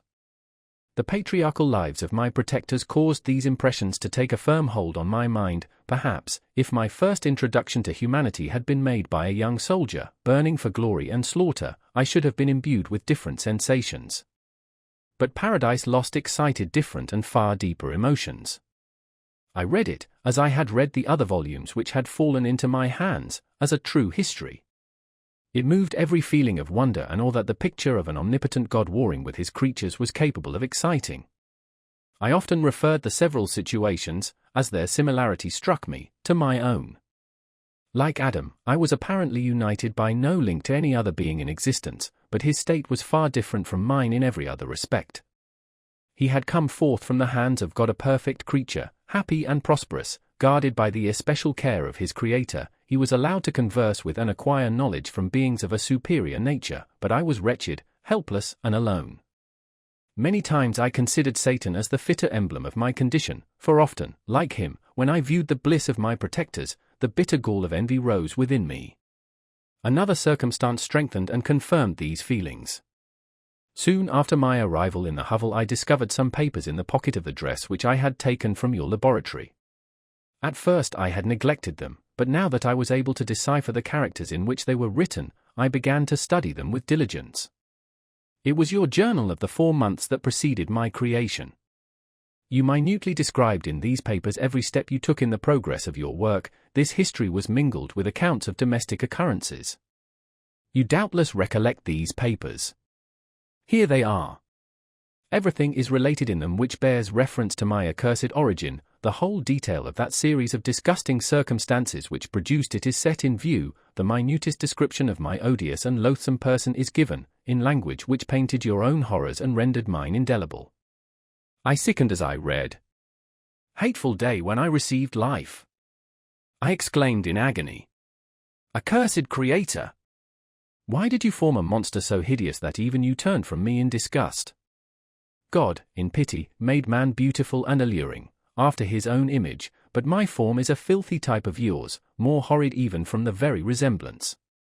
Satan had his companions, fellow devils, to admire and encourage him, but I am solitary and abhorred. These were the reflections of my hours of despondency and solitude, but when I contemplated the virtues of the cottagers, their amiable and benevolent dispositions, I persuaded myself that when they should become acquainted with my admiration of their virtues they would compassionate me and overlook my personal deformity. Could they turn from their door one, however monstrous, who solicited their compassion and friendship? I resolved, at least, not to despair, but in every way to fit myself for an interview with them which would decide my fate. I postponed this attempt for some months longer, for the importance attached to its success inspired me with a dread lest I should fail. Besides, I found that my understanding improved so much with every day's experience that I was unwilling to commence this undertaking until a few more months should have added to my sagacity. Several changes, in the meantime, took place in the cottage. The presence of safety diffused happiness among its inhabitants, and I also found that a greater degree of plenty reigned there. Felix and Agatha spent more time in amusement and conversation, and were assisted in their labors by servants. They did not appear rich, but they were contented and happy. Their feelings were serene and peaceful, while mine became every day more tumultuous. Increase of knowledge only discovered to me more clearly what a wretched outcast I was. I cherished hope, it is true, but it vanished when I beheld my person reflected in water or my shadow in the moonshine, even as that frail image and that inconstant shade. I endeavored to crush these fears and to fortify myself for the trial which in a few months I resolved to undergo, and sometimes I allowed my thoughts, unchecked by reason, to ramble in the fields of paradise, and dared to fancy amiable and lovely creatures sympathizing with my feelings and cheering my gloom. Their angelic countenances breathed smiles of consolation. But it was all a dream. No Eve soothed my sorrows nor shared my thoughts. I was alone. I remembered Adam's supplication to his Creator. But where was mine? He had abandoned me, and in the bitterness of my heart I cursed him. Autumn passed thus. I saw, with surprise and grief, the leaves decay and fall, and nature again assume the barren and bleak appearance it had worn when I first beheld the woods and the lovely moon. Yet I did not heed the bleakness of the weather. I was better fitted by my conformation for the endurance of cold than heat. But my chief delights were the sight of the flowers, the birds, and all the gay apparel of summer. When those deserted me, I turned with more attention towards the cottagers. Their happiness was not decreased by the absence of summer. They loved and sympathized with one another, and their joys, depending on each other, were not interrupted by the casualties that took place around them. The more I saw of them, the greater became my desire to claim their protection and kindness. My heart yearned to be known and loved by these amiable creatures. To see their sweet looks directed towards me with affection was the utmost limit of my ambition. I dared not think that they would turn them from me with disdain and horror. The poor that stopped at their door were never driven away. I asked, it is true, for greater treasures than a little food or rest. I required kindness and sympathy, but I did not believe myself utterly unworthy of it. The winter advanced, and an entire revolution of the seasons had taken place since I awoke into life. My attention at this time was solely directed towards my plan of introducing myself into the cottage of my protectors. I revolved many projects, but that on which I finally fixed was to enter the dwelling when the blind old man should be alone. I had sagacity enough to discover that the unnatural hideousness of my person was the chief object of horror with those who had formerly beheld me. My voice, although harsh, had nothing terrible in it. I thought, therefore, that if in the absence of his children I could gain the goodwill and mediation of the old de Lacy, I might by his means be tolerated by my younger protectors. One day, when the sun shone on the red leaves that strewed the ground and diffused cheerfulness, although it denied warmth, Safie, Agatha, and Felix departed on a long country walk, and the old man, at his own desire, was left alone in the cottage. When his children had departed, he took up his guitar and played several mournful but sweet airs, more sweet and mournful than I had ever heard him play before. At first his countenance was illuminated with pleasure, but as he continued, thoughtfulness and sadness succeeded. At length, laying aside the instrument, he sat absorbed in reflection. My heart beat quick. This was the hour and moment of trial, which would decide my hopes or realize my fears. The servants were gone to a neighboring fair. All was silent in and around the cottage. It was an excellent opportunity, yet, when I proceeded to execute my plan, my limbs failed me and I sank to the ground. Again I rose, and exerting all the firmness of which I was master, removed the planks which I had placed before my hovel to conceal my retreat. The fresh air revived me, and with renewed determination I approached the door of their cottage. I knocked. "Who is there?" said the old man. "Come in." I entered. "Pardon this intrusion," said I am a traveller in want of a little rest. You would greatly oblige me if you would allow me to remain a few minutes before the fire. "Enter," said de Lacy, "and I will try in what manner I can to relieve your wants, but, unfortunately, my children are from home, and as I am blind, I am afraid I shall find it difficult to procure food for you. Do not trouble yourself, my kind host, I have food, it is warmth and rest only that I need." I sat down, and a silence ensued. I knew that every minute was precious to me, yet I remained irresolute in what manner to commence the interview, when the old man addressed me. "By your language, stranger, I suppose you are my countryman. Are you French?" "No, but I was educated by a French family and understand that language only. I am now going to claim the protection of some friends, whom I sincerely love, and of whose favor I have some hopes." "Are they Germans?" "No, they are French. But let us change the subject. I am an unfortunate and deserted creature. I look around and I have no relation or friend upon earth. These amiable people to whom I go have never seen me and know little of me. I am full of fears, for if I fail there, I am an outcast in the world forever. Do not despair. To be friendless is indeed to be unfortunate, but the hearts of men, when unprejudiced by any obvious self-interest, are full of brotherly love and charity. Rely, therefore, on your hopes, and if these friends are good and amiable, do not despair. They are kind, they are the most excellent creatures in the world, but, unfortunately, they are prejudiced against me. I have good dispositions, my life has been hitherto harmless and in some degree beneficial, but a fatal prejudice clouds their eyes, and where they ought to see a feeling and kind friend, they behold only a detestable monster. That is indeed unfortunate, but if you are really blameless, cannot you undeceive them? I am about to undertake that task, and it is on that account that I feel so many overwhelming terrors. I tenderly love these friends. I have, unknown to them, been for many months in the habits of daily kindness towards them, but they believe that I wish to injure them, and it is that prejudice which I wish to overcome. Where do these friends reside? Near this spot.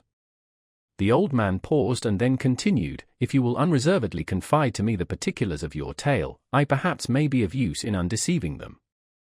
I am blind and cannot judge of your countenance, but there is something in your words which persuades me that you are sincere. I am poor and an exile, but it will afford me true pleasure to be in any way serviceable to a human creature." "Excellent man! I thank you and accept your generous offer.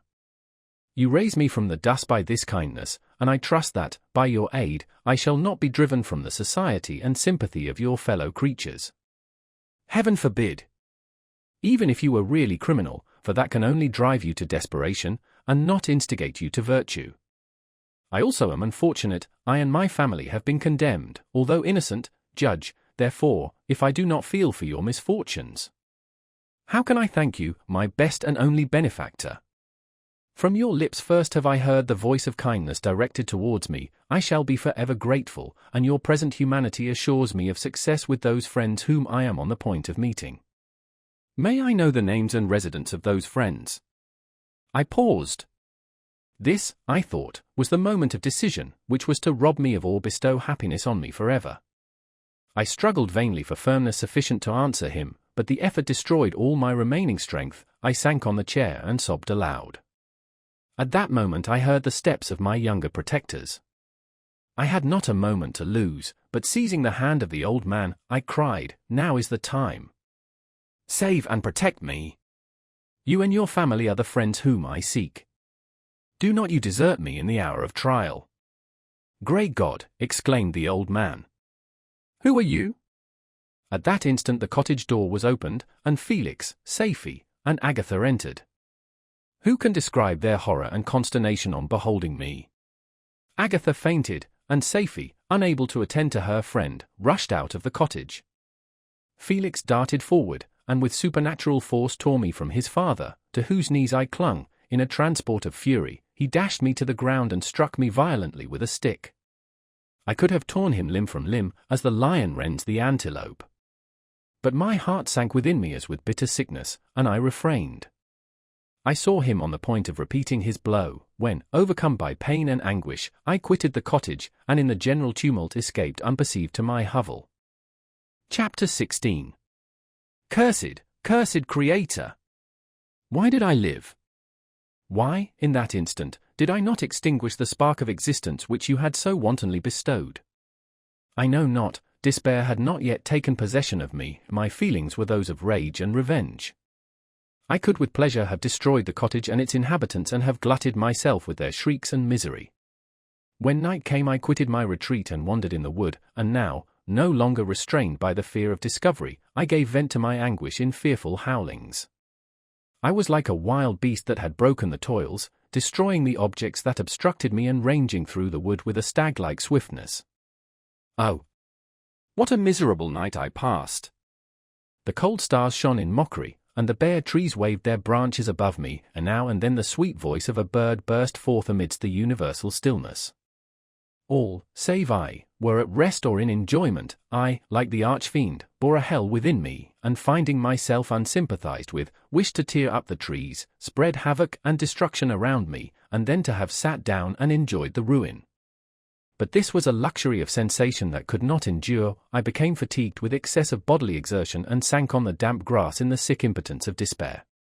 There was none among the myriads of men that existed who would pity or assist me, and should I feel kindness towards my enemies? No, from that moment I declared everlasting war against the species, and more than all, against him who had formed me and sent me forth to this insupportable misery. The sun rose, I heard the voices of men and knew that it was impossible to return to my retreat during that day. Accordingly I hid myself in some thick underwood, determining to devote the ensuing hours to reflection on my situation. The pleasant sunshine and the pure air of day restored me to some degree of tranquillity, and when I considered what had passed at the cottage, I could not help believing that I had been too hasty in my conclusions. I had certainly acted imprudently. It was apparent that my conversation had interested the father in my behalf, and I was a fool in having exposed my person to the horror of his children.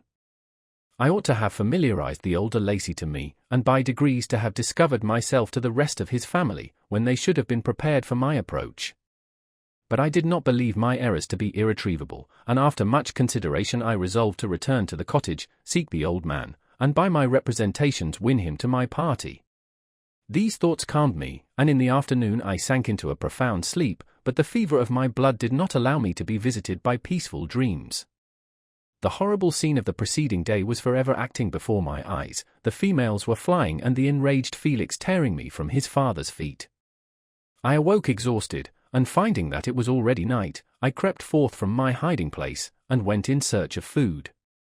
When my hunger was appeased, I directed my steps towards the well-known path that conducted to the cottage. All there was at peace. I crept into my hovel and remained in silent expectation of the accustomed hour when the family arose. That hour passed, the sun mounted high in the heavens, but the cottagers did not appear. I trembled violently, apprehending some dreadful misfortune. The inside of the cottage was dark, and I heard no motion. I cannot describe the agony of this suspense. Presently 2 countrymen passed by, but pausing near the cottage, they entered into conversation, using violent gesticulations, but I did not understand what they said, as they spoke the language of the country, which differed from that of my protectors. Soon after, however, Felix approached with another man. I was surprised, as I knew that he had not quitted the cottage that morning, and waited anxiously to discover from his discourse the meaning of these unusual appearances. "Do you consider," said his companion to him, "that you will be obliged to pay 3 months' rent and to lose the produce of your garden? I do not wish to take any unfair advantage, and I beg therefore that you will take some days to consider of your determination." "It is utterly useless," replied Felix, "we can never again inhabit your cottage. The life of my father is in the greatest danger, owing to the dreadful circumstance that I have related. My wife and my sister will never recover from their horror. I entreat you not to reason with me any more. Take possession of your tenement and let me fly from this place." Felix trembled violently as he said this. He and his companion entered the cottage, in which they remained for a few minutes, and then departed. I never saw any of the family of de Lacy more. I continued for the remainder of the day in my hovel in a state of utter and stupid despair. My protectors had departed and had broken the only link that held me to the world. For the first time the feelings of revenge and hatred filled my bosom, and I did not strive to control them, but allowing myself to be borne away by the stream, I bent my mind towards injury and death. When I thought of my friends, of the mild voice of de Lacy, the gentle eyes of Agatha, and the exquisite beauty of the Arabian, these thoughts vanished and a gush of tears somewhat soothed me. But again when I reflected that they had spurned and deserted me, anger returned, a rage of anger, and unable to injure anything human, I turned my fury towards inanimate objects. As night advanced, I placed a variety of combustibles around the cottage, and after having destroyed every vestige of cultivation in the garden, I waited with forced impatience until the moon had sunk to commence my operations. As the night advanced, a fierce wind arose from the woods and quickly dispersed the clouds that had loitered in the heavens. The blast tore along like a mighty avalanche and produced a kind of insanity in my spirits that burst all bounds of reason and reflection. I lighted the dry branch of a tree and danced with fury around the devoted cottage, my eye still fixed on the western horizon, the edge of which the moon nearly touched. A part of its orb was at length hid, and I waved my brand. It sank, and with a loud scream I fired the straw, and heath, and bushes, which I had collected. The wind fanned the fire, and the cottage was quickly enveloped by the flames, which clung to it and licked it with their forked and destroying tongues. As soon as I was convinced that no assistance could save any part of the habitation, I quitted the scene and sought for refuge in the woods. And now, with the world before me, whither should I bend my steps? I resolved to fly far from the scene of my misfortunes, but to me, hated and despised, every country must be equally horrible. At length the thought of you crossed my mind. I learned from your papers that you were my father, my creator, and to whom could I apply with more fitness than to him who had given me life? Among the lessons that Felix had bestowed upon Safie, geography had not been omitted. I had learned from these the relative situations of the different countries of the earth. You had mentioned Geneva as the name of your native town, and towards this place I resolved to proceed. But how was I to direct myself? I knew that I must travel in a southwesterly direction to reach my destination, but the sun was my only guide. I did not know the names of the towns that I was to pass through, nor could I ask information from a single human being, but I did not despair. From you only could I hope for succor, although towards you I felt no sentiment but that of hatred. Unfeeling, heartless creator! You had endowed me with perceptions and passions and then cast me abroad an object for the scorn and horror of mankind. But on you only had I any claim for pity and redress, and from you I determined to seek that justice which I vainly attempted to gain from any other being that wore the human form. My travels were long and the sufferings I endured intense. It was late in autumn when I quitted the district where I had so long resided. I travelled only at night, fearful of encountering the visage of a human being. Nature decayed around me, and the sun became heatless, rain and snow poured around me, mighty rivers were frozen, the surface of the earth was hard and chill, and bare, and I found no shelter. Oh, earth! How often did I imprecate curses on the cause of my being? The mildness of my nature had fled, and all within me was turned to gall and bitterness. The nearer I approached to your habitation, the more deeply did I feel the spirit of revenge enkindled in my heart. Snow fell, and the waters were hardened, but I rested not. A few incidents now and then directed me, and I possessed a map of the country, but I often wandered wide from my path. The agony of my feelings allowed me no respite, no incident occurred from which my rage and misery could not extract its food, but a circumstance that happened when I arrived on the confines of Switzerland, when the sun had recovered its warmth and the earth again began to look green, confirmed in an especial manner the bitterness and horror of my feelings. I generally rested during the day and travelled only when I was secured by night from the view of man. One morning, however, finding that my path lay through a deep wood, I ventured to continue my journey after the sun had risen. The day, which was one of the first of spring, cheered even me by the loveliness of its sunshine and the balminess of the air. I felt emotions of gentleness and pleasure, that had long appeared dead, revive within me. Half surprised by the novelty of these sensations, I allowed myself to be borne away by them, and forgetting my solitude and deformity, dared to be happy. Soft tears again bedewed my cheeks, and I even raised my humid eyes with thankfulness towards the blessed sun, which bestowed such joy upon me. I continued to wind among the paths of the wood, until I came to its boundary, which was skirted by a deep and rapid river, into which many of the trees bent their branches, now budding with the fresh spring. Here I paused, not exactly knowing what path to pursue, when I heard the sound of voices, that induced me to conceal myself under the shade of a cypress. I was scarcely hid when a young girl came running towards the spot where I was concealed, laughing, as if she ran from someone in sport. She continued her course along the precipitous sides of the river, when suddenly her foot slipped, and she fell into the rapid stream. I rushed from my hiding place and with extreme labor, from the force of the current, saved her and dragged her to shore. She was senseless, and I endeavored by every means in my power to restore animation, when I was suddenly interrupted by the approach of a rustic, who was probably the person from whom she had playfully fled. On seeing me, he darted towards me, and tearing the girl from my arms, hastened towards the deeper parts of the wood.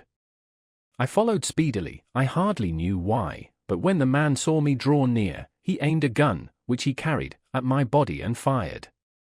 I sank to the ground, and my injurer, with increased swiftness, escaped into the wood.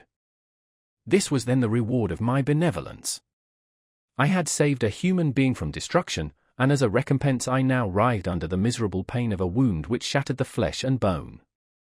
The feelings of kindness and gentleness which I had entertained but a few moments before gave place to hellish rage and gnashing of teeth.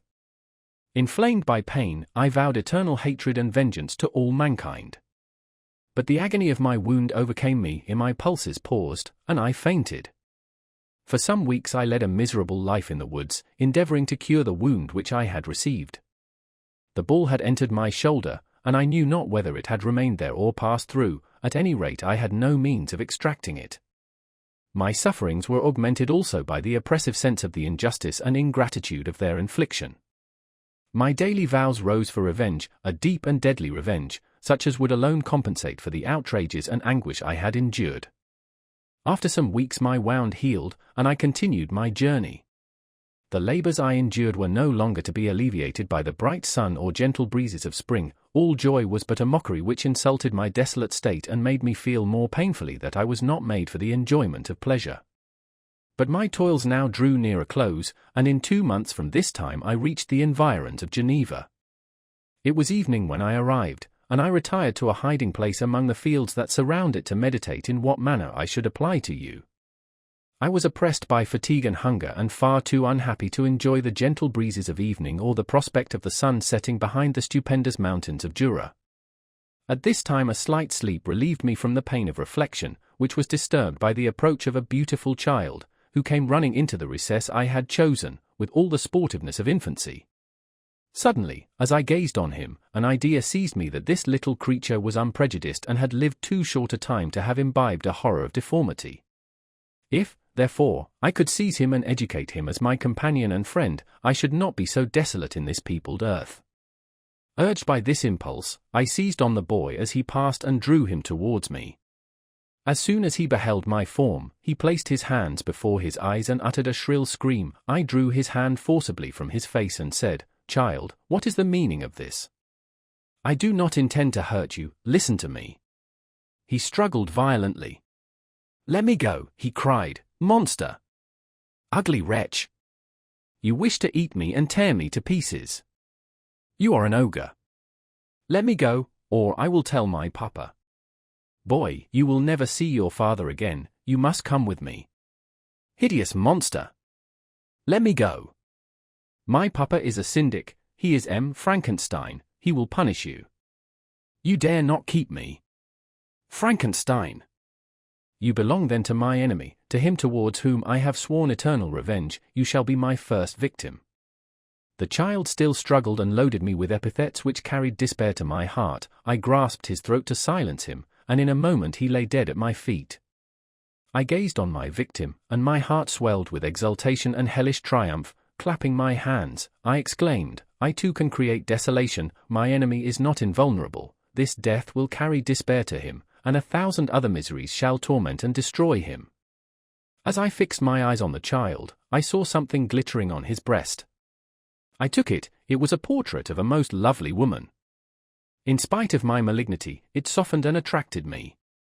For a few moments I gazed with delight on her dark eyes, fringed by deep lashes, and her lovely lips, but presently my rage returned. I remembered that I was forever deprived of the delights that such beautiful creatures could bestow, and that she whose resemblance I contemplated would, in regarding me, have changed that air of divine benignity to one expressive of disgust and affright. Can you wonder that such thoughts transported me with rage? I only wonder that at that moment, instead of venting my sensations in exclamations and agony, I did not rush among mankind and perish in the attempt to destroy them. While I was overcome by these feelings, I left the spot where I had committed the murder, and seeking a more secluded hiding place, I entered a barn which had appeared to me to be empty. A woman was sleeping on some straw. She was young, not indeed so beautiful as her whose portrait I held, but of an agreeable aspect and blooming in the loveliness of youth and health. Here, I thought, is one of those whose joy-imparting smiles are bestowed on all but me. And then I bent over her and whispered, Awake, fairest, thy lover is near, he who would give his life but to obtain one look of affection from thine eyes, my beloved, awake. The sleeper stirred, a thrill of terror ran through me. Should she indeed awake, and see me, and curse me, and denounce the murderer? Thus would she assuredly act if her darkened eyes opened and she beheld me. The thought was madness. It stirred the fiend within me. How not I, but she, shall suffer the murder I have committed, because I am forever robbed of all that she could give me. She shall atone. The crime had its source in her, be hers the punishment. Thanks to the lessons of Felix and the sanguinary laws of man, I had learned now to work mischief. I bent over her and placed the portrait securely in one of the folds of her dress. She moved again, and I fled. For some days I haunted the spot where these scenes had taken place, sometimes wishing to see you, sometimes resolved to quit the world and its miseries forever. At length I wandered towards these mountains, and have ranged through their immense recesses, consumed by a burning passion which you alone can gratify. We may not part until you have promised to comply with my requisition. I am alone and miserable. Man will not associate with me, but one as deformed and horrible as myself would not deny herself to me. My companion must be of the same species and have the same defects. This being you must create. Chapter 17. The being finished speaking and fixed his looks upon me in the expectation of a reply. But I was bewildered, perplexed, and unable to arrange my ideas sufficiently to understand the full extent of his proposition. He continued, You must create a female for me with whom I can live in the interchange of those sympathies necessary for my being. This you alone can do, and I demand it of you as a right which you must not refuse to concede. The latter part of his tale had kindled anew in me the anger that had died away while he narrated his peaceful life among the cottagers, and as he said this I could no longer suppress the rage that burned within me. I do refuse it, I replied, and no torture shall ever extort a consent from me. You may render me the most miserable of men, but you shall never make me base in my own eyes. Shall I create another like yourself, whose joint wickedness might desolate the world? Begone! I have answered you, you may torture me, but I will never consent. You are in the wrong, replied the fiend, and instead of threatening, I am content to reason with you. I am malicious because I am miserable. Am I not shunned and hated by all mankind? You, my creator, would tear me to pieces and triumph, remember that, and tell me why I should pity man more than he pities me. You would not call it murder if you could precipitate me into one of those ice rifts and destroy my frame, the work of your own hands. Shall I respect man when he condemns me? Let him live with me in the interchange of kindness, and instead of injury I would bestow every benefit upon him with tears of gratitude at his acceptance. But that cannot be. The human senses are insurmountable barriers to our union. Yet mine shall not be the submission of abject slavery. I will revenge my injuries. If I cannot inspire love, I will cause fear, and chiefly towards you, my archenemy, because my Creator, do I swear inextinguishable hatred. Have a care, I will work at your destruction, nor finish until I desolate your heart, so that you shall curse the hour of your birth. A fiendish rage animated him as he said this. His face was wrinkled into contortions too horrible for human eyes to behold, but presently he calmed himself and proceeded. I intended to reason. This passion is detrimental to me, for you do not reflect that you are the cause of its excess. If any being felt emotions of benevolence towards me, I should return them 100 and 100-fold. For that one creature's sake I would make peace with the whole kind. But I now indulge in dreams of bliss that cannot be realized. What I ask of you is reasonable and moderate. I demand a creature of another sex, but as hideous as myself. The gratification is small, but it is all that I can receive, and it shall content me. It is true, we shall be monsters, cut off from all the world, but on that account we shall be more attached to one another. Our lives will not be happy, but they will be harmless and free from the misery I now feel. Oh, my Creator, make me happy. Let me feel gratitude towards you for one benefit. Let me see that I excite the sympathy of some existing thing. Do not deny me my request. I was moved. I shuddered when I thought of the possible consequences of my consent, but I felt that there was some justice in his argument. His tale and the feelings he now expressed proved him to be a creature of fine sensations, and did I not as his maker owe him all the portion of happiness that it was in my power to bestow? He saw my change of feeling and continued. If you consent, neither you nor any other human being shall ever see us again. I will go to the vast wilds of South America. My food is not that of man. I do not destroy the lamb and the kid to glut my appetite. Acorns and berries afford me sufficient nourishment. My companion will be of the same nature as myself and will be content with the same fare. We shall make our bed of dried leaves. The sun will shine on us as on man and will ripen our food. The picture I present to you is peaceful and human, and you must feel that you could deny it only in the wantonness of power and cruelty. Pitiless as you have been towards me, I now see compassion in your eyes. Let me seize the favorable moment and persuade you to promise what I so ardently desire. You propose, replied I, to fly from the habitations of man, to dwell in those wilds where the beasts of the field will be your only companions. How can you, who long for the love and sympathy of man, persevere in this exile? You will return and again seek their kindness, and you will meet with their detestation. Your evil passions will be renewed, and you will then have a companion to aid you in the task of destruction. This may not be. Cease to argue the point, for I cannot consent. How inconstant are your feelings! But a moment ago you were moved by my representations, and why do you again harden yourself to my complaints? I swear to you, by the earth which I inhabit, and by you that made me, that with the companion you bestow, I will quit the neighborhood of man and dwell, as it may chance, in the most savage of places. My evil passions will have fled, for I shall meet with sympathy. My life will flow quietly away, and in my dying moments I shall not curse my Maker. His words had a strange effect upon me. I compassionated him and sometimes felt a wish to console him, but when I looked upon him, when I saw the filthy mass that moved and talked, my heart sickened and my feelings were altered to those of horror and hatred. I tried to stifle these sensations. I thought that as I could not sympathize with him, I had no right to withhold from him the small portion of happiness which was yet in my power to bestow. You swear, I said, to be harmless, but have you not already shown a degree of malice that should reasonably make me distrust you? May not even this be a feint that will increase your triumph by affording a wider scope for your revenge? How is this? I must not be trifled with, and I demand an answer. If I have no ties and no affections, hatred and vice must be my portion. The love of another will destroy the cause of my crimes, and I shall become a thing of whose existence everyone will be ignorant. My vices are the children of a forced solitude that I abhor, and my virtues will necessarily arise when I live in communion with an equal. I shall feel the affections of a sensitive being and become linked to the chain of existence and events from which I am now excluded. I paused some time to reflect on all he had related and the various arguments which he had employed.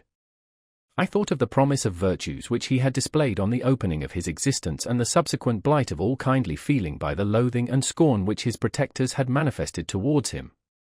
His power and threats were not omitted in my calculations. A creature who could exist in the ice caves of the glacier and hide himself from pursuit among the ridges of inaccessible precipices was a being possessing faculties it would be vain to cope with. After a long pause of reflection, I concluded that the justice due both to him and my fellow creatures demanded of me that I should comply with his request.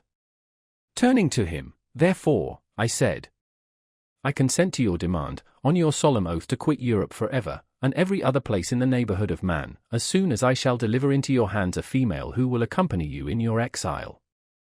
I swear, he cried, by the sun, and by the blue sky of heaven, and by the fire of love that burns my heart, that if you grant my prayer, while they exist you shall never behold me again. Depart to your home and commence your labors. I shall watch their progress with unutterable anxiety, and fear not but that when you are ready I shall appear. Saying this, he suddenly quitted me, fearful, perhaps, of any change in my sentiments. I saw him descend the mountain with greater speed than the flight of an eagle, and quickly lost among the undulations of the sea of ice. His tail had occupied the whole day, and the sun was upon the verge of the horizon when he departed.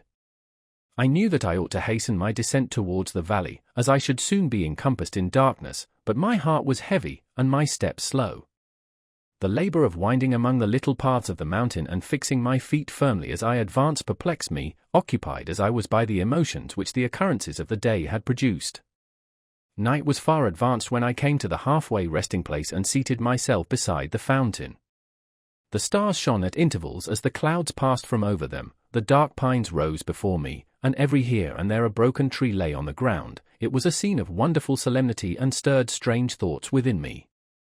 I wept bitterly, and clasping my hands in agony, I exclaimed, "Oh! Stars and clouds and winds, ye are all about to mock me. If ye really pity me, crush sensation and memory, let me become as naught, but if not, depart, depart, and leave me in darkness." These were wild and miserable thoughts, but I cannot describe to you how the eternal twinkling of the stars weighed upon me and how I listened to every blast of wind as if it were a dull ugly siroc on its way to consume me. Morning dawned before I arrived at the village of Chamonix. I took no rest, but returned immediately to Geneva. Even in my own heart I could give no expression to my sensations. They weighed on me with a mountain's weight, and their excess destroyed my agony beneath them. Thus I returned home, and entering the house, presented myself to the family. My haggard and wild appearance awoke intense alarm, but I answered no question, scarcely did I speak. I felt as if I were placed under a ban, as if I had no right to claim their sympathies, as if never more might I enjoy companionship with them. Yet even thus I loved them to adoration, and to save them, I resolved to dedicate myself to my most abhorred task. The prospect of such an occupation made every other circumstance of existence pass before me like a dream, and that thought only had to me the reality of life. Chapter 18. Day after day, week after week, passed away on my return to Geneva, and I could not collect the courage to recommence my work. I feared the vengeance of the disappointed fiend, yet I was unable to overcome my repugnance to the task which was enjoined me. I found that I could not compose a female without again devoting several months to profound study and laborious disquisition. I had heard of some discoveries having been made by an English philosopher, the knowledge of which was material to my success, and I sometimes thought of obtaining my father's consent to visit England for this purpose, but I clung to every pretense of delay and shrank from taking the first step in an undertaking whose immediate necessity began to appear less absolute to me. A change indeed had taken place in me, and my health, which had hitherto declined, was now much restored, and my spirits, when unchecked by the memory of my unhappy promise, rose proportionably. My father saw this change with pleasure, and he turned his thoughts towards the best method of eradicating the remains of my melancholy, which every now and then would return by fits, and with a devouring blackness overcast the approaching sunshine. At these moments I took refuge in the most perfect solitude. I passed whole days on the lake alone in a little boat, watching the clouds and listening to the rippling of the waves, silent and listless. But the fresh air and bright sun seldom failed to restore me to some degree of composure, and on my return I met the salutations of my friends with a readier smile and a more cheerful heart. It was after my return from one of these rambles that my father, calling me aside, thus addressed me. I am happy to remark, my dear son, that you have resumed your former pleasures and seem to be returning to yourself. And yet you are still unhappy and still avoid our society. For some time I was lost in conjecture as to the cause of this, but yesterday an idea struck me, and if it is well founded, I conjure you to avow it. Reserve on such a point would be not only useless, but draw down treble misery on us all. I trembled violently at his exordium, and my father continued. I confess, my son, that I have always looked forward to your marriage with our dear Elizabeth as the tie of our domestic comfort and the stay of my declining years. You were attached to each other from your earliest infancy, you studied together, and appeared, in dispositions and tastes, entirely suited to one another.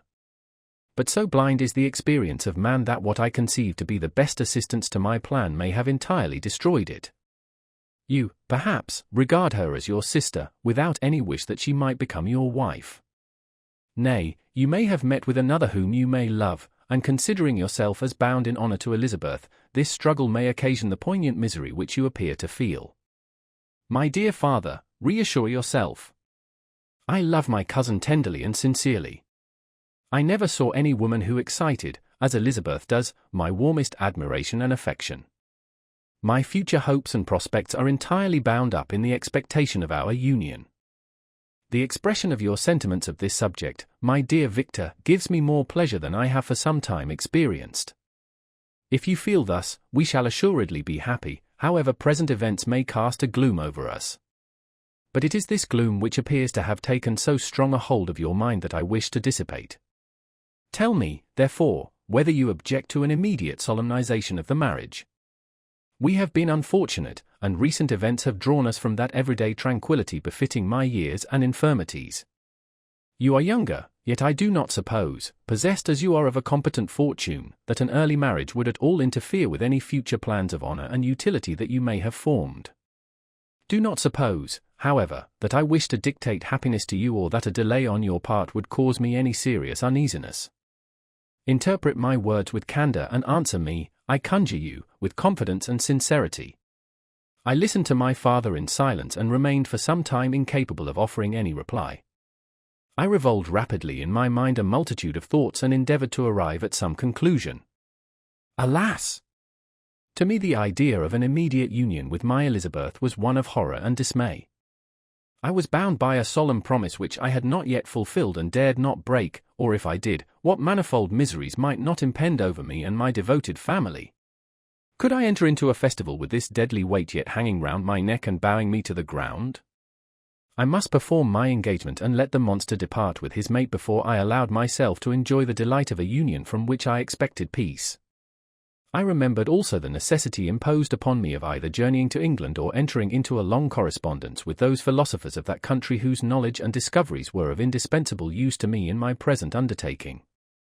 The latter method of obtaining the desired intelligence was dilatory and unsatisfactory. Besides, I had an insurmountable aversion to the idea of engaging myself in my loathsome task in my father's house while in habits of familiar intercourse with those I loved. I knew that 1,000 fearful accidents might occur, the slightest of which would disclose a tale to thrill all connected with me with horror. I was aware also that I should often lose all self-command, all capacity of hiding the harrowing sensations that would possess me during the progress of my unearthly occupation. I must absent myself from all I loved while thus employed. Once commenced, it would quickly be achieved, and I might be restored to my family in peace and happiness. My promise fulfilled, the monster would depart forever. Or, so my fond fancy imaged, some accident might meanwhile occur to destroy him and put an end to my slavery forever. These feelings dictated my answer to my father. I expressed a wish to visit England, but concealing the true reasons of this request, I clothed my desires under a guise which excited no suspicion, while I urged my desire with an earnestness that easily induced my father to comply. After so long a period of an absorbing melancholy that resembled madness in its intensity and effects, he was glad to find that I was capable of taking pleasure in the idea of such a journey, and he hoped that change of scene and varied amusement would, before my return, have restored me entirely to myself.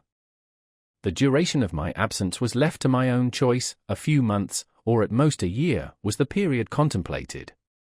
One paternal kind precaution he had taken to ensure my having a companion. Without previously communicating with me, he had, in concert with Elizabeth, arranged that Clerval should join me at Strasbourg. This interfered with the solitude I coveted for the prosecution of my task, yet at the commencement of my journey the presence of my friend could in no way be an impediment, and truly I rejoiced that thus I should be saved many hours of lonely, maddening reflection.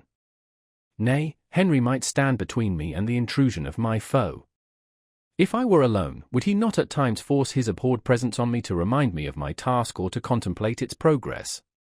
To England, therefore, I was bound, and it was understood that my union with Elizabeth should take place immediately on my return.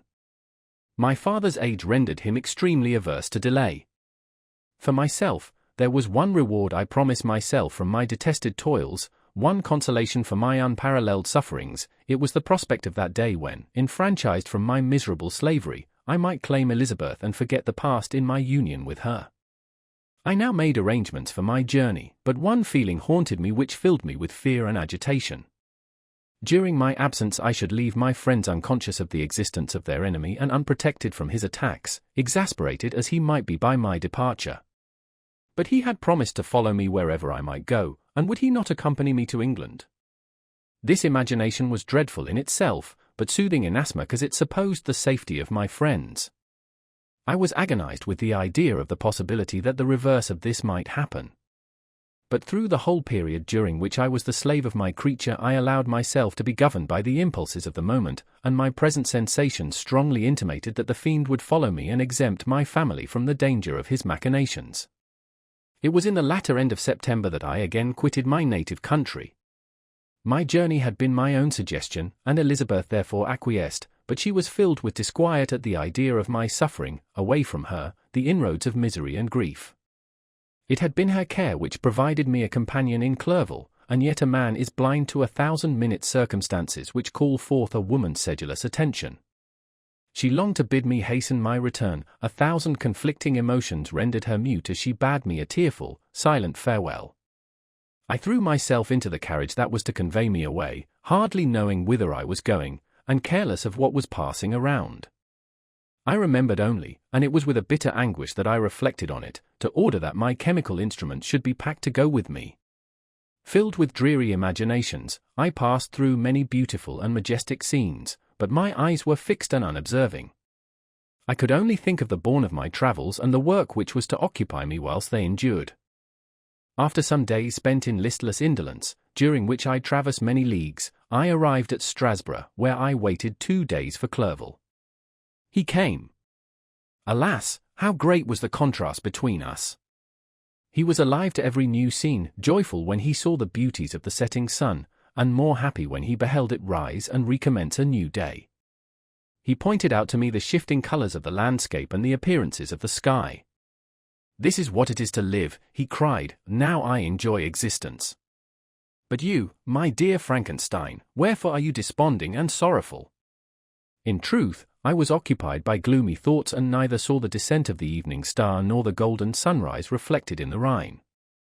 And you, my friend, would be far more amused with the journal of Clerval, who observed the scenery with an eye of feeling and delight, than in listening to my reflections. I, a miserable wretch, haunted by a curse that shut up every avenue to enjoyment. We had agreed to descend the Rhine in a boat from Strasbourg to Rotterdam, whence we might take shipping for London. During this voyage we passed many willowy islands and saw several beautiful towns. We stayed a day at Mannheim, and on the 5th from our departure from Strasbourg, arrived at Mainz. The course of the Rhine below Mainz becomes much more picturesque.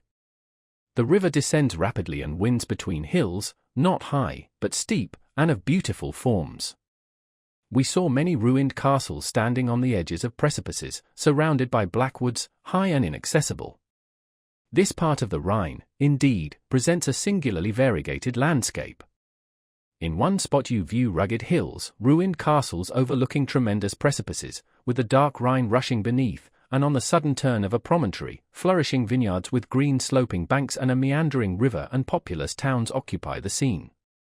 We travelled at the time of the vintage and heard the song of the labourers as we glided down the stream.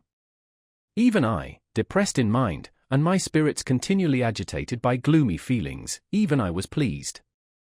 I lay at the bottom of the boat, and as I gazed on the cloudless blue sky, I seemed to drink in a tranquility to which I had long been a stranger.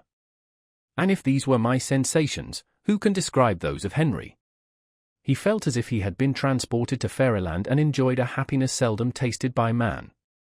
"I have seen," he said, "the most beautiful scenes of my own country. I have visited the lakes of Lucerne and Uy, where the snowy mountains descend almost perpendicularly to the water, casting black and impenetrable shades, which would cause a gloomy and mournful appearance were it not for the most verdant islands that relieve the eye by their gay appearance. I have seen this lake agitated by a tempest, when the wind tore up whirlwinds of water and gave you an idea of what the waterspout must be on the great ocean, and the waves dash with fury the base of the mountain, where the priest and his mistress were overwhelmed by an avalanche and where their dying voices are still said to be heard amid the pauses of the nightly wind. I have seen the mountains of La Valard, and the Pays de Vaud, but this country, Victor, pleases me more than all those wonders.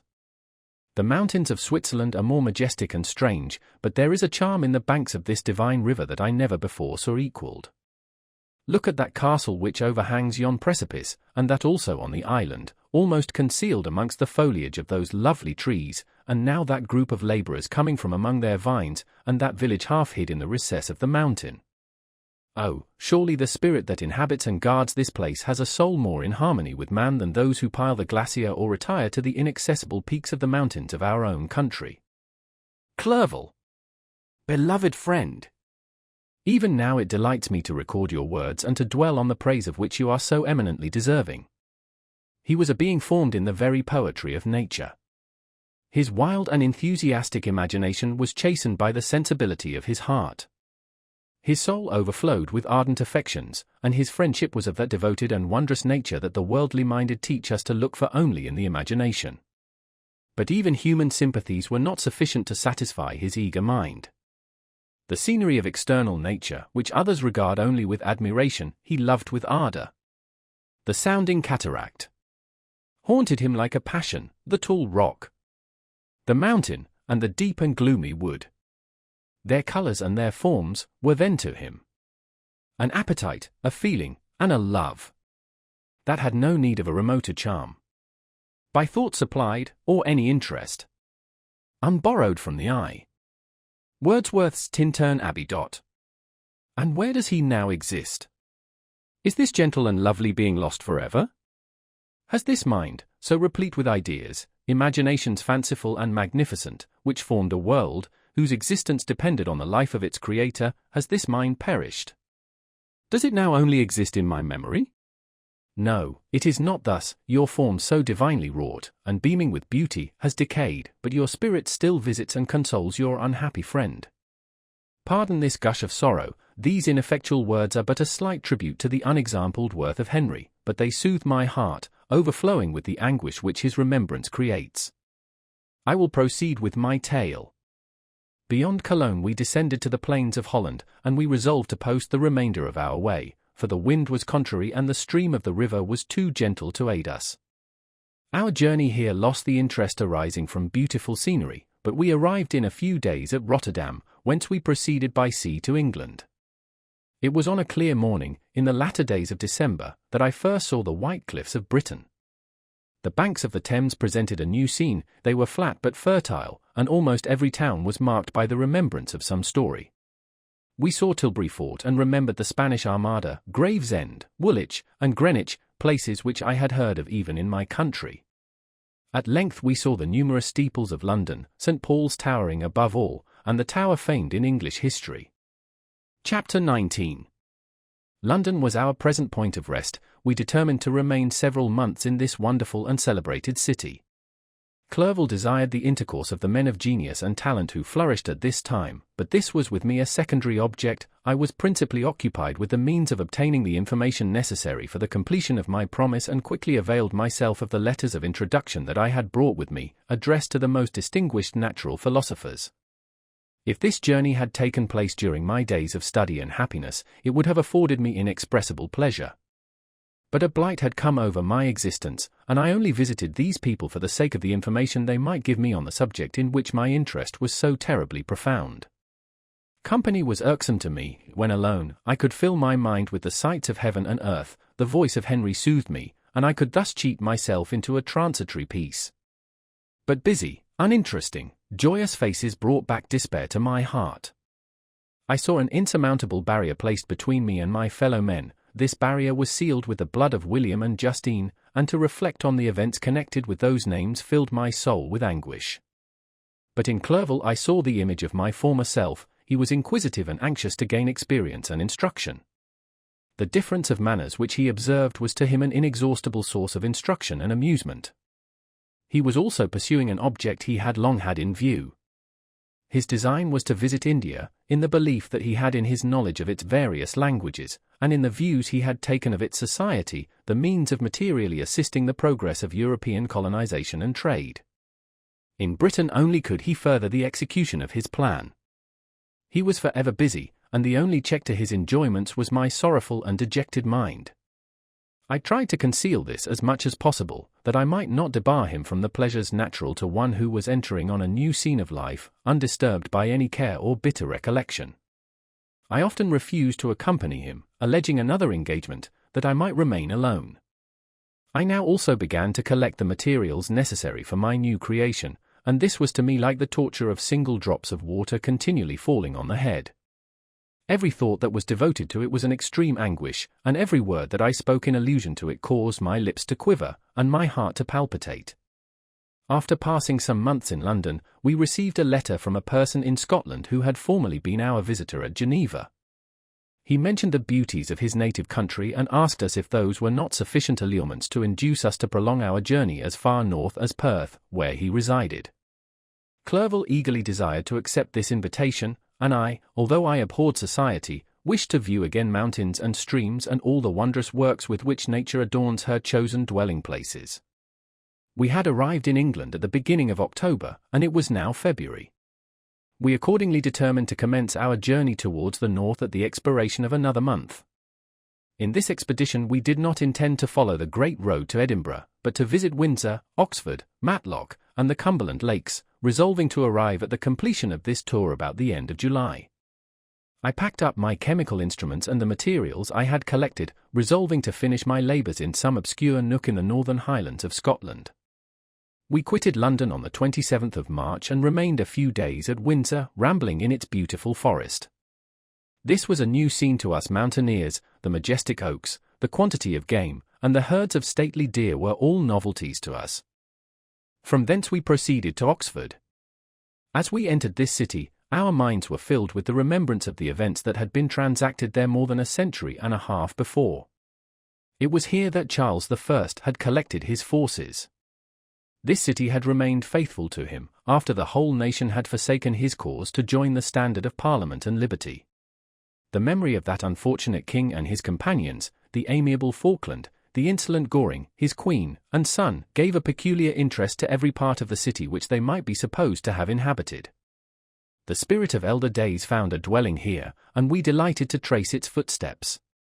If these feelings had not found an imaginary gratification, the appearance of the city had yet in itself sufficient beauty to obtain our admiration. The colleges are ancient and picturesque, the streets are almost magnificent, and the lovely Isis, which flows beside it through meadows of exquisite verdure, is spread forth into a placid expanse of waters, which reflects its majestic assemblage of towers, and spires, and domes, embosomed among aged trees. I enjoyed this scene, and yet my enjoyment was embittered both by the memory of the past and the anticipation of the future. I was formed for peaceful happiness. During my youthful days discontent never visited my mind, and if I was ever overcome by ennui, the sight of what is beautiful in nature or the study of what is excellent and sublime in the productions of man could always interest my heart and communicate elasticity to my spirits. But I am a blasted tree, the bolt has entered my soul, and I felt then that I should survive to exhibit what I shall soon cease to be, our miserable spectacle of wrecked humanity, pitiable to others and intolerable to myself. We passed a considerable period at Oxford, rambling among its environs and endeavouring to identify every spot which might relate to the most animating epoch of English history. Our little voyages of discovery were often prolonged by the successive objects that presented themselves. We visited the tomb of the illustrious Hampden and the field on which that patriot fell. For a moment my soul was elevated from its debasing and miserable fears to contemplate the divine ideas of liberty and self-sacrifice of which these sights were the monuments and the remembrances. For an instant I dared to shake off my chains and look around me with a free and lofty spirit, but the iron had eaten into my flesh, and I sank again, trembling and hopeless, into my miserable self. We left Oxford with regret and proceeded to Matlock, which was our next place of rest.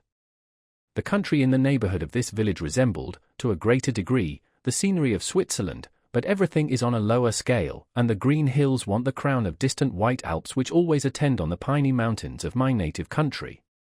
We visited the wondrous cave and the little cabinets of natural history, where the curiosities are disposed in the same manner as in the collections at Servox and Chamonix.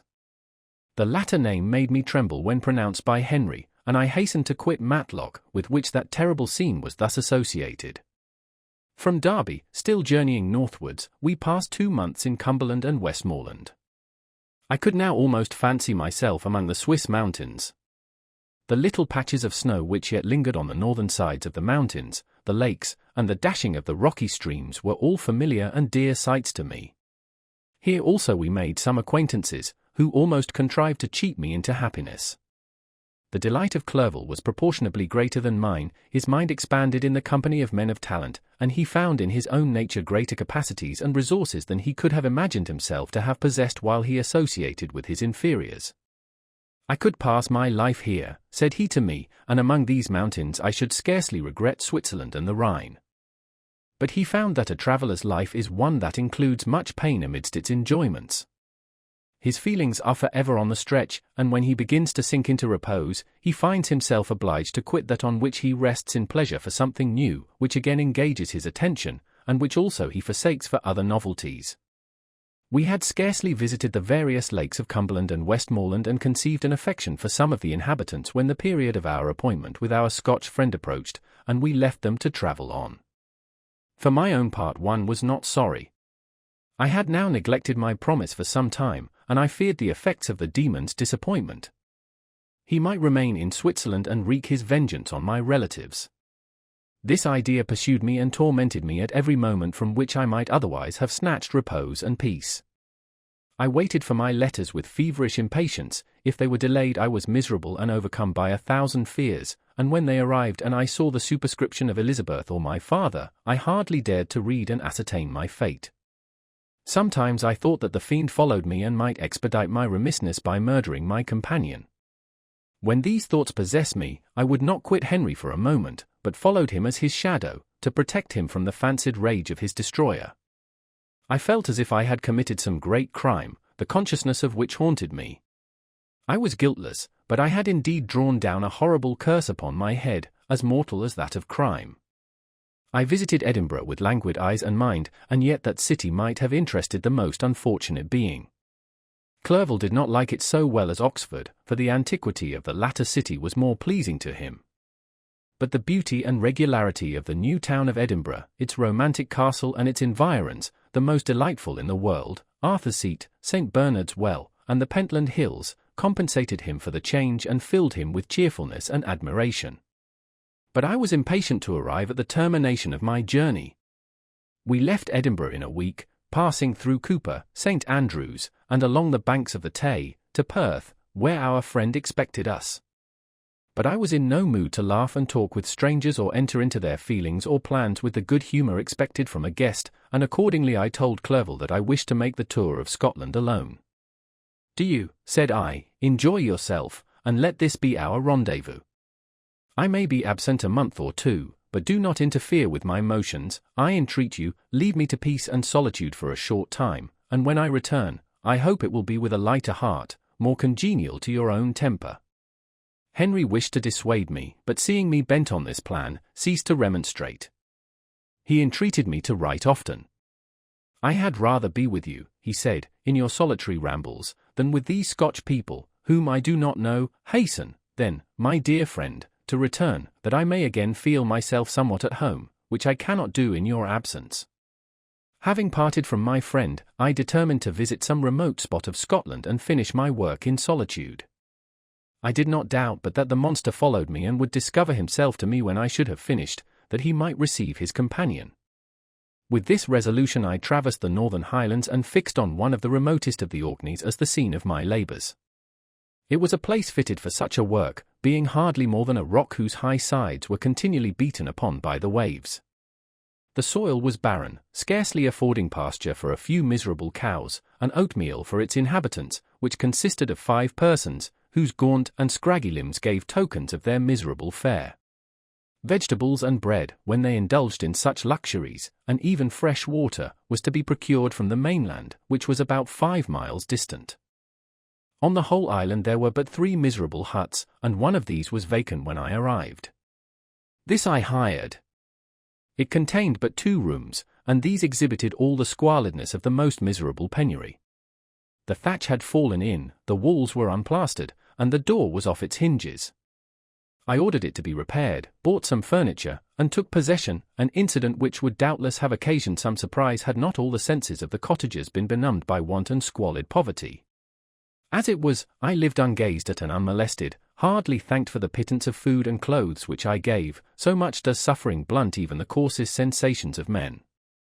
In this retreat I devoted the morning to labour, but in the evening, when the weather permitted, I walked on the stony beach of the sea to listen to the waves as they roared and dashed at my feet. It was a monotonous yet ever-changing scene.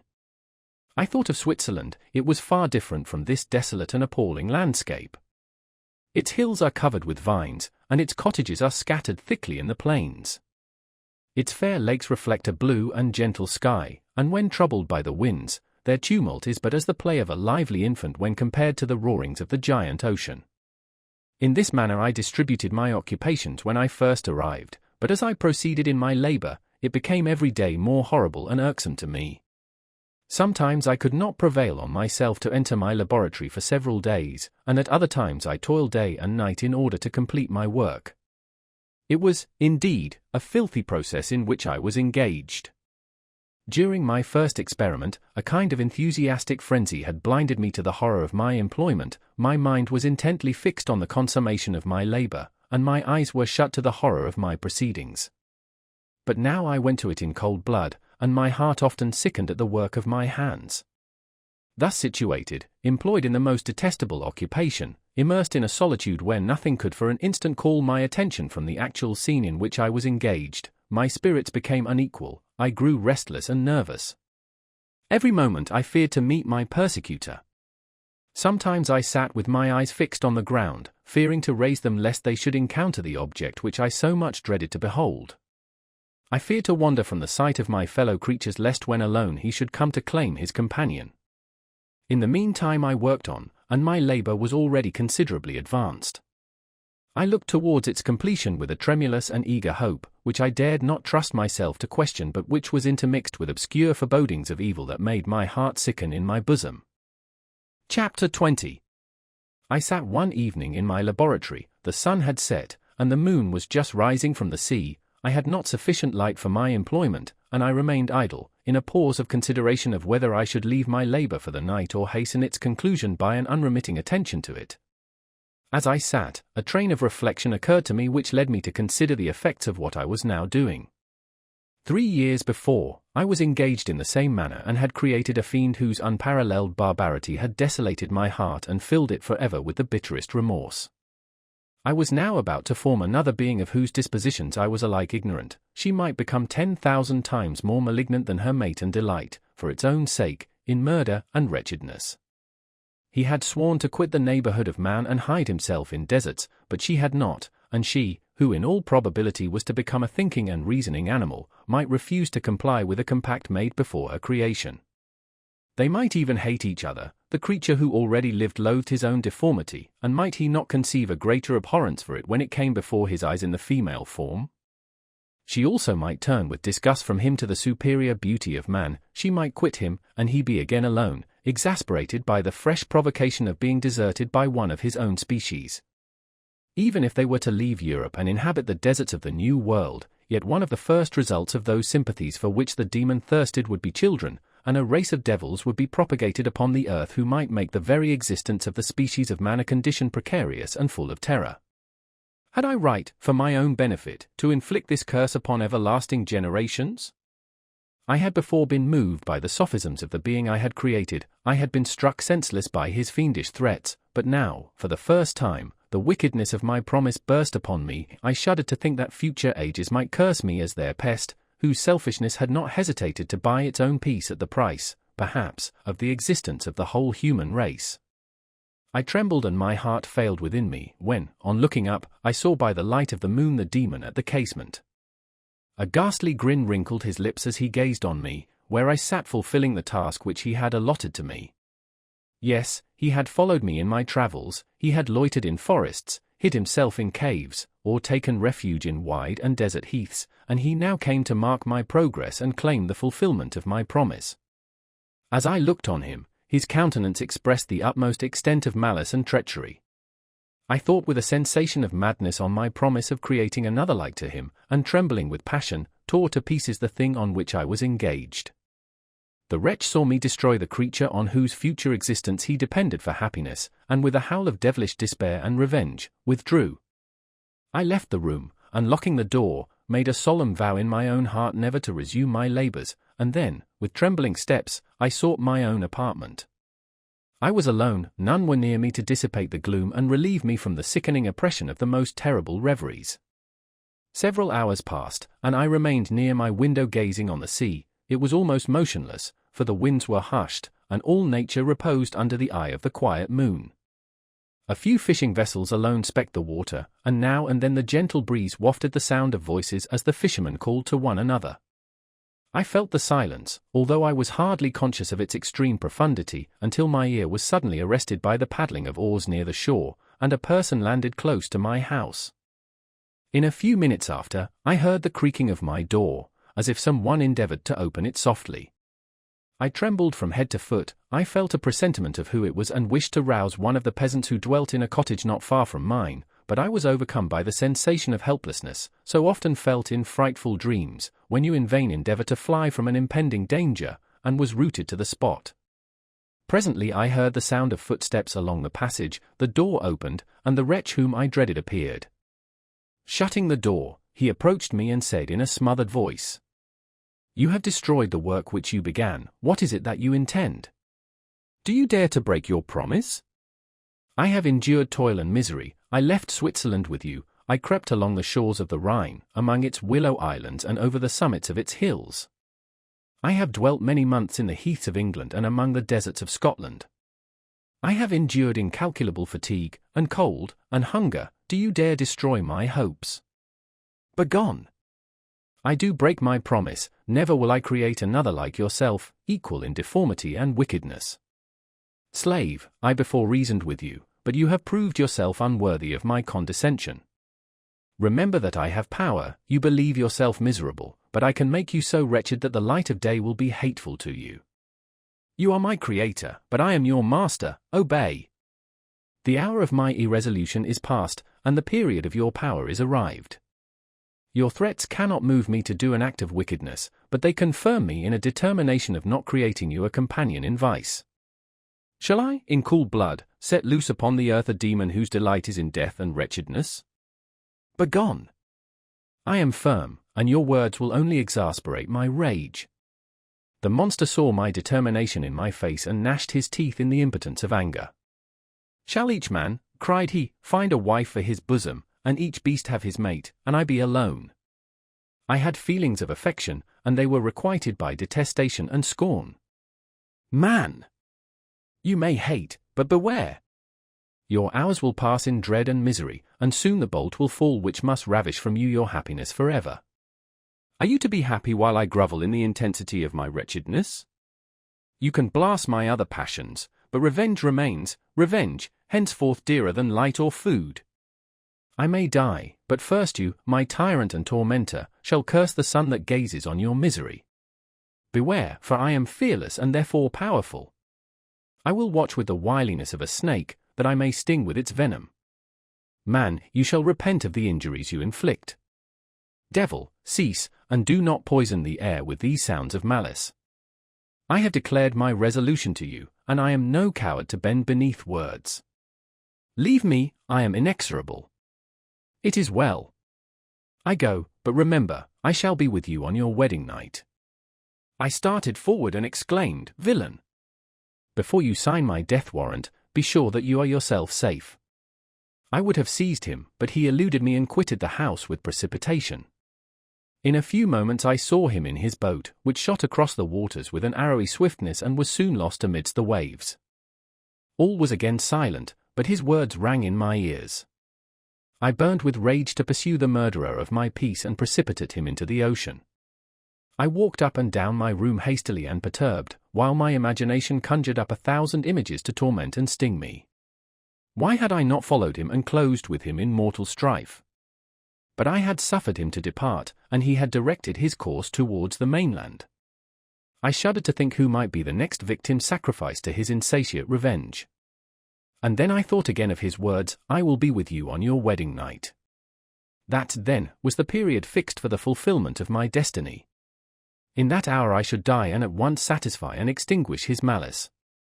The prospect did not move me to fear, yet when I thought of my beloved Elizabeth, of her tears and endless sorrow, when she should find her lover so barbarously snatched from her, tears, the first I had shed for many months, streamed from my eyes, and I resolved not to fall before my enemy without a bitter struggle. The night passed away, and the sun rose from the ocean. My feelings became calmer, if it may be called calmness when the violence of rage sinks into the depths of despair. I left the house, the horrid scene of the last night's contention, and walked on the beach of the sea, which I almost regarded as an insuperable barrier between me and my fellow creatures. Nay, a wish that such should prove the fact stole across me. I desired that I might pass my life on that barren rock, wearily, it is true, but uninterrupted by any sudden shock of misery. If I returned, it was to be sacrificed or to see those whom I most loved die under the grasp of a demon whom I had myself created. I walked about the isle like a restless spectre, separated from all it loved and miserable in the separation. When it became noon, and the sun rose higher, I lay down on the grass and was overpowered by a deep sleep. I had been awake the whole of the preceding night, my nerves were agitated, and my eyes inflamed by watching and misery. The sleep into which I now sank refreshed me, and when I awoke, I again felt as if I belonged to a race of human beings like myself, and I began to reflect upon what had passed with greater composure, yet still the words of the fiend rang in my ears like a death knell. They appeared like a dream, yet distinct and oppressive as a reality. The sun had far descended, and I still sat on the shore, satisfying my appetite, which had become ravenous, with an oaten cake, when I saw a fishing boat land close to me, and one of the men brought me a packet. It contained letters from Geneva, and one from Clerval entreating me to join him. He said that he was wearing away his time fruitlessly where he was, that letters from the friends he had formed in London desired his return to complete the negotiation they had entered into for his Indian enterprise. He could not any longer delay his departure, but as his journey to London might be followed, even sooner than he now conjectured, by his longer voyage, he entreated me to bestow as much of my society on him as I could spare. He besought me, therefore, to leave my solitary isle and to meet him at Perth, that we might proceed southwards together. This letter in a degree recalled me to life, and I determined to quit my island at the expiration of 2 days. Yet, before I departed, there was a task to perform, on which I shuddered to reflect. I must pack up my chemical instruments, and for that purpose I must enter the room which had been the scene of my odious work, and I must handle those utensils the sight of which was sickening to me. The next morning, at daybreak, I summoned sufficient courage and unlocked the door of my laboratory. The remains of the half-finished creature, whom I had destroyed, lay scattered on the floor, and I almost felt as if I had mangled the living flesh of a human being. I paused to collect myself and then entered the chamber. With trembling hand I conveyed the instruments out of the room, but I reflected that I ought not to leave the relics of my work to excite the horror and suspicion of the peasants, and I accordingly put them into a basket, with a great quantity of stones, and laying them up, determined to throw them into the sea that very night, and in the meantime I sat upon the beach, employed in cleaning and arranging my chemical apparatus. Nothing could be more complete than the alteration that had taken place in my feelings since the night of the appearance of the demon. I had before regarded my promise with a gloomy despair as a thing that, with whatever consequences, must be fulfilled, but I now felt as if a film had been taken from before my eyes and that I for the first time saw clearly. The idea of renewing my labors did not for one instant occur to me. The threat I had heard weighed on my thoughts, but I did not reflect that a voluntary act of mine could avert it. I had resolved in my own mind that to create another like the fiend I had first made would be an act of the basest and most atrocious selfishness, and I banished from my mind every thought that could lead to a different conclusion. Between 2 and 3 in the morning the moon rose, and I then, putting my basket aboard a little skiff, sailed out about 4 miles from the shore.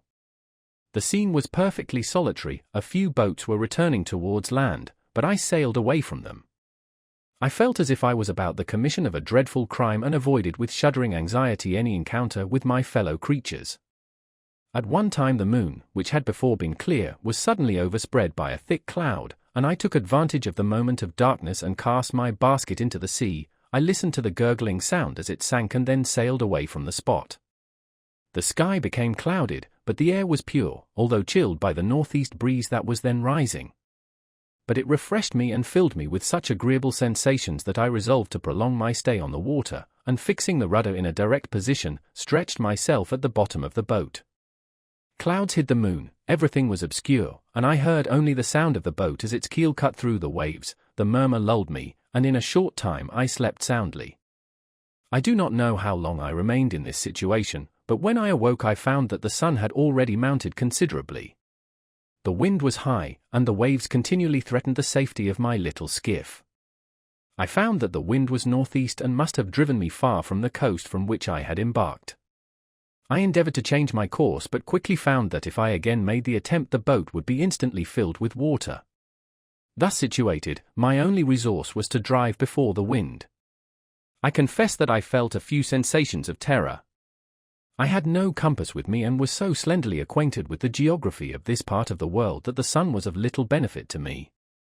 I might be driven into the wide Atlantic and feel all the tortures of starvation or be swallowed up in the immeasurable waters that roared and buffeted around me.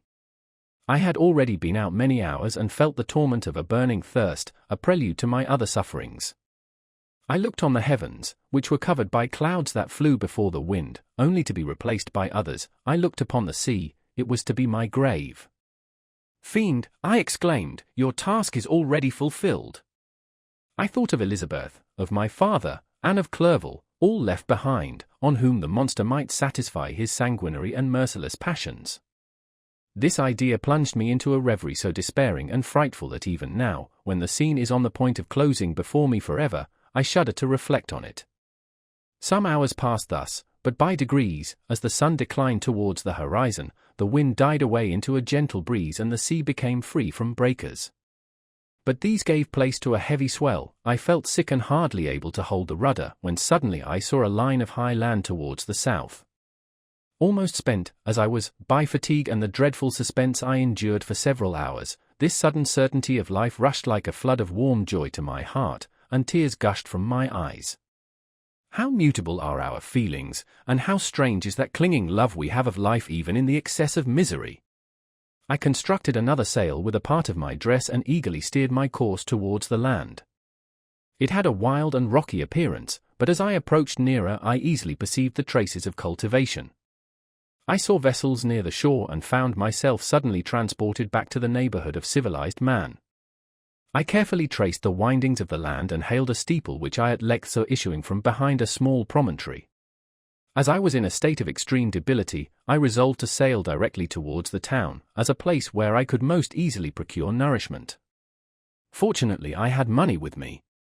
As I turned the promontory I perceived a small neat town and a good harbor, which I entered, my heart bounding with joy at my unexpected escape. As I was occupied in fixing the boat and arranging the sails, several people crowded towards the spot. They seemed much surprised at my appearance, but instead of offering me any assistance, whispered together with gestures that at any other time might have produced in me a slight sensation of alarm. As it was, I merely remarked that they spoke English, and I therefore addressed them in that language. "My good friends," said I, "will you be so kind as to tell me the name of this town and inform me where I am?" "You will know that soon enough," replied a man with a hoarse voice. "Maybe you are come to a place that will not prove much to your taste, but you will not be consulted as to your quarters, I promise you." I was exceedingly surprised on receiving so rude an answer from a stranger, and I was also disconcerted on perceiving the frowning and angry countenances of his companions. "Why do you answer me so roughly?" I replied. "Surely it is not the custom of Englishmen to receive strangers so inhospitably." "I do not know," said the man, "what the custom of the English may be, but it is the custom of the Irish to hate villains." While this strange dialogue continued, I perceived the crowd rapidly increase. Their faces expressed a mixture of curiosity and anger, which annoyed and in some degree alarmed me. I inquired the way to the inn, but no one replied. I then moved forward, and a murmuring sound arose from the crowd as they followed and surrounded me, when an ill-looking man approaching tapped me on the shoulder and said, "Come, sir, you must follow me to Mr. Kerwin's to give an account of yourself." "Who is Mr. Kerwin? Why am I to give an account of myself? Is not this a free country?" Sir, free enough for honest folks. Mr. Kerwin is a magistrate, and you are to give an account of the death of a gentleman who was found murdered here last night." This answer startled me, but I presently recovered myself. I was innocent, that could easily be proved. Accordingly I followed my conductor in silence and was led to one of the best houses in the town. I was ready to sink from fatigue and hunger, but being surrounded by a crowd, I thought it politic to rouse all my strength, that no physical debility might be construed into apprehension or conscious guilt. Little did I then expect the calamity that was in a few moments to overwhelm me and extinguish in horror and despair all fear of ignominy or death. I must pause here, for it requires all my fortitude to recall the memory of the frightful events which I am about to relate, in proper detail, to my recollection. Chapter 21. I was soon introduced into the presence of the magistrate, an old benevolent man with calm and mild manners. He looked upon me, however, with some degree of severity, and then, turning towards my conductors, he asked who appeared as witnesses on this occasion. About half a dozen men came forward, and, one being selected by the magistrate, he deposed that he had been out fishing the night before with his son and brother-in-law, Daniel Nugent, when, about 10 o'clock, they observed a strong northerly blast rising, and they accordingly put in for port. It was a very dark night, as the moon had not yet risen. They did not land at the harbour, but, as they had been accustomed, at a creek about 2 miles below. He walked on first, carrying a part of the fishing tackle, and his companions followed him at some distance. As he was proceeding along the sands, he struck his foot against something and fell at his length on the ground. His companions came up to assist him, and by the light of their lantern they found that he had fallen on the body of a man, who was to all appearance dead. Their first supposition was that it was the corpse of some person who had been drowned and was thrown on shore by the waves, but on examination they found that the clothes were not wet and even that the body was not then cold. They instantly carried it to the cottage of an old woman near the spot and endeavored, but in vain, to restore it to life. It appeared to be a handsome young man, about 25 years of age. He had apparently been strangled, for there was no sign of any violence except the black mark of fingers on his neck. The first part of this deposition did not in the least interest me, but when the mark of the fingers was mentioned I remembered the murder of my brother and felt myself extremely agitated, my limbs trembled, and a mist came over my eyes, which obliged me to lean on a chair for support. The magistrate observed me with a keen eye and of course drew an unfavourable augury from my manner. The son confirmed his father's account, but when Daniel Nugent was called he swore positively that just before the fall of his companion, he saw a boat, with a single man in it, at a short distance from the shore, and as far as he could judge by the light of a few stars, it was the same boat in which I had just landed. A woman deposed that she lived near the beach and was standing at the door of her cottage, waiting for the return of the fisherman, about an hour before she heard of the discovery of the body, when she saw a boat with only one man in it push off from that part of the shore where the corpse was afterwards found. Another woman confirmed the account of the fisherman having brought the body into her house. It was not cold. They put it into a bed and rubbed it, and Daniel went to the town for an apothecary, but life was quite gone.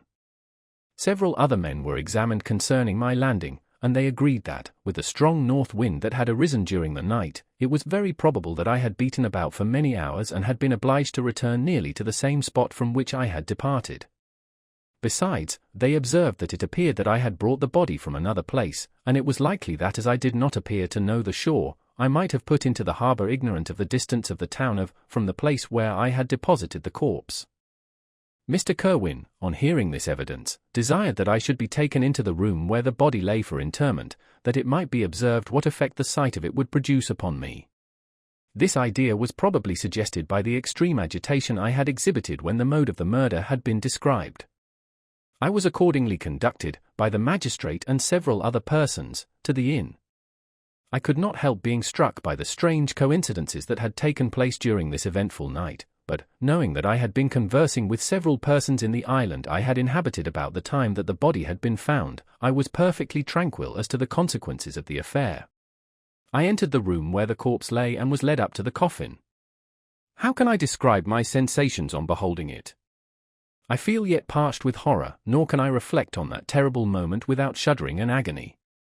The examination, the presence of the magistrate and witnesses, passed like a dream from my memory when I saw the lifeless form of Henry Clerval stretched before me.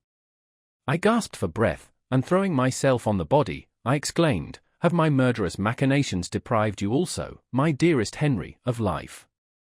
2 I have already destroyed, other victims await their destiny, but you, Clerval, my friend, my benefactor."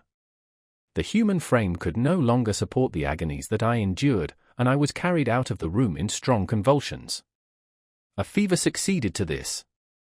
I lay for 2 months on the point of death. My ravings, as I afterwards heard, were frightful. I called myself the murderer of William, of Justine, and of Clerval. Sometimes I entreated my attendants to assist me in the destruction of the fiend by whom I was tormented, and at others I felt the fingers of the monster already grasping my neck, and screamed aloud with agony and terror. Fortunately, as I spoke my native language, Mr. Kirwin alone understood me, but my gestures and bitter cries were sufficient to affright the other witnesses. Why did I not die? More miserable than man ever was before, why did I not sink into forgetfulness and rest? Death snatches away many blooming children, the only hopes of their doting parents. How many brides and youthful lovers have been one day in the bloom of health and hope, and the next a prey for worms and the decay of the tomb? Of what materials was I made that I could thus resist so many shocks, which, like the turning of the wheel, continually renewed the torture? But I was doomed to live, and in 2 months found myself as awaking from a dream, in a prison, stretched on a wretched bed, surrounded by gaolers, turnkeys, bolts, and all the miserable apparatus of a dungeon. It was morning, I remember, when I thus awoke to understanding. I had forgotten the particulars of what had happened and only felt as if some great misfortune had suddenly overwhelmed me, but when I looked around and saw the barred windows and the squalidness of the room in which I was, all flashed across my memory and I groaned bitterly. This sound disturbed an old woman who was sleeping in a chair beside me. She was a hired nurse, the wife of one of the turnkeys, and her countenance expressed all those bad qualities which often characterize that class. The lines of her face were hard and rude, like that of persons accustomed to see without sympathizing in sights of misery.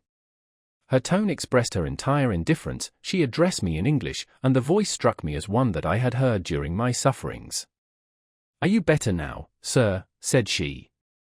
I replied in the same language, with a feeble voice, "I believe I am, but if it be all true, if indeed I did not dream, I am sorry that I am still alive to feel this misery and horror." "For that matter," replied the old woman, "if you mean about the gentleman you murdered, I believe that it were better for you if you were dead, for I fancy it will go hard with you. However, that's none of my business. I am sent to nurse you and get you well. I do my duty with a safe conscience. It were well if everybody did the same." I turned with loathing from the woman who could utter so unfeeling a speech to a person just saved, on the very edge of death, but I felt languid and unable to reflect on all that had passed. The whole series of my life appeared to me as a dream. I sometimes doubted if indeed it were all true, for it never presented itself to my mind with the force of reality. As the images that floated before me became more distinct, I grew feverish. A darkness pressed around me. No one was near me who soothed me with the gentle voice of love. No dear hand supported me. The physician came and prescribed medicines, and the old woman prepared them for me, but utter carelessness was visible in the first, and the expression of brutality was strongly marked in the visage of the second. Who could be interested in the fate of a murderer but the hangman who would gain his fee? These were my first reflections, but I soon learned that Mr. Kirwin had shown me extreme kindness. He had caused the best room in the prison to be prepared for me. Wretched indeed was the best, and it was he who had provided a physician and a nurse. It is true, he seldom came to see me, for although he ardently desired to relieve the sufferings of every human creature, he did not wish to be present at the agonies and miserable ravings of a murderer. He came, therefore, sometimes to see that I was not neglected, but his visits were short and with long intervals. One day, while I was gradually recovering, I was seated in a chair, my eyes half open and my cheeks livid like those in death.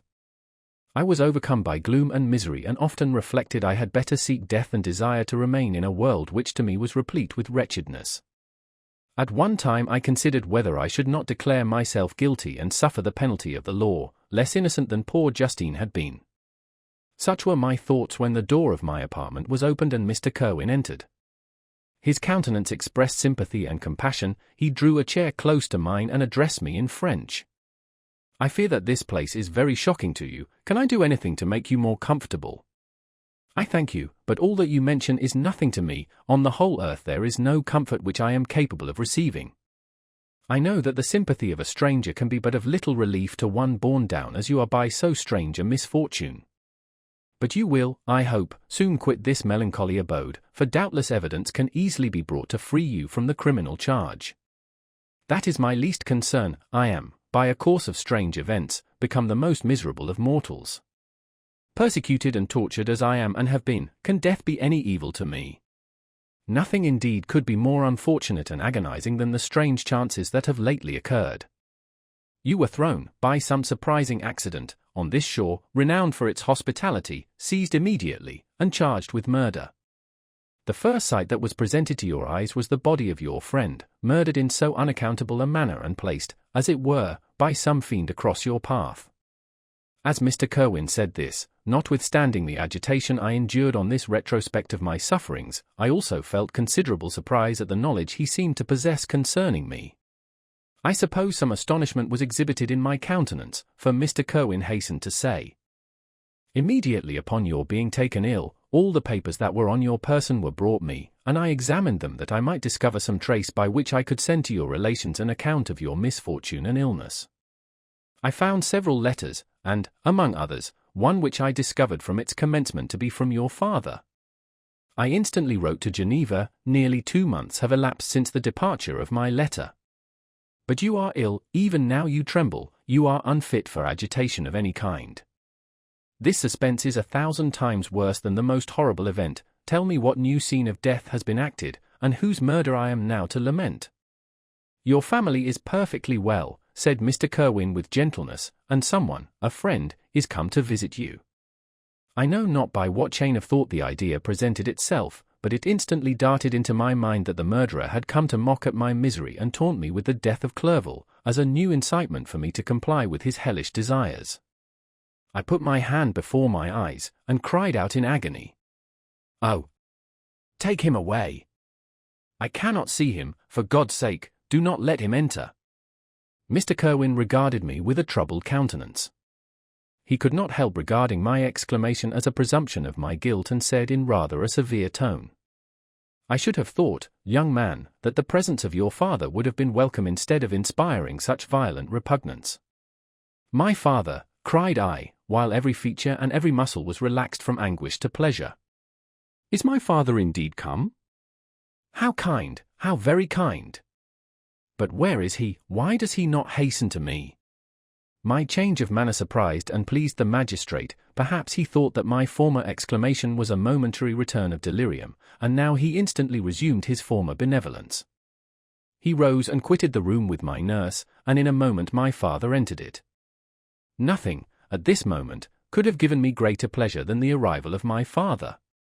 I stretched out my hand to him and cried, "Are you then safe, Anne Elizabeth, and Ernest?" My father calmed me with assurances of their welfare and endeavored, by dwelling on these subjects so interesting to my heart, to raise my desponding spirits, but he soon felt that a prison cannot be the abode of cheerfulness. "What a place is this that you inhabit, my son," said he, looking mournfully at the barred windows and wretched appearance of the room. "You travel to seek happiness, but a fatality seems to pursue you. And poor Clerval!" The name of my unfortunate and murdered friend was an agitation too great to be endured in my weak state. I shed tears. "Alas!" "Yes, my father," replied I, "some destiny of the most horrible kind hangs over me, and I must live to fulfill it, or surely I should have died on the coffin of Henry."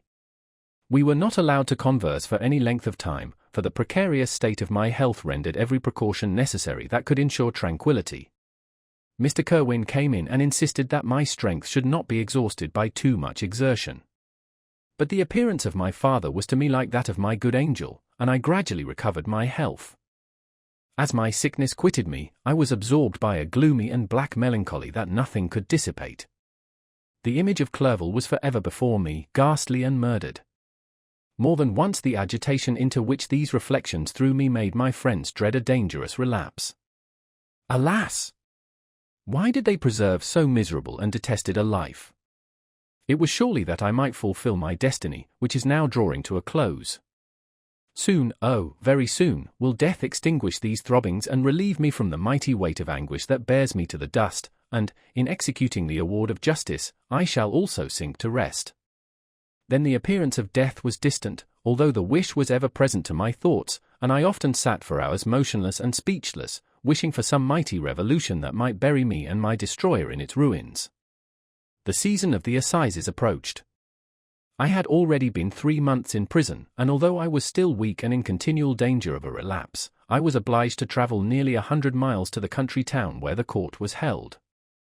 Mr. Kirwin charged himself with every care of collecting witnesses and arranging my defense.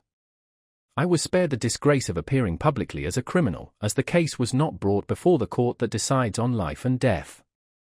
The grand jury rejected the bill, on its being proved that I was on the Orkney Islands at the hour the body of my friend was found, and a fortnight after my removal I was liberated from prison. My father was enraptured on finding me freed from the vexations of a criminal charge, that I was again allowed to breathe the fresh atmosphere and permitted to return to my native country. I did not participate in these feelings, for to me the walls of a dungeon or a palace were alike hateful. The cup of life was poisoned forever, and although the sun shone upon me, as upon the happy and gay of heart, I saw around me nothing but a dense and frightful darkness, penetrated by no light but the glimmer of 2 eyes that glared upon me. Sometimes they were the expressive eyes of Henry, languishing in death, the dark orbs nearly covered by the lids and the long black lashes that fringed them. Sometimes it was the watery, clouded eyes of the monster, as I first saw them in my chamber at Ingolstadt. My father tried to awaken in me the feelings of affection. He talked of Geneva, which I should soon visit, of Elizabeth and Ernest, but these words only drew deep groans from me. Sometimes, indeed, I felt a wish for happiness and thought with melancholy delight of my beloved cousin, or longed, with a devouring malady du pays, to see once more the blue lake and rapid Rhone, that had been so dear to me in early childhood, but my general state of feeling was a torpor in which a prison was as welcome a residence as the divinest scene in nature, and these fits were seldom interrupted but by paroxysms of anguish and despair. At these moments I often endeavored to put an end to the existence I loathed, and it required unceasing attendance and vigilance to restrain me from committing some dreadful act of violence. Yet one duty remained to me, the recollection of which finally triumphed over my selfish despair. It was necessary that I should return without delay to Geneva, there to watch over the lives of those I so fondly loved and to lie in wait for the murderer, that if any chance led me to the place of his concealment, or if he dared again to blast me by his presence, I might, with unfailing aim, put an end to the existence of the monstrous image which I had endued with the mockery of a soul still more monstrous. My father still desired to delay our departure, fearful that I could not sustain the fatigues of a journey, for I was a shattered wreck, the shadow of a human being. My strength was gone. I was a mere skeleton, and fever night and day preyed upon my wasted frame. Still, as I urged our leaving Ireland with such inquietude and impatience, my father thought it best to yield. We took our passage on board a vessel bound for Havre de Grace and sailed with a fair wind from the Irish shores. It was midnight. I lay on the deck looking at the stars and listening to the dashing of the waves. I hailed the darkness that shut Ireland from my sight, and my pulse beat with a feverish joy when I reflected that I should soon see Geneva. The past appeared to me in the light of a frightful dream, yet the vessel in which I was, the wind that blew me from the detested shore of Ireland, and the sea which surrounded me, told me too forcibly that I was deceived by no vision and that Clerval, my friend and dearest companion, had fallen a victim to me and the monster of my creation. I repassed, in my memory, my whole life, my quiet happiness while residing with my family in Geneva, the death of my mother, and my departure for Ingolstadt. I remembered, shuddering, the mad enthusiasm that hurried me on to the creation of my hideous enemy, and I called to mind the night in which he first lived. I was unable to pursue the train of thought, 1,000 feelings pressed upon me, and I wept bitterly. Ever since my recovery from the fever, I had been in the custom of taking every night a small quantity of laudanum, for it was by means of this drug only that I was enabled to gain the rest necessary for the preservation of life. Oppressed by the recollection of my various misfortunes, I now swallowed double my usual quantity and soon slept profoundly. But sleep did not afford me respite from thought and misery. My dreams presented 1,000 objects that scared me. Towards morning I was possessed by a kind of nightmare. I felt the fiend's grasp in my neck and could not free myself from it. Groans and cries rang in my ears. My father, who was watching over me, perceiving my restlessness, awoke me. The dashing waves were around, the cloudy sky above. The fiend was not here. A sense of security, a feeling that a truce was established between the present hour and the irresistible, disastrous future imparted to me a kind of calm forgetfulness, of which the human mind is by its structure peculiarly susceptible. Chapter 22. The voyage came to an end. We landed, and proceeded to Paris. I soon found that I had overtaxed my strength and that I must repose before I could continue my journey. My father's care and attentions were indefatigable, but he did not know the origin of my sufferings and sought erroneous methods to remedy the incurable ill. He wished me to seek amusement in society. I abhorred the face of man. Oh, not abhorred. They were my brethren, my fellow beings, and I felt attracted even to the most repulsive among them, as to creatures of an angelic nature and celestial mechanism.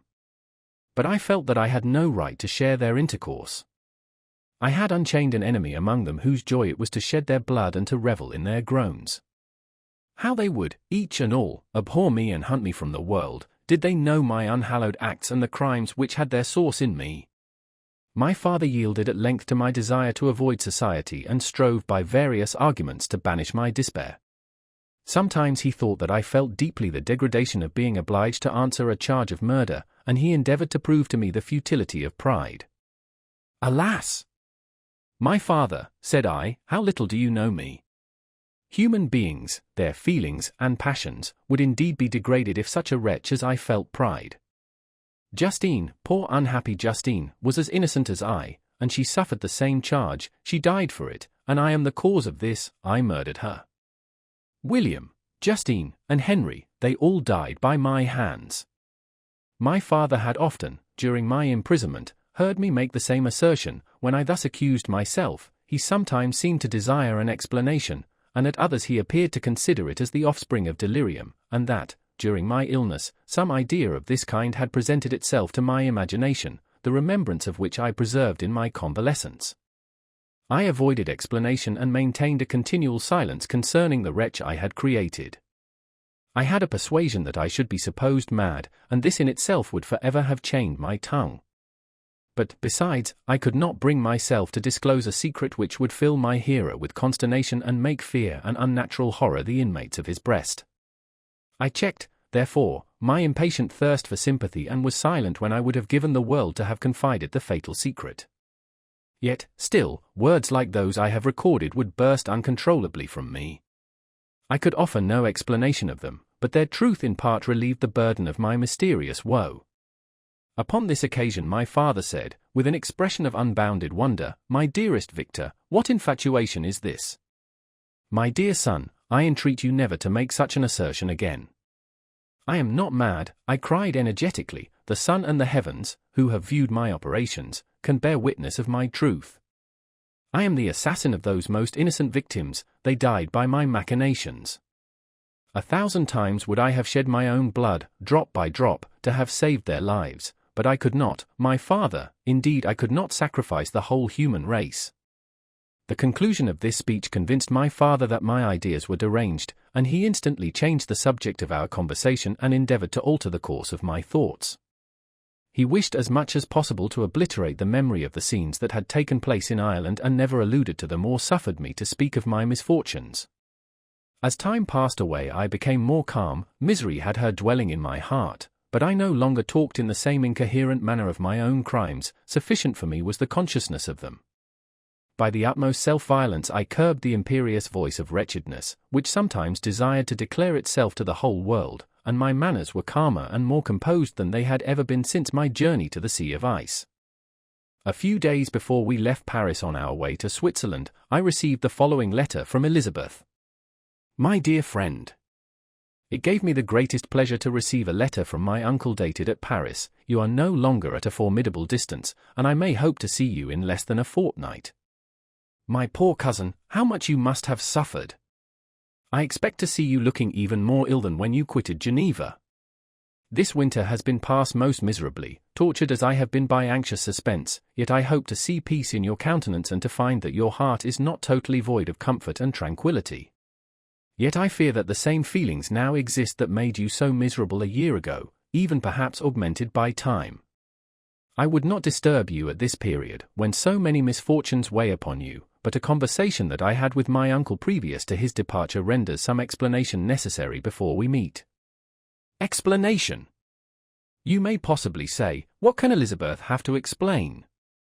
If you really say this, my questions are answered and all my doubts satisfied. But you are distant from me, and it is possible that you may dread and yet be pleased with this explanation, and in a probability of this being the case, I dare not any longer postpone writing what, during your absence, I have often wished to express to you but have never had the courage to begin. You well know, Victor, that our union had been the favorite plan of your parents ever since our infancy. We were told this when young, and taught to look forward to it as an event that would certainly take place. We were affectionate playfellows during childhood, and, I believe, dear and valued friends to one another as we grew older. But as brother and sister often entertain a lively affection towards each other without desiring a more intimate union, may not such also be our case? Tell me, dearest Victor. Answer me, I conjure you by our mutual happiness, with simple truth, do you not love another?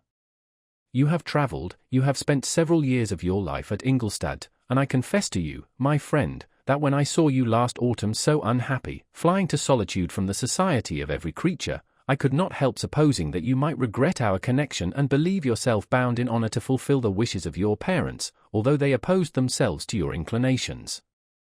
But this is false reasoning. I confess to you, my friend, that I love you and that in my airy dreams of futurity you have been my constant friend and companion. But it is your happiness I desire as well as my own when I declare to you that our marriage would render me eternally miserable unless it were the dictate of your own free choice. Even now I weep to think that, borne down as you are by the cruelest misfortunes, you may stifle, by the word honour, all hope of that love and happiness which would alone restore you to yourself. I, who have so disinterested an affection for you, may increase your miseries tenfold by being an obstacle to your wishes. Ah! Victor, be assured that your cousin and playmate has too sincere a love for you not to be made miserable by this supposition. Be happy, my friend, and if you obey me in this one request, remain satisfied that nothing on earth will have the power to interrupt my tranquillity. Do not let this letter disturb you, do not answer tomorrow, or the next day, or even until you come, if it will give you pain. My uncle will send me news of your health, and if I see but one smile on your lips when we meet, occasioned by this or any other exertion of mine, I shall need no other happiness. Elizabeth Lavenza. Geneva, May 18, 17. This letter revived in my memory what I had before forgotten, the threat of the fiend, I will be with you on your wedding night.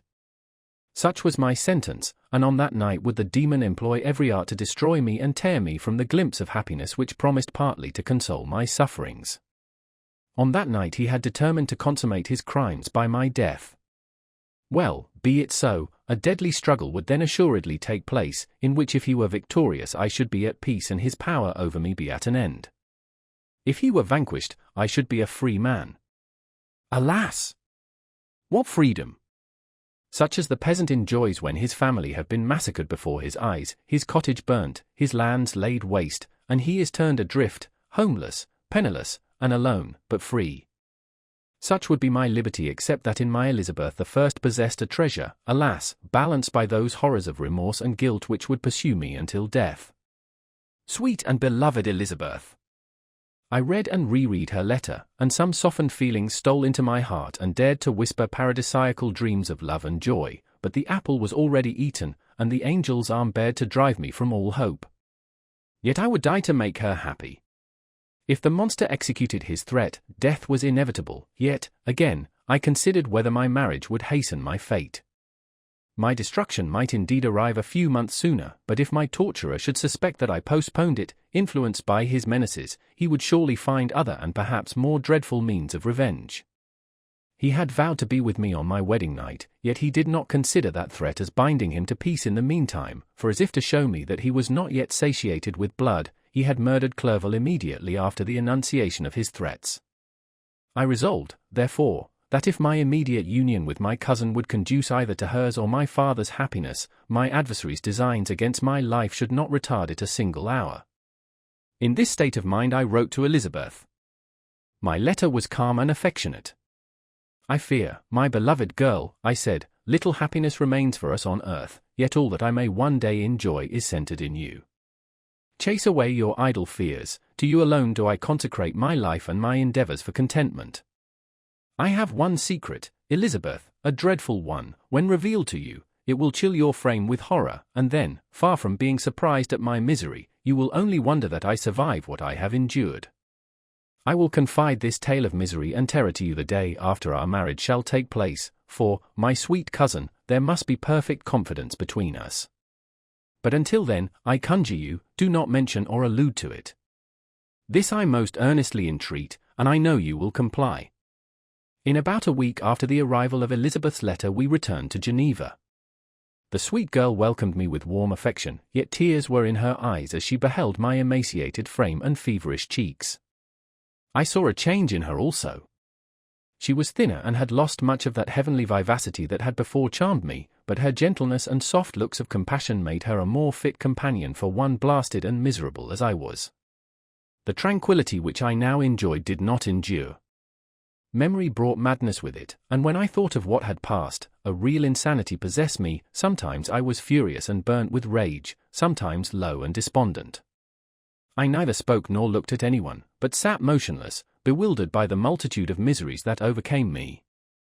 Elizabeth alone had the power to draw me from these fits. Her gentle voice would soothe me when transported by passion and inspire me with human feelings when sunk in torpor. She wept with me and for me. When reason returned, she would remonstrate and endeavor to inspire me with resignation. Ah! It is well for the unfortunate to be resigned, but for the guilty there is no peace. The agonies of remorse poison the luxury there is otherwise sometimes found in indulging the excess of grief.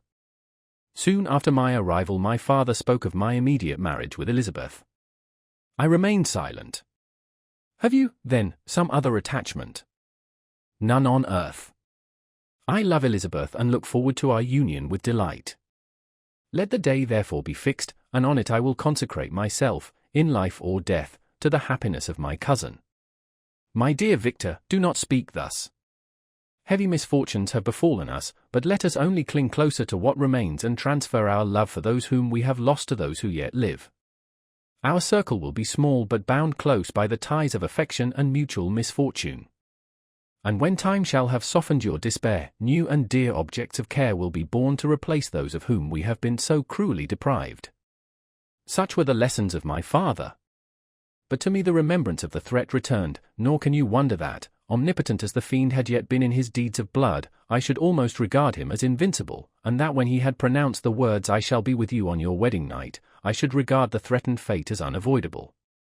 But death was no evil to me if the loss of Elizabeth were balanced with it, and I therefore, with a contented and even cheerful countenance, agreed with my father that if my cousin would consent, the ceremony should take place in 10 days, and thus put, as I imagined, the seal to my fate.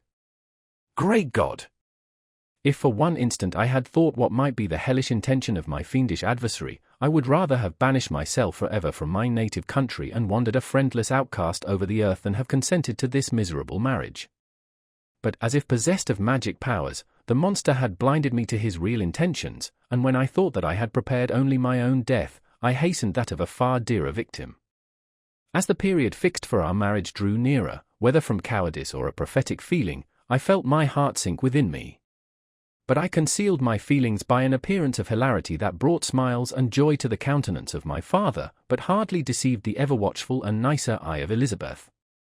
She looked forward to our union with placid contentment, not unmingled with a little fear, which past misfortunes had impressed, that what now appeared certain and tangible happiness might soon dissipate into an airy dream and leave no trace but deep and everlasting regret. Preparations were made for the event, congratulatory visits were received, and all wore a smiling appearance.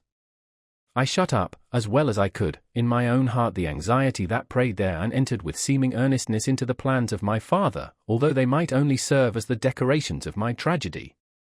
Through my father's exertions a part of the inheritance of Elizabeth had been restored to her by the Austrian government. A small possession on the shores of Como belonged to her.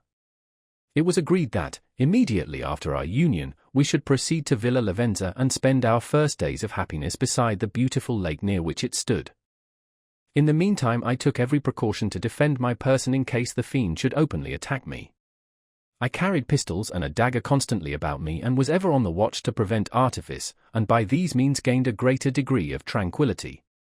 Indeed, as the period approached, the threat appeared more as a delusion, not to be regarded as worthy to disturb my peace, while the happiness I hoped for in my marriage wore a greater appearance of certainty as the day fixed for its solemnization drew nearer and I heard it continually spoken of as an occurrence which no accident could possibly prevent. Elizabeth seemed happy, my tranquil demeanor contributed greatly to calm her mind. But on the day that was to fulfill my wishes and my destiny, she was melancholy, and a presentiment of evil pervaded her, and perhaps also she thought of the dreadful secret which I had promised to reveal to her on the following day. My father was in the meantime overjoyed, and, in the bustle of preparation, only recognized in the melancholy of his niece the diffidence of a bride. After the ceremony was performed a large party assembled at my father's, but it was agreed that Elizabeth and I should commence our journey by water, sleeping that night at Evian and continuing our voyage on the following day. The day was fair, the wind favorable, all smiled on our nuptial embarkation. Those were the last moments of my life during which I enjoyed the feeling of happiness. We passed rapidly along, the sun was hot, but we were sheltered from its rays by a kind of canopy while we enjoyed the beauty of the scene, sometimes on one side of the lake, where we saw Mont Saleve, the pleasant banks of Montalegre, and at a distance, surmounting all, the beautiful Mont Blanc, and the assemblage of snowy mountains that in vain endeavor to emulate her, sometimes coasting the opposite banks. We saw the mighty Jura opposing its dark side to the ambition that would quit its native country, and an almost insurmountable barrier to the invader who should wish to enslave it. I took the hand of Elizabeth. "You are sorrowful, my love. Ah! If you knew what I have suffered and what I may yet endure, you would endeavor to let me taste the quiet and freedom from despair that this one day at least permits me to enjoy." "Be happy, my dear Victor," replied Elizabeth. "There is, I hope, nothing to distress you, and be assured that if a lively joy is not painted in my face, my heart is contented. Something whispers to me not to depend too much on the prospect that is opened before us, but I will not listen to such a sinister voice. Observe how fast we move along and how the clouds, which sometimes obscure and sometimes rise above the dome of Mont Blanc, render this scene of beauty still more interesting. Look also at the innumerable fish that are swimming in the clear waters, where we can distinguish every pebble that lies at the bottom. What a divine day! How happy and serene all nature appears!" Thus Elizabeth endeavored to divert her thoughts and mind from all reflection upon melancholy subjects. But her temper was fluctuating, joy for a few instants shone in her eyes, but it continually gave place to distraction and reverie. The sun sank lower in the heavens, we passed the river Drance and observed its path through the chasms of the higher and the glens of the lower hills. The Alps here come closer to the lake, and we approached the amphitheatre of mountains which forms its eastern boundary. The spire of Evian shone under the woods that surrounded it and the range of mountain above mountain by which it was overhung. The wind, which had hitherto carried us along with amazing rapidity, sank at sunset to a light breeze. The soft air just ruffled the water and caused a pleasant motion among the trees as we approached the shore, from which it wafted the most delightful scent of flowers and hay. The sun sank beneath the horizon as we landed, and as I touched the shore I felt those cares and fears revive which soon were to clasp me and cling to me forever. Chapter 23. It was 8 o'clock when we landed. We walked for a short time on the shore, enjoying the transitory light, and then retired to the inn and contemplated the lovely scene of waters, woods, and mountains, obscured in darkness, yet still displaying their black outlines. The wind, which had fallen in the south, now rose with great violence in the west.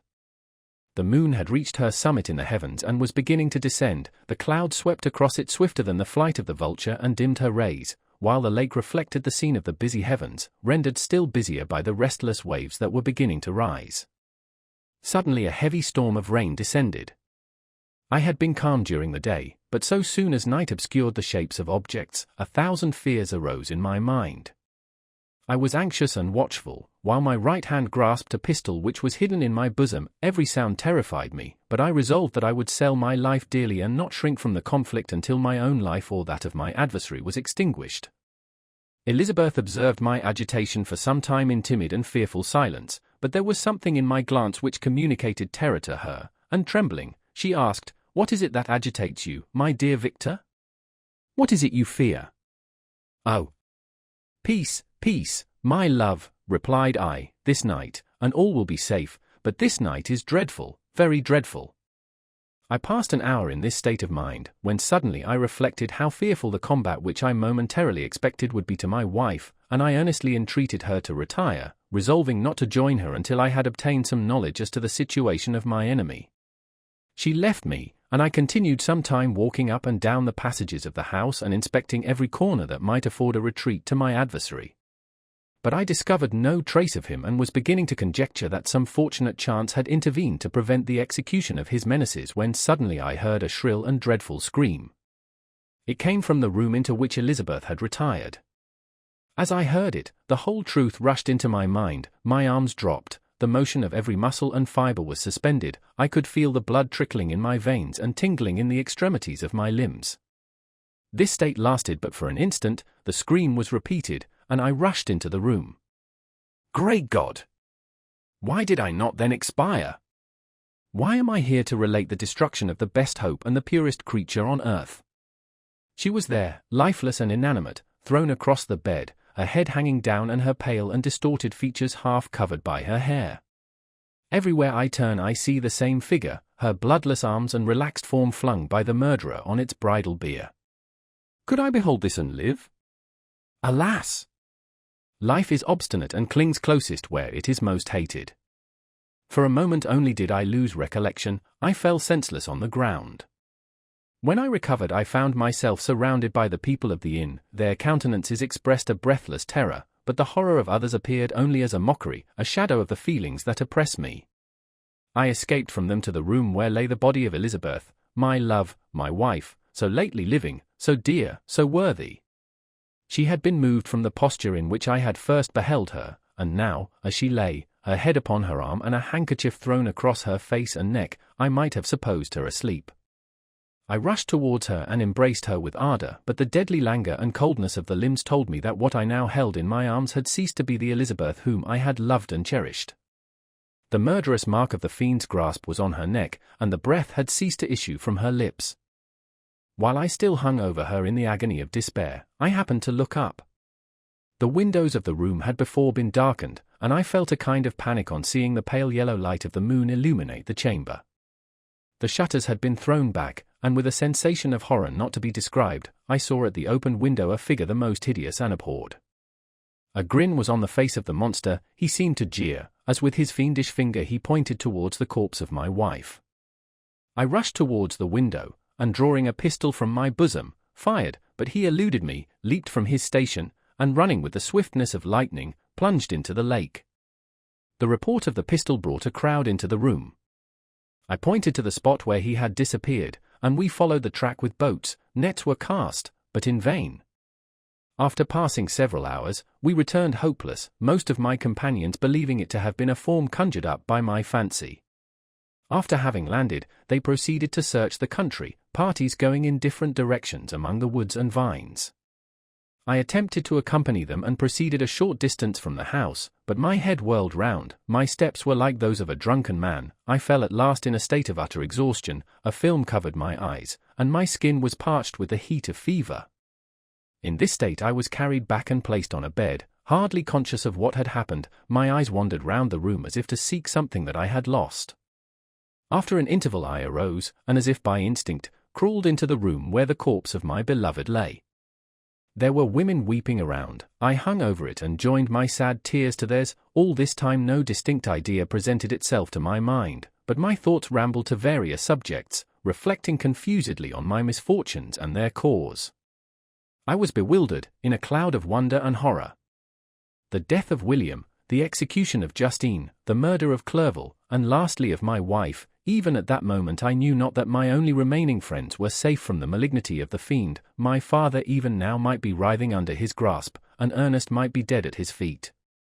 This idea made me shudder and recalled me to action. I started up and resolved to return to Geneva with all possible speed. There were no horses to be procured, and I must return by the lake, but the wind was unfavourable, and the rain fell in torrents. However, it was hardly morning, and I might reasonably hope to arrive by night. I hired men to row and took an oar myself, for I had always experienced relief from mental torment in bodily exercise. But the overflowing misery I now felt, and the excessive agitation that I endured rendered me incapable of any exertion. I threw down the oar, and leaning my head upon my hands, gave way to every gloomy idea that arose. If I looked up, I saw scenes which were familiar to me in my happier time and which I had contemplated but the day before in the company of her who was now but a shadow and a recollection. Tears streamed from my eyes. The rain had ceased for a moment, and I saw the fish play in the waters as they had done a few hours before. They had then been observed by Elizabeth. Nothing is so painful to the human mind as a great and sudden change. The sun might shine or the clouds might lower, but nothing could appear to me as it had done the day before. A fiend had snatched from me every hope of future happiness. No creature had ever been so miserable as I was. So frightful an event is single in the history of man. But why should I dwell upon the incidents that followed this last overwhelming event? Mine has been a tale of horrors. I have reached their acme, and what I must now relate can but be tedious to you. Know that, one by one, my friends were snatched away. I was left desolate. My own strength is exhausted, and I must tell, in a few words, what remains of my hideous narration. I arrived at Geneva. My father and Ernest yet lived, but the former sunk under the tidings that I bore. I see him now, excellent and venerable old man. His eyes wandered in vacancy, for they had lost their charm and their delight. His Elizabeth, his more than daughter, whom he doted on with all that affection which a man feels, who in the decline of life, having few affections, clings more earnestly to those that remain. Cursed, cursed be the fiend that brought misery on his grey hairs and doomed him to waste in wretchedness. He could not live under the horrors that were accumulated around him. The springs of existence suddenly gave way, he was unable to rise from his bed, and in a few days he died in my arms. What then became of me? I know not. I lost sensation, and chains and darkness were the only objects that pressed upon me. Sometimes, indeed, I dreamt that I wandered in flowery meadows and pleasant vales with the friends of my youth, but I awoke and found myself in a dungeon. Melancholy followed, but by degrees I gained a clear conception of my miseries and situation and was then released from my prison. For they had called me mad, and during many months, as I understood, a solitary cell had been my habitation. Liberty, however, had been a useless gift to me, had I not, as I awakened to reason, at the same time awakened to revenge. As the memory of past misfortunes pressed upon me, I began to reflect on their cause, the monster whom I had created, the miserable demon whom I had sent abroad into the world for my destruction. I was possessed by a maddening rage when I thought of him, and desired and ardently prayed that I might have him within my grasp to wreak a great and signal revenge on his cursed head. Nor did my hate long confine itself to useless wishes. I began to reflect on the best means of securing him, and for this purpose, about a month after my release, I repaired to a criminal judge in the town and told him that I had an accusation to make, that I knew the destroyer of my family, and that I required him to exert his whole authority for the apprehension of the murderer. The magistrate listened to me with attention and kindness. "Be assured, sir," said he, "no pains or exertions on my part shall be spared to discover the villain." "I thank you," replied I. "Listen, therefore, to the deposition that I have to make. It is indeed a tale so strange that I should fear you would not credit it were there not something in truth which, however wonderful, forces conviction. The story is too connected to be mistaken for a dream, and I have no motive for falsehood." My manner as I thus addressed him was impressive but calm. I had formed in my own heart a resolution to pursue my destroyer to death, and this purpose quieted my agony and for an interval reconciled me to life. I now related my history briefly but with firmness and precision, marking the dates with accuracy and never deviating into invective or exclamation. The magistrate appeared at first perfectly incredulous, but as I continued he became more attentive and interested. I saw him sometimes shudder with horror, at others a lively surprise, unmingled with disbelief, was painted on his countenance. When I had concluded my narration, I said, "This is the being whom I accuse and for whose seizure and punishment I call upon you to exert your whole power. It is your duty as a magistrate, and I believe and hope that your feelings as a man will not revolt from the execution of those functions on this occasion." This address caused a considerable change in the physiognomy of my own auditor. He had heard my story with that half kind of belief that is given to a tale of spirits and supernatural events, but when he was called upon to act officially in consequence, the whole tide of his incredulity returned. He, however, answered mildly, "I would willingly afford you every aid in your pursuit, but the creature of whom you speak appears to have powers which would put all my exertions to defiance.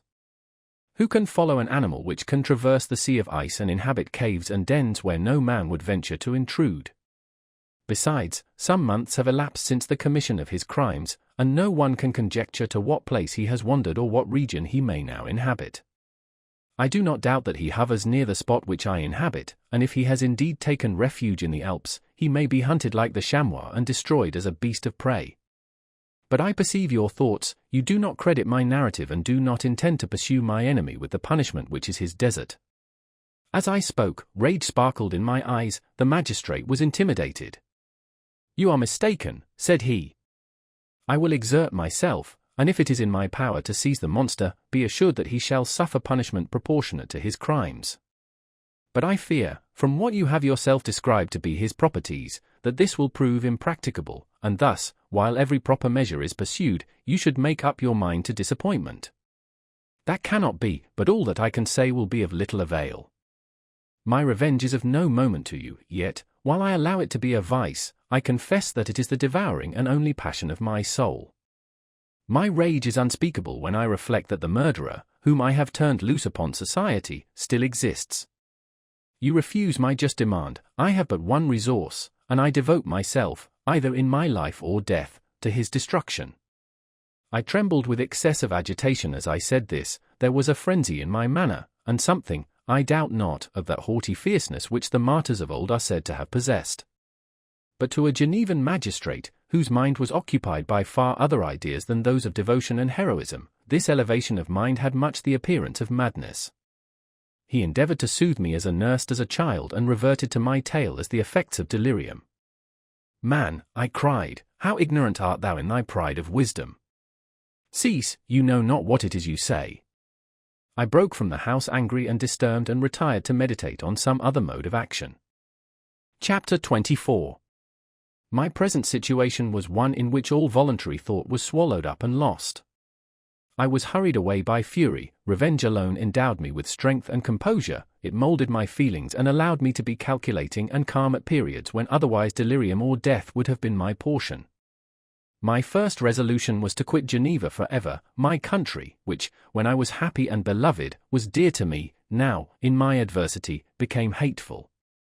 I provided myself with a sum of money, together with a few jewels which had belonged to my mother, and departed. And now my wanderings began, which are to cease but with life. I have traversed a vast portion of the earth and have endured all the hardships which travelers in deserts and barbarous countries are wont to meet.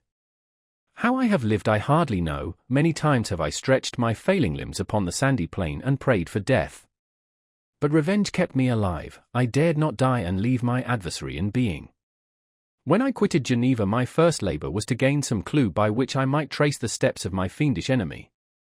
But my plan was unsettled, and I wandered many hours round the confines of the town, uncertain what path I should pursue. As night approached, I found myself at the entrance of the cemetery where William, Elizabeth, and my father reposed. I entered it and approached the tomb which marked their graves. Everything was silent except the leaves of the trees, which were gently agitated by the wind. The night was nearly dark, and the scene would have been solemn and affecting even to an uninterested observer.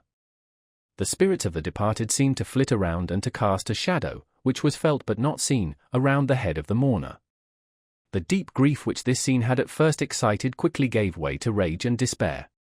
They were dead, and I lived. Their murderer also lived, and to destroy him I must drag out my weary existence.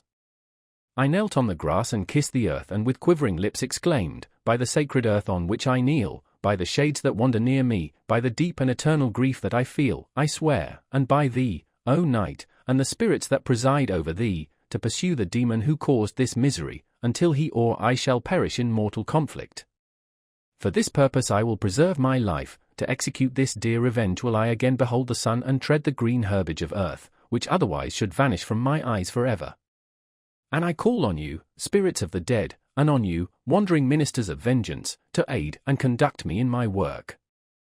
Let the cursed and hellish monster drink deep of agony, let him feel the despair that now torments me."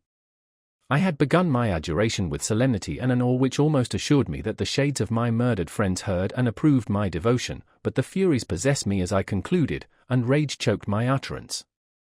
I was answered through the stillness of night by a loud and fiendish laugh. It rang on my ears long and heavily, the mountains re-echoed it, and I felt as if all hell surrounded me with mockery and laughter. Surely in that moment I should have been possessed by frenzy and have destroyed my miserable existence, but that my vow was heard and that I was reserved for vengeance. The laughter died away, when a well-known and abhorred voice, apparently close to my ear, addressed me in an audible whisper, "I am satisfied, miserable wretch. You have determined to live, and I am satisfied." I darted towards the spot from which the sound proceeded, but the devil eluded my grasp. Suddenly the broad disk of the moon arose and shone full upon his ghastly and distorted shape as he fled with more than mortal speed. I pursued him, and for many months this has been my task. Guided by a slight clue, I followed the windings of the Rhone, but vainly. The blue Mediterranean appeared, and by a strange chance, I saw the fiend enter by night and hide himself in a vessel bound for the Black Sea. I took my passage in the same ship, but he escaped, I know not how. Amidst the wilds of Tartary and Russia, although he still evaded me, I have ever followed in his track. Sometimes the peasants, scared by this horrid apparition, informed me of his path, sometimes he himself, who feared that if I lost all trace of him I should despair and die, left some mark to guide me. The snows descended on my head, and I saw the print of his huge step on the white plain. To you first entering on life, to whom care is new and agony unknown, how can you understand what I have felt and still feel? Cold, want, and fatigue were the least pains which I was destined to endure. I was cursed by some devil and carried about with me my eternal hell, yet still a spirit of good followed and directed my steps, and when I most murmured would suddenly extricate me from seemingly insurmountable difficulties. Sometimes, when nature, overcome by hunger, sank under the exhaustion, a repast was prepared for me in the desert that restored and inspirited me. The fare was, indeed, coarse, such as the peasants of the country ate, but I will not doubt that it was set there by the spirits that I had invoked to aid me. Often, when all was dry, the heavens cloudless, and I was parched by thirst, a slight cloud would bedim the sky, shed the few drops that revived me, and vanish. I followed, when I could, the courses of the rivers, but the demon generally avoided these, as it was here that the population of the country chiefly collected. In other places human beings were seldom seen, and I generally subsisted on the wild animals that crossed my path.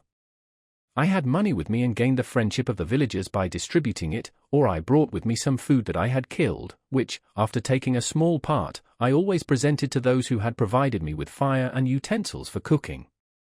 My life, as it passed thus, was indeed hateful to me, and it was during sleep alone that I could taste joy. Oh, blessed sleep! Often, when most miserable, I sank to repose, and my dreams lulled me even to rapture. The spirits that guarded me had provided these moments, or rather hours, of happiness that I might retain strength to fulfill my pilgrimage. Deprived of this respite, I should have sunk under my hardships. During the day I was sustained and inspirited by the hope of night, for in sleep I saw my friends, my wife, and my beloved country. Again I saw the benevolent countenance of my father, heard the silver tones of my Elizabeth's voice, and beheld Clerval enjoying health and youth. Often, when wearied by a toilsome march, I persuaded myself that I was dreaming until night should come and that I should then enjoy reality in the arms of my dearest friends. What agonizing fondness did I feel for them! How did I cling to their dear forms, as sometimes they haunted even my waking hours, and persuade myself that they still lived! At such moments vengeance, that burned within me, died in my heart, and I pursued my path towards the destruction of the demon more as a task enjoined by heaven, as the mechanical impulse of some power of which I was unconscious, than as the ardent desire of my soul. What his feelings were whom I pursued I cannot know. Sometimes, indeed, he left marks in writing on the barks of the trees or cut in stone that guided me and instigated my fury. My reign is not yet over. These words were legible in one of these inscriptions: you live, and my power is complete. Follow me, I seek the everlasting ices of the north, where you will feel the misery of cold and frost, to which I am impassive. You will find near this place, if you follow not too tardily, a dead hare. Eat and be refreshed. Come on, my enemy, we have yet to wrestle for our lives, but many hard and miserable hours must you endure until that period shall arrive. Scoffing devil! Again do I vow vengeance, again do I devote thee, miserable fiend, to torture and death. Never will I give up my search until he or I perish, and then with what ecstasy shall I join my Elizabeth and my departed friends, who even now prepare for me the reward of my tedious toil and horrible pilgrimage. As I still pursued my journey to the northward, the snows thickened and the cold increased in a degree almost too severe to support. The peasants were shut up in their hovels, and only a few of the most hardy ventured forth to seize the animals whom starvation had forced from their hiding places to seek for prey. The rivers were covered with ice, and no fish could be procured, and thus I was cut off from my chief article of maintenance. The triumph of my enemy increased with the difficulty of my labors. One inscription that he left was in these words: prepare. Your toils only begin, wrap yourself in furs and provide food, for we shall soon enter upon a journey where your sufferings will satisfy my everlasting hatred. My courage and perseverance were invigorated by these scoffing words. I resolved not to fail in my purpose, and calling on heaven to support me, I continued with unabated fervor to traverse immense deserts, until the ocean appeared at a distance and formed the utmost boundary of the horizon. Oh! How unlike it was to the blue seasons of the south! Covered with ice, it was only to be distinguished from land by its superior wildness and ruggedness. The Greeks wept for joy when they beheld the Mediterranean from the hills of Asia, and hailed with rapture the boundary of their toils. I did not weep, but I knelt down and with a full heart thanked my guiding spirit for conducting me in safety to the place where I hoped, notwithstanding my adversary's jibe, to meet and grapple with him. Some weeks before this period I had procured a sledge and dogs and thus traversed the snows with inconceivable speed. I know not whether the fiend possessed the same advantages, but I found that, as before I had daily lost ground in the pursuit, I now gained on him, so much so that when I first saw the ocean he was but 1 day's journey in advance, and I hoped to intercept him before he should reach the beach. With new courage, therefore, I pressed on, and in 2 days arrived at a wretched hamlet on the seashore. I inquired of the inhabitants concerning the fiend and gained accurate information. A gigantic monster, they said, had arrived the night before, armed with a gun and many pistols, putting to flight the inhabitants of a solitary cottage through fear of his terrific appearance. He had carried off their store of winter food, and placing it in a sledge, to draw which he had seized on a numerous drove of trained dogs, he had harnessed them, and the same night, to the joy of the horror-struck villagers, had pursued his journey across the sea in a direction that led to no land, and they conjectured that he must speedily be destroyed by the breaking of the ice or frozen by the eternal frosts. On hearing this information I suffered a temporary access of despair. He had escaped me, and I must commence a destructive and almost endless journey across the mountainous ices of the ocean, amidst cold that few of the inhabitants could long endure and which I, the native of a genial and sunny climate, could not hope to survive. Yet at the idea that the fiend should live and be triumphant, my rage and vengeance returned, and like a mighty tide, overwhelmed every other feeling.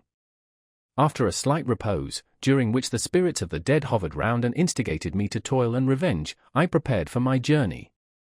I exchanged my land sledge for one fashioned for the inequalities of the frozen ocean, and purchasing a plentiful stock of provisions, I departed from land.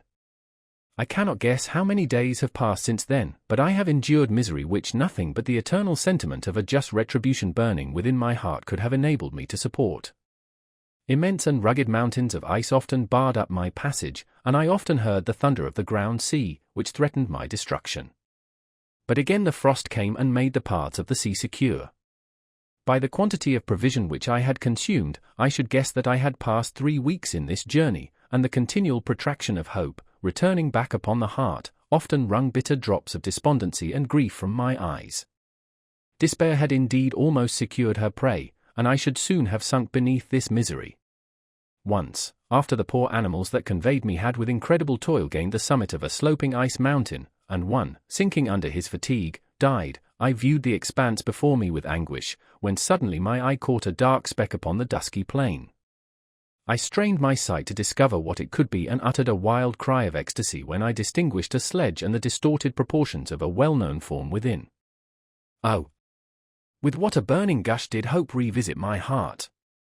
Warm tears filled my eyes, which I hastily wiped away, that they might not intercept the view I had of the demon, but still my sight was dimmed by the burning drops, until, giving way to the emotions that oppressed me, I wept aloud.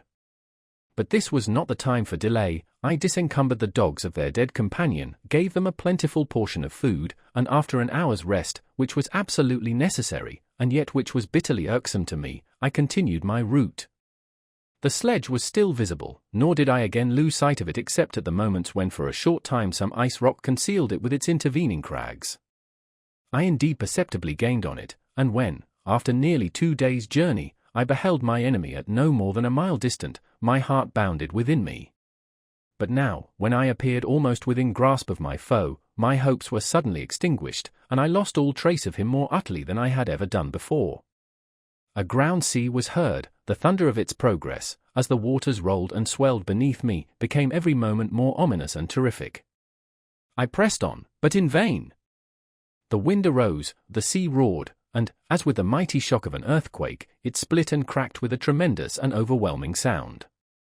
The work was soon finished. In a few minutes a tumultuous sea rolled between me and my enemy, and I was left drifting on a scattered piece of ice that was continually lessening and thus preparing for me a hideous death.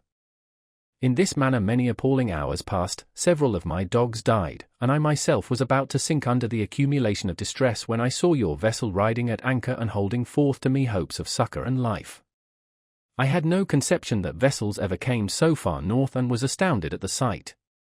I quickly destroyed part of my sledge to construct oars, and by these means was enabled, with infinite fatigue, to move my ice raft in the direction of your ship. I had determined, if you were going southwards, still to trust myself to the mercy of the seas rather than abandon my purpose. I hoped to induce you to grant me a boat with which I could pursue my enemy. But your direction was northwards. You took me on board when my vigor was exhausted, and I should soon have sunk under my multiplied hardships into a death which I still dread, for my task is unfulfilled. Oh! When will my guiding spirit, in conducting me to the demon, allow me the rest I so much desire, or must I die, and he yet live? If I do, swear to me, Walton, that he shall not escape, that you will seek him and satisfy my vengeance in his death. And do I dare to ask of you to undertake my pilgrimage, to endure the hardships that I have undergone? No, I am not so selfish. Yet, when I am dead, if he should appear, if the ministers of vengeance should conduct him to you, swear that he shall not live, swear that he shall not triumph over my accumulated woes and survive to add to the list of his dark crimes. He is eloquent and persuasive, and once his words had even power over my heart, but trust him not. His soul is as hellish as his form, full of treachery and fiend-like malice. Hear him not, call on the names of William, Justine, Clerval, Elizabeth, my father, and of the wretched Victor, and thrust your sword into his heart. I will hover near and direct the steel aright. Walton, in continuation. August 26, 17. You have read this strange and terrific story, Margaret, and do you not feel your blood congeal with horror, like that which even now curdles mine? Sometimes, seized with sudden agony, he could not continue his tale; at others, his voice broken, yet piercing, uttered with difficulty the words so replete with anguish. His fine and lovely eyes were now lighted up with indignation, now subdued to downcast sorrow and quenched in infinite wretchedness. Sometimes he commanded his countenance and tones and related the most horrible incidents with a tranquil voice, suppressing every mark of agitation. Then, like a volcano bursting forth, his face would suddenly change to an expression of the wildest rage as he shrieked out imprecations on his persecutor. His tale is connected and told with an appearance of the simplest truth, yet I own to you that the letters of Felix and Safie, which he showed me, and the apparition of the monster seen from our ship, brought to me a greater conviction of the truth of his narrative than his asseverations, however earnest and connected. Such a monster has, then, really existence. I cannot doubt it, yet I am lost in surprise and admiration. Sometimes I endeavored to gain from Frankenstein the particulars of his creature's formation, but on this point he was impenetrable. "Are you mad, my friend?" said he. "Or whither does your senseless curiosity lead you? Would you also create for yourself and the world a demoniacal enemy? Peace, peace! Learn my miseries and do not seek to increase your own."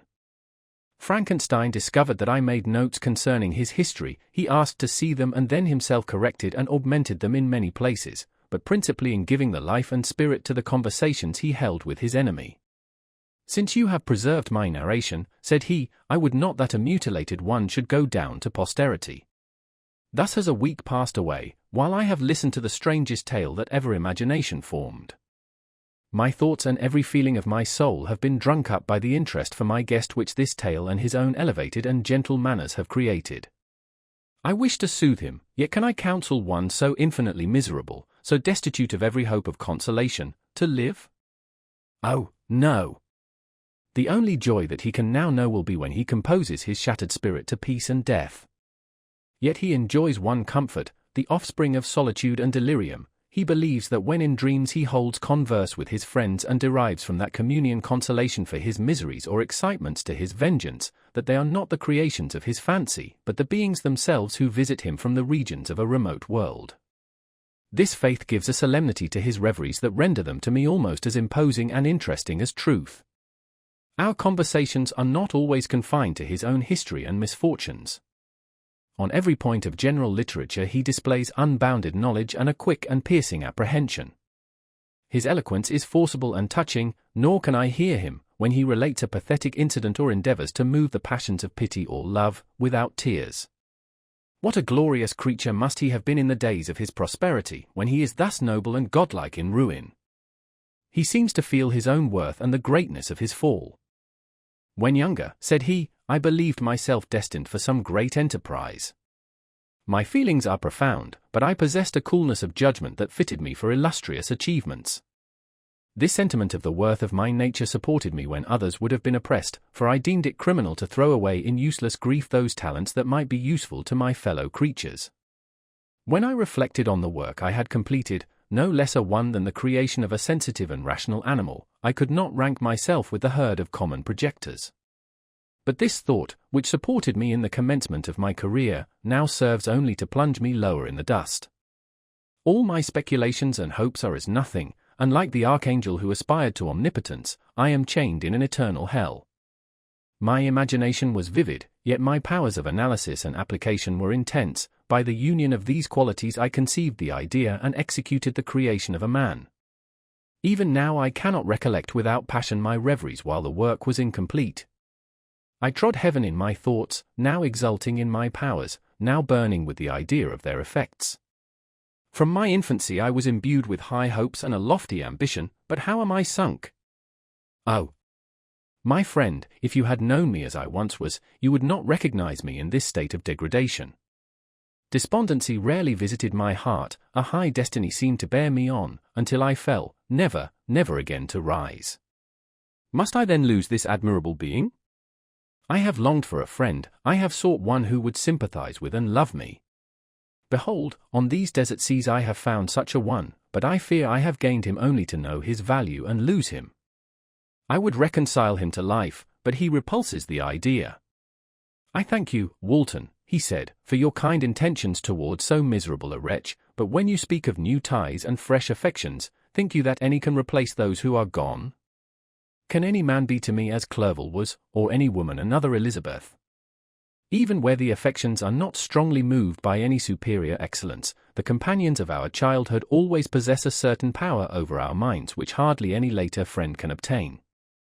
They know our infantine dispositions, which, however they may be afterwards modified, are never eradicated, and they can judge of our actions with more certain conclusions as to the integrity of our motives. A sister or a brother can never, unless indeed such symptoms have been shown early, suspect the other of fraud or false dealing, when another friend, however strongly he may be attached, may, in spite of himself, be contemplated with suspicion. But I enjoyed friends, dear not only through habit and association, but from their own merits, and wherever I am, the soothing voice of my Elizabeth and the conversation of Clerval will be ever whispered in my ear. They are dead, and but one feeling in such a solitude can persuade me to preserve my life. If I were engaged in any high undertaking or design, fraught with extensive utility to my fellow creatures, then could I live to fulfill it. But such is not my destiny. I must pursue and destroy the being to whom I gave existence, then my lot on earth will be fulfilled and I may die. My beloved sister. September 2d.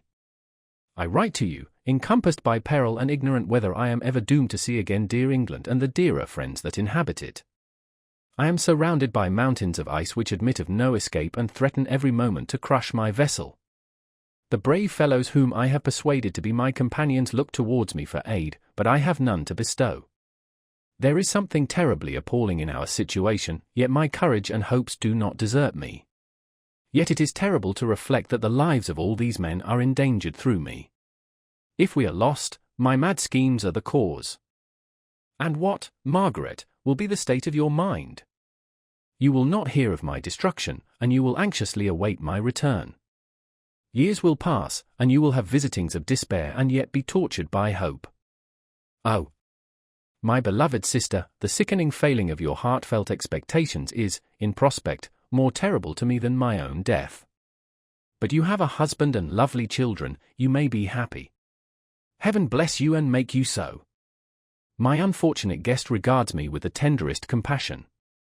He endeavors to fill me with hope and talks as if life were a possession which he valued.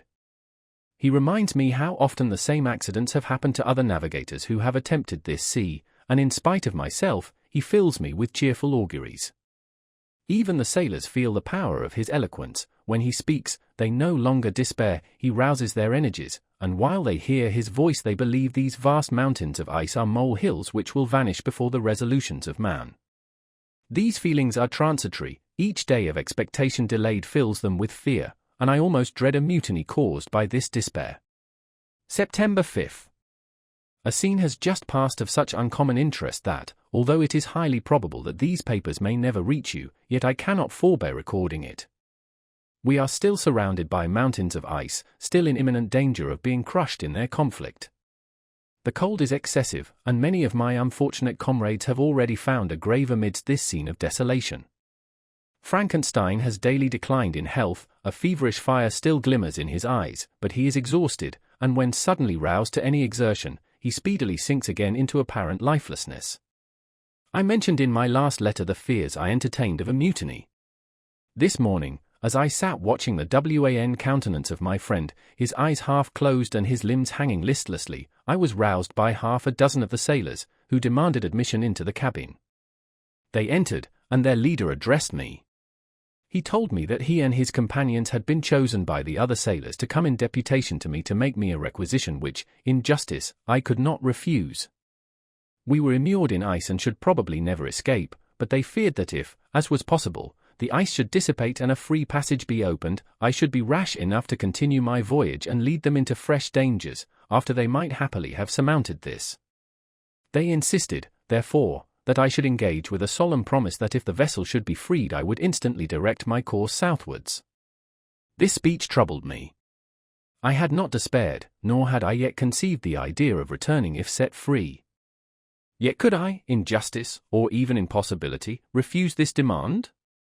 I hesitated before I answered, when Frankenstein, who had at first been silent, and indeed appeared hardly to have force enough to attend, now roused himself, his eyes sparkled, and his cheeks flushed with momentary vigor.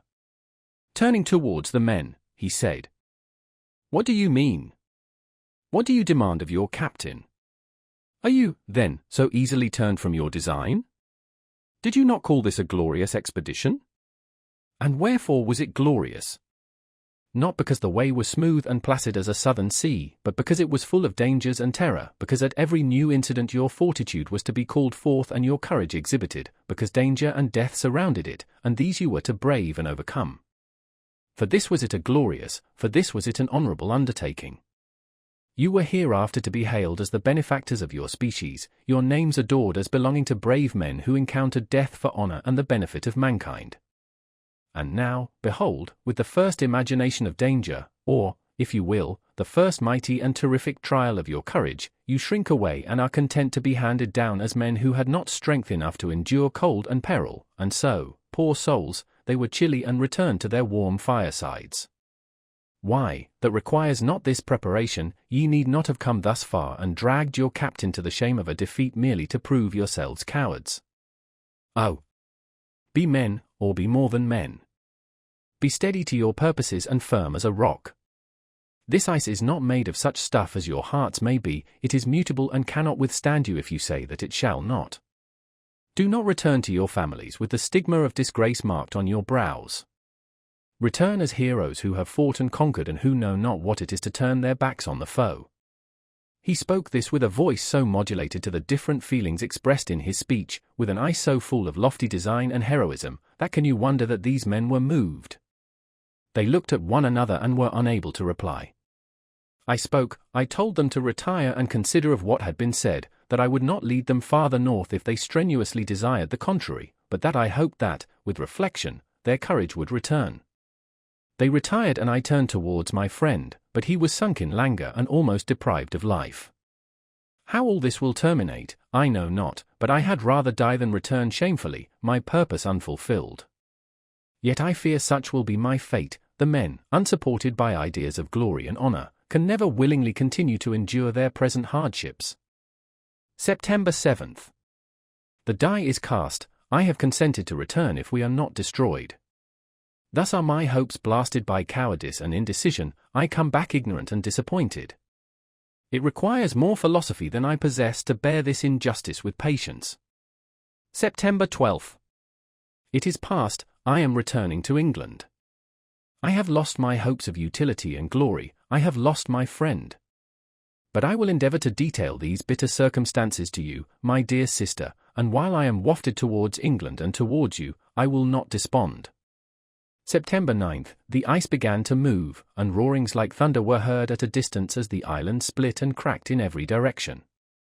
We were in the most imminent peril, but as we could only remain passive, my chief attention was occupied by my unfortunate guest whose illness increased in such a degree that he was entirely confined to his bed.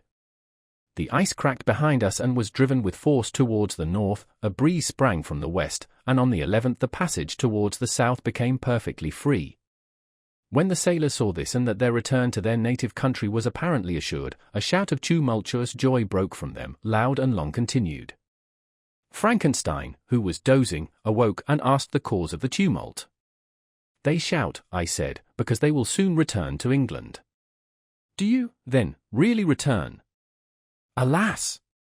Yes, I cannot withstand their demands. I cannot lead them unwillingly to danger, and I must return. Do so, if you will, but I will not. You may give up your purpose, but mine is assigned to me by heaven, and I dare not. I am weak, but surely the spirits who assist my vengeance will endow me with sufficient strength. Saying this, he endeavored to spring from the bed, but the exertion was too great for him, he fell back and fainted. It was long before he was restored, and I often thought that life was entirely extinct. At length he opened his eyes, he breathed with difficulty and was unable to speak. The surgeon gave him a composing draught and ordered us to leave him undisturbed. In the meantime he told me that my friend had certainly not many hours to live. His sentence was pronounced, and I could only grieve and be patient. I sat by his bed, watching him, his eyes were closed, and I thought he slept, but presently he called to me in a feeble voice, and bidding me come near, said, Alas! The strength I relied on is gone, I feel that I shall soon die, and he, my enemy and persecutor, may still be in being. Think not, Walton, that in the last moments of my existence I feel that burning hatred and ardent desire of revenge I once expressed, but I feel myself justified in desiring the death of my adversary. During these last days I have been occupied in examining my past conduct, nor do I find it blamable. In a fit of enthusiastic madness I created a rational creature and was bound towards him to assure, as far as was in my power, his happiness and well-being. This was my duty, but there was another still paramount to that. My duties towards the beings of my own species had greater claims to my attention because they included a greater proportion of happiness or misery. Urged by this view, I refused, and I did right in refusing, to create a companion for the first creature. He showed unparalleled malignity and selfishness in evil. He destroyed my friends. He devoted to destruction beings who possessed exquisite sensations, happiness, and wisdom, nor do I know where this thirst for vengeance may end. Miserable himself that he may render no other wretched, he ought to die. The task of his destruction was mine, but I have failed. When actuated by selfish and vicious motives, I asked you to undertake my unfinished work, and I renew this request now, when I am only induced by reason and virtue. Yet I cannot ask you to renounce your country and friends to fulfill this task, and now that you are returning to England, you will have little chance of meeting with him. But the consideration of these points, and the well-balancing of what you may esteem your duties, I leave to you, and my judgment and ideas are already disturbed by the near approach of death. I dare not ask you to do what I think right, for I may still be misled by passion. That he should live to be an instrument of mischief disturbs me. In other respects, this hour, when I momentarily expect my release, is the only happy one which I have enjoyed for several years. The forms of the beloved dead flit before me, and I hasten to their arms. Farewell, Walton. Seek happiness in tranquility and avoid ambition, even if it be only the apparently innocent one of distinguishing yourself in science and discoveries. Yet why do I say this? I have myself been blasted in these hopes, yet another may succeed. His voice became fainter as he spoke, and at length, exhausted by his effort, he sank into silence. About half an hour afterwards he attempted again to speak but was unable. He pressed my hand feebly, and his eyes closed forever, while the irradiation of a gentle smile passed away from his lips. Margaret, what comment can I make on the untimely extinction of this glorious spirit? What can I say that will enable you to understand the depth of my sorrow? All that I should express would be inadequate and feeble. My tears flow, my mind is overshadowed by a cloud of disappointment. But I journey towards England, and I may there find consolation. I am interrupted. What do these sounds portend? It is midnight, the breeze blows fairly, and the watch on deck scarcely stir.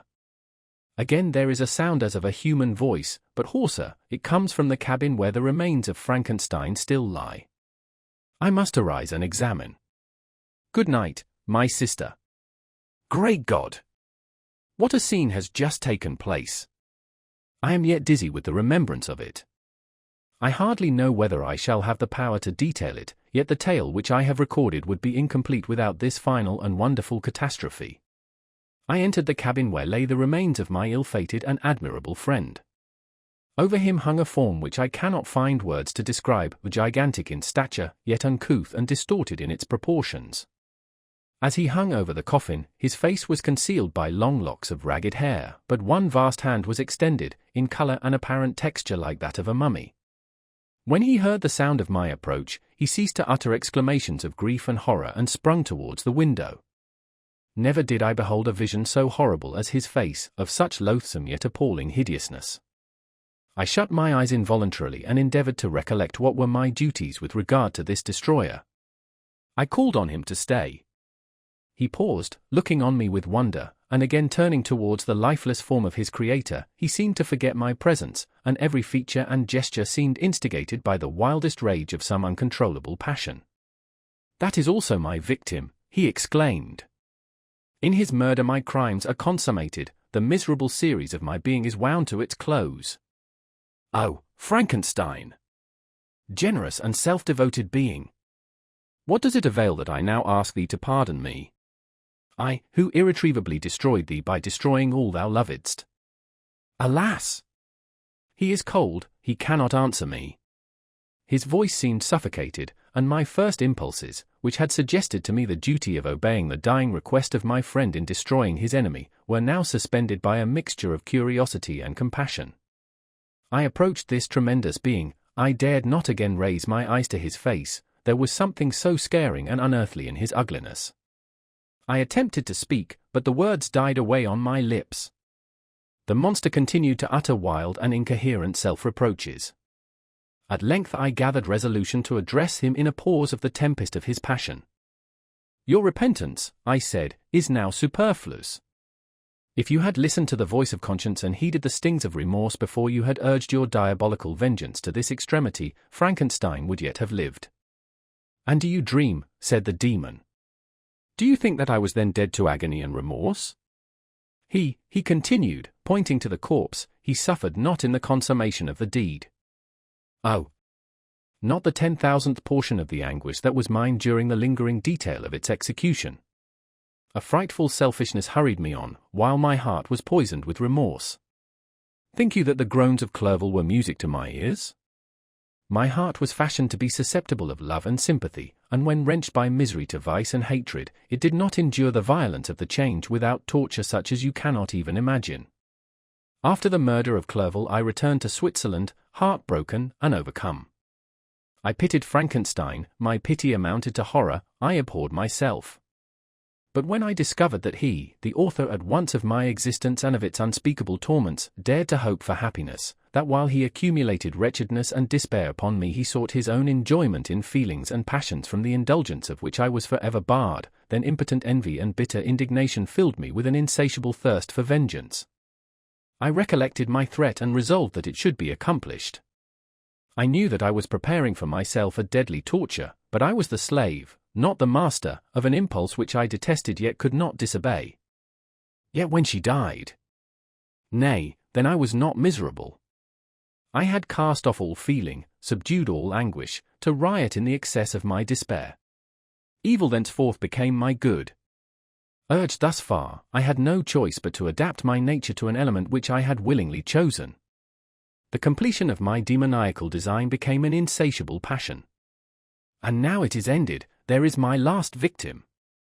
I was at first touched by the expressions of his misery, yet, when I called to mind what Frankenstein had said of his powers of eloquence and persuasion, and when I again cast my eyes on the lifeless form of my friend, indignation was rekindled within me.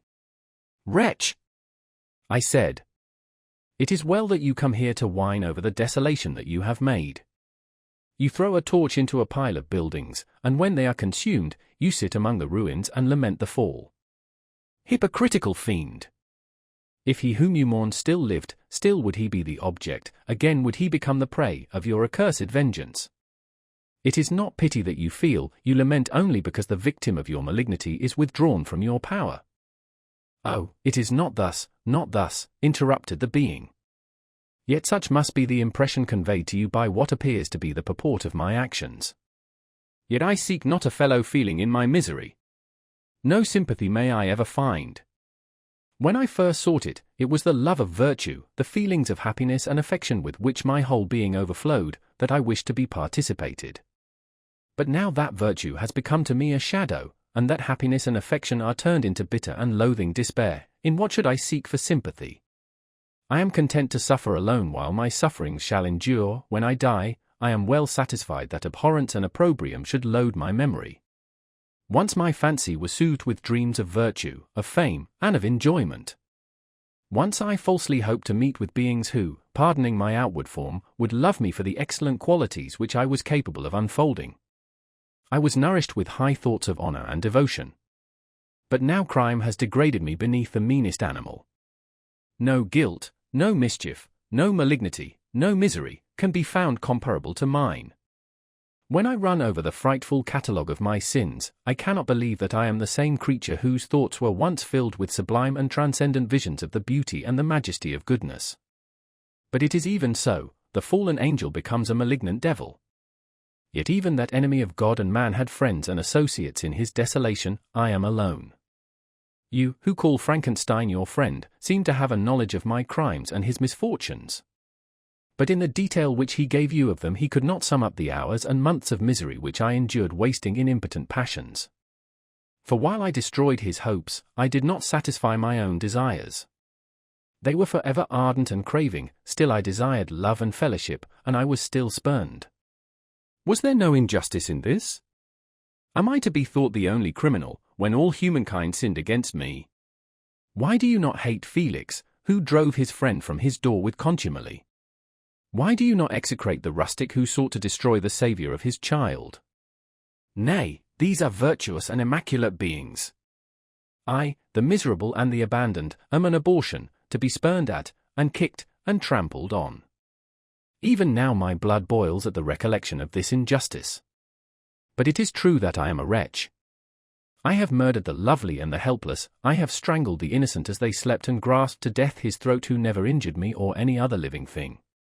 I have devoted my Creator, the select specimen of all that is worthy of love and admiration among men, to misery. I have pursued him even to that irremediable ruin.